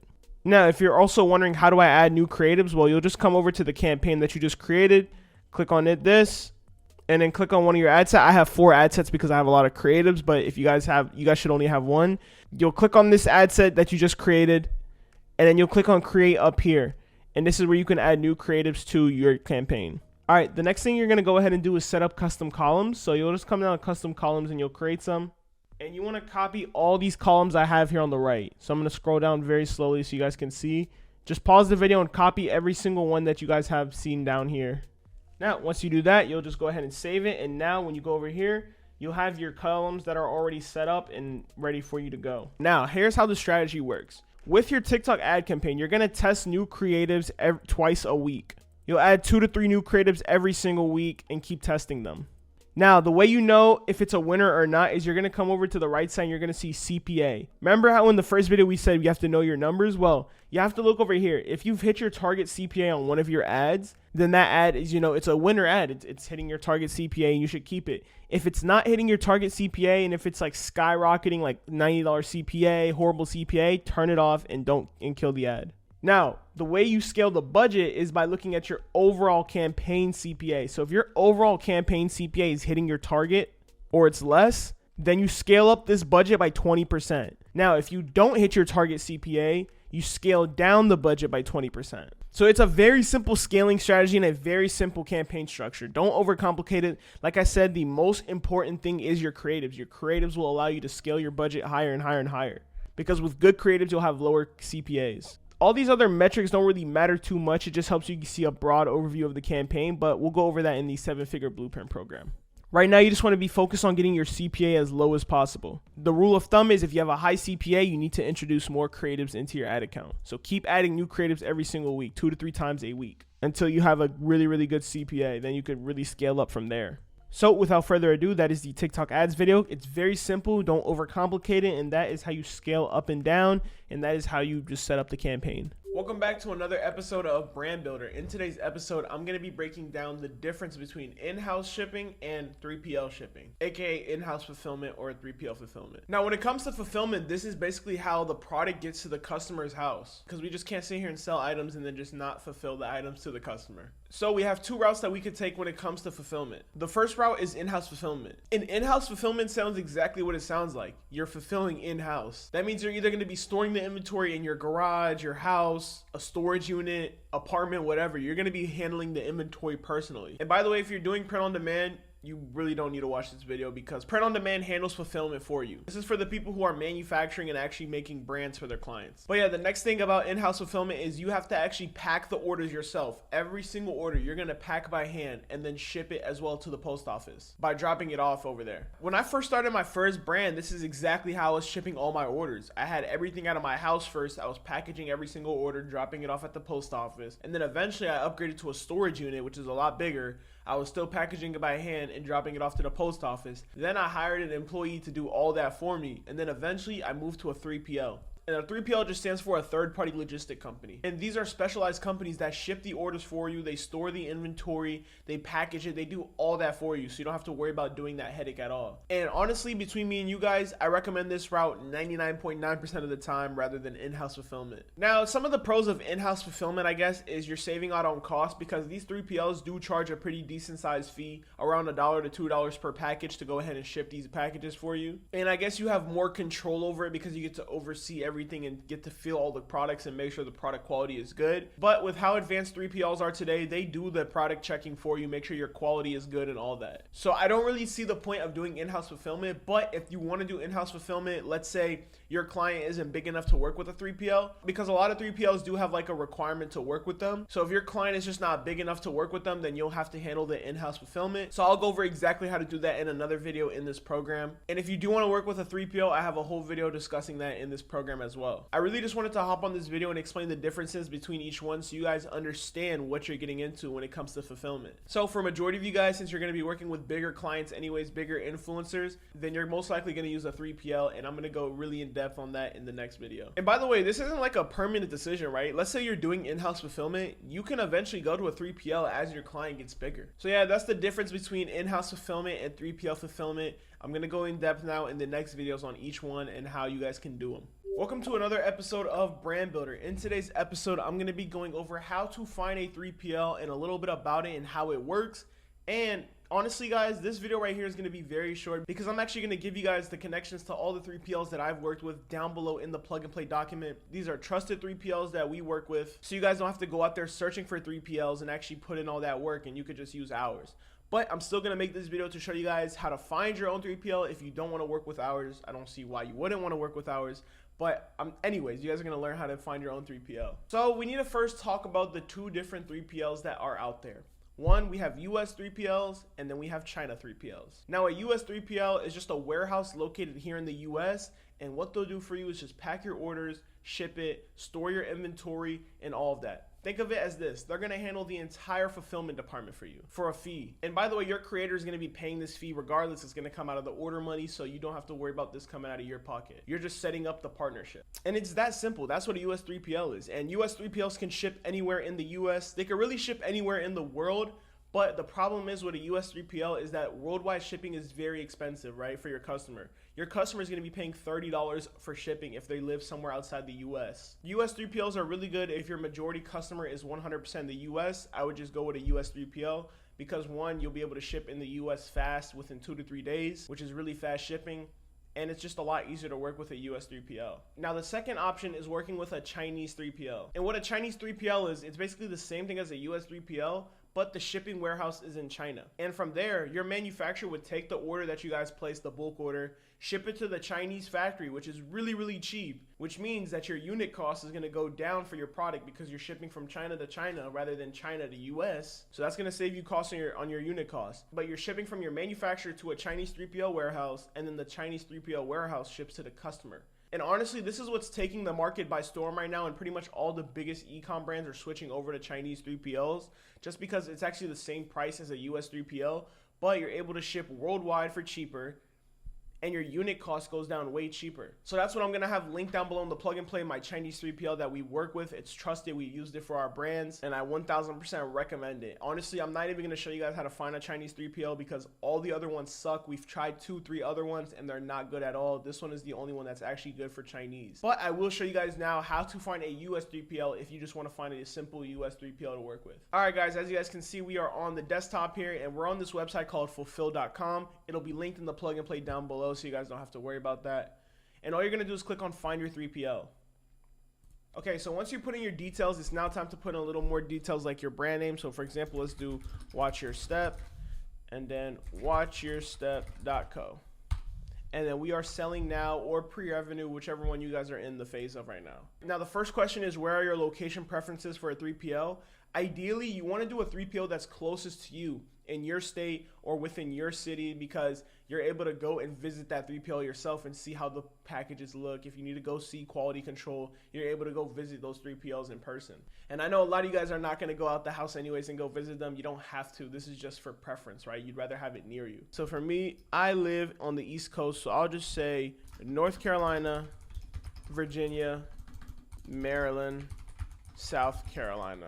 Those are the states that I'm comfortable with having a 3PL because they're not that far from me. Now, how do you sell your product? So, okay, guys, so you're going to be clicking on D2C, direct to consumer, because you are selling directly to a consumer. The next thing is how many orders per month. If you haven't launched yet, you could just put 0 if it's pre-launch.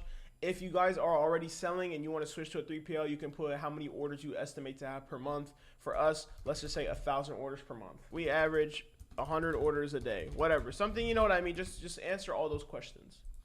Product niches, we can put clothing right here because we sell clothing. Specialty products, we do not sell anything specialty. Tell us about your product sizes. Okay, everything for mostly clothing is going to be less than a pound or 1 pound to up to 5 pound. They're not going to be that insane. Now, total number of SKUs. If you do not know what SKUs is basically the total number of items in all the sizes that come with it. Let's say we have a black hoodie with size small through extra large, okay? Since we have small, medium, large, extra large, that's 4 SKUs right there. Now let's say we had that same black hoodie, but in a pink colorway. Well, now we have another 4 SKUs because now we have 4 more sizes and colors and etc. So the best way to just measure SKUs is the amount of sizes that you have in total that you're selling. So let's say, for example, we have 20 SKUs. When it comes to pallets, a lot of the times, guys, you're going to be at 0 to 10 pallets. So just put that down. 11 to 50 pallets is when you're doing really, really big volume. So you're going to need way more pallets, but you don't have to worry about this. What storage environment do you need? None. We're selling clothing. We're not selling food stuff. Now, if you want some other stuff, you can put stuff like this. We don't really need any of this stuff. So we could just say no services needed. And when do you plan to select and onboard a 3PL? So you can let them know ASAP. Tell us more about the fulfillment setup you're doing in-house. And then any notes? No. And it's that simple. That's how you submit it. And then you guys will get hit with an email with a bunch of fulfillment partners that you guys can potentially try out and work with. And this is how I found my US 3PLs that I worked with. I used them from this site. Make sure to just not make the mistake of just going with the first one. Try out like 10 to 20 of them, talk to them, figure out their pricing, see who has the best pricing, who seems the best, and then make your decision based on that. Don't just rush into it and pick one. So yeah, guys, that's how you find a US 3PL. And if you guys want to work with the China one, which I recommend way more than using the US one, then make sure to go ahead and click the plug and play down below. I am working on having my own 3PL being built right now as well with the print on demand thing. So I didn't mention that, but yeah, that's being built. So you guys will be able to use my 3PL very, very soon. So you guys know it's trusted, legit, and everything is good. Other than that, I will see you guys in the next episode of Brand Builder. So welcome back to another episode of Brand Builder. In today's episode, we're going to be going over why customer support is important and why you should not neglect this at all, and you should offer this within your agency. And look, customer support is actually one of the most important things when it comes to running a merch line or a business for a creator, because having happy customers leads to good reviews, people coming back and purchasing more, and ultimately more money back into your pocket and the creator's pocket. You see, we live in a time where trust is super hard to get from people. And when you break that trust by giving them bad customer service, they're never gonna shop with you again. And you cannot get infinite customers, okay? There's only so many people on the planet. You need people to come back and buy from you guys over and over and over again to build a real business. And there's a couple pillars to having repeat buyers: good shipping times, good products, and of course, good customer service. And here's the reality of customer service. You guys have to understand this. The customer could be a 14-year-old, 15-year-old kid saving up their hard-earned money to buy this creator's merch to support them and get something like a cool hoodie or something. You have to understand this person put a lot of time and effort into saving up that money. For you to give them bad service or a bad product is not good at all. And honestly, when I first started my brands, I had horrible customer service. I had horrible shipping times. I had all this stuff, and it really hurt my brand in the long term because those customers ended up never coming back, and I could have made so much more money. So that's something I've really learned over the years, is that customer support and customer satisfaction should be your number one priority no matter what it is that you do. And another thing about customer support is the reputation. This is your creator's reputation on the line. If their customers feel scammed, if they feel like they're not being responded to and all that stuff, your creator is going to get the backlash, and it's going to hurt their reputation. And then your creator is just going to end up not working with you because you're ruining their brand more than actually helping them. So I have to stress this very hard, that customer support is one of the most important pillars in running one of these businesses. Customer support when it comes to the customers of the creator, and customer support between you and the creator. And one thing I want to mention to put in perspective for you guys is this: when you buy something from someone and you don't have a good experience, you're quick to leave a bad review. But when you buy something from someone and you have a good experience, you don't really care enough to leave a good review. You got your product, you're happy. So you have to understand, one bad review can hurt you guys tremendously. So your goal is to make sure the customer has as little bad reviews as possible, because an unhappy customer can make one social media post and ruin that brand for a very long time. So yeah, how do we deal with customer support? Well, in this section of the program, I'm going to give you guys tutorials on how to set up your customer support.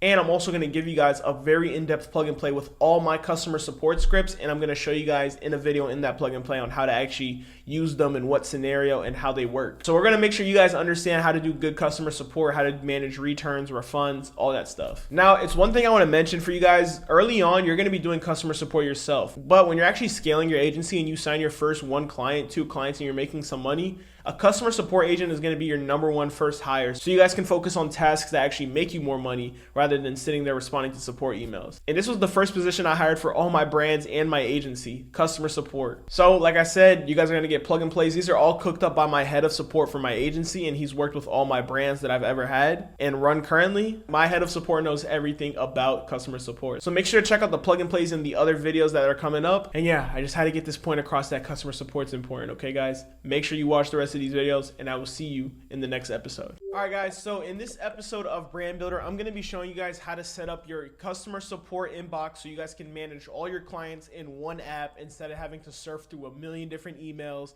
and make everything just organized and seamless. This is probably the best customer support app I've ever used in my life. Instead of using the actual regular Gmail to just answer support, this app is a lifesaver, okay?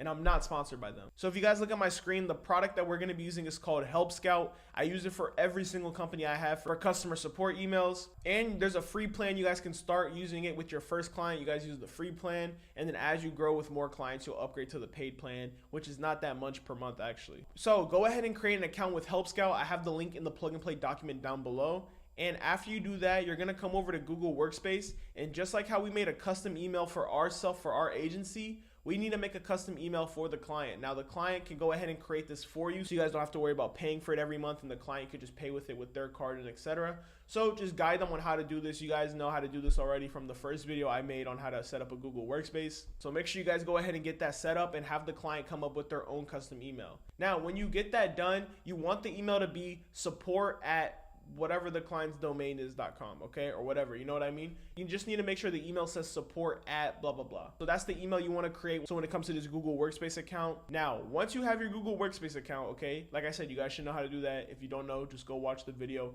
in the last program on how to do that. And you already made your account on Help Scout, you're going to come over to this Manage tab right here, and you're going to click on Manage Inboxes.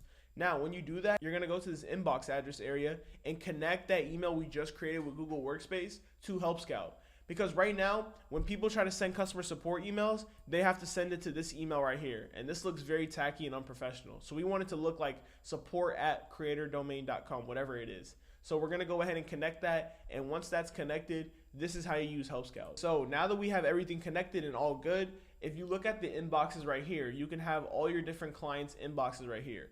Now, once you have that stuff connected, all the emails are just going to come over to this inbox every single day, every single minute, whenever a customer support email is sent. So it's your job to just sit here and monitor this, check on it every day, or if you have a customer support agent, have them check on this, and they can literally just respond to emails. Now, for example, this is how it would work. So as you guys can see, we have some emails right here. This is from Help Scout, of course, but I'm going to show you guys an example.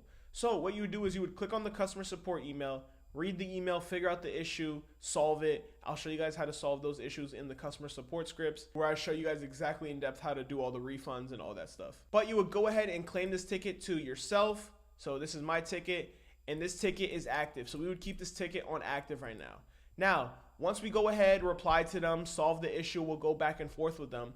Then we'll go ahead and put this ticket on closed. And when we put that ticket on closed, it's no longer here in the inbox. It's in the closed section, and that ticket is done and good to go. It's literally that simple to go ahead and do customer support. You're literally just claiming the ticket, putting it as active. It's already going to be on active, and you're go ahead and solving these problems right here and sending them emails back and forth. This is way more organized than using a regular Gmail to answer support, because you can have multiple inboxes here and everything is just so clean and optimized. And you could even do things like tags, like, hey, you could tag this as something like, hey, this guy needs a refund, so you guys remind yourself to do it later, or whatever it is in general. And it's literally that simple. And the thing I like about Help Scout is they offer reports. You could see your email reports of how fast you guys are responding to emails. You can see how many tickets you're getting per month, so you guys can start to evaluate certain things. And this is literally the best software when it comes to using email customer support. Now that you guys did probably the most easiest setup of all time in setting up Help Scout, now in the next episode, I'm gonna give you guys my plug and play document with all my customer support scripts and videos attached to every single one, so you guys know how to use which one in what scenario and how to handle it. So that will be attached in the plug and play in the next one. And yeah, guys, this is probably the final episode of Brand Builder, guys. I'm glad you guys made it this far. You guys finished Operator Incubator, you guys finished Brand Builder, so you guys should know how to start your own agency and actually deliver the service. Now, if you have any questions, you have any help, you feel like anything's missing from this program that I didn't talk about, please let us know in the Discord. I'm updating this program 24/7. Whenever there's a new topic or something needs to get updated, I'm gonna record it and update it here. So just know you guys can let us know in the suggestions tab in the Discord. We're here for you guys. We want you guys to succeed, and I want you guys to actually make a ton of money. There's a reason why this program is pretty lengthy with the amount of videos. So I will see you guys inside the Discord. Let's go ahead and run this up. All right. So guys, if you guys made it throughout this entire free course, that means you are literally all set and ready to go on learning everything about a clothing brand, and you're ready to take over the game. So I appreciate you guys for watching this entire video through. It means the world to me. If you guys could, please use those affiliate links. It supports the channel a lot, especially because I'm giving away all this information for free. So those affiliate links do help me and help me support the channel. So other than that, I appreciate you guys for watching, and I will see you guys in the next upload.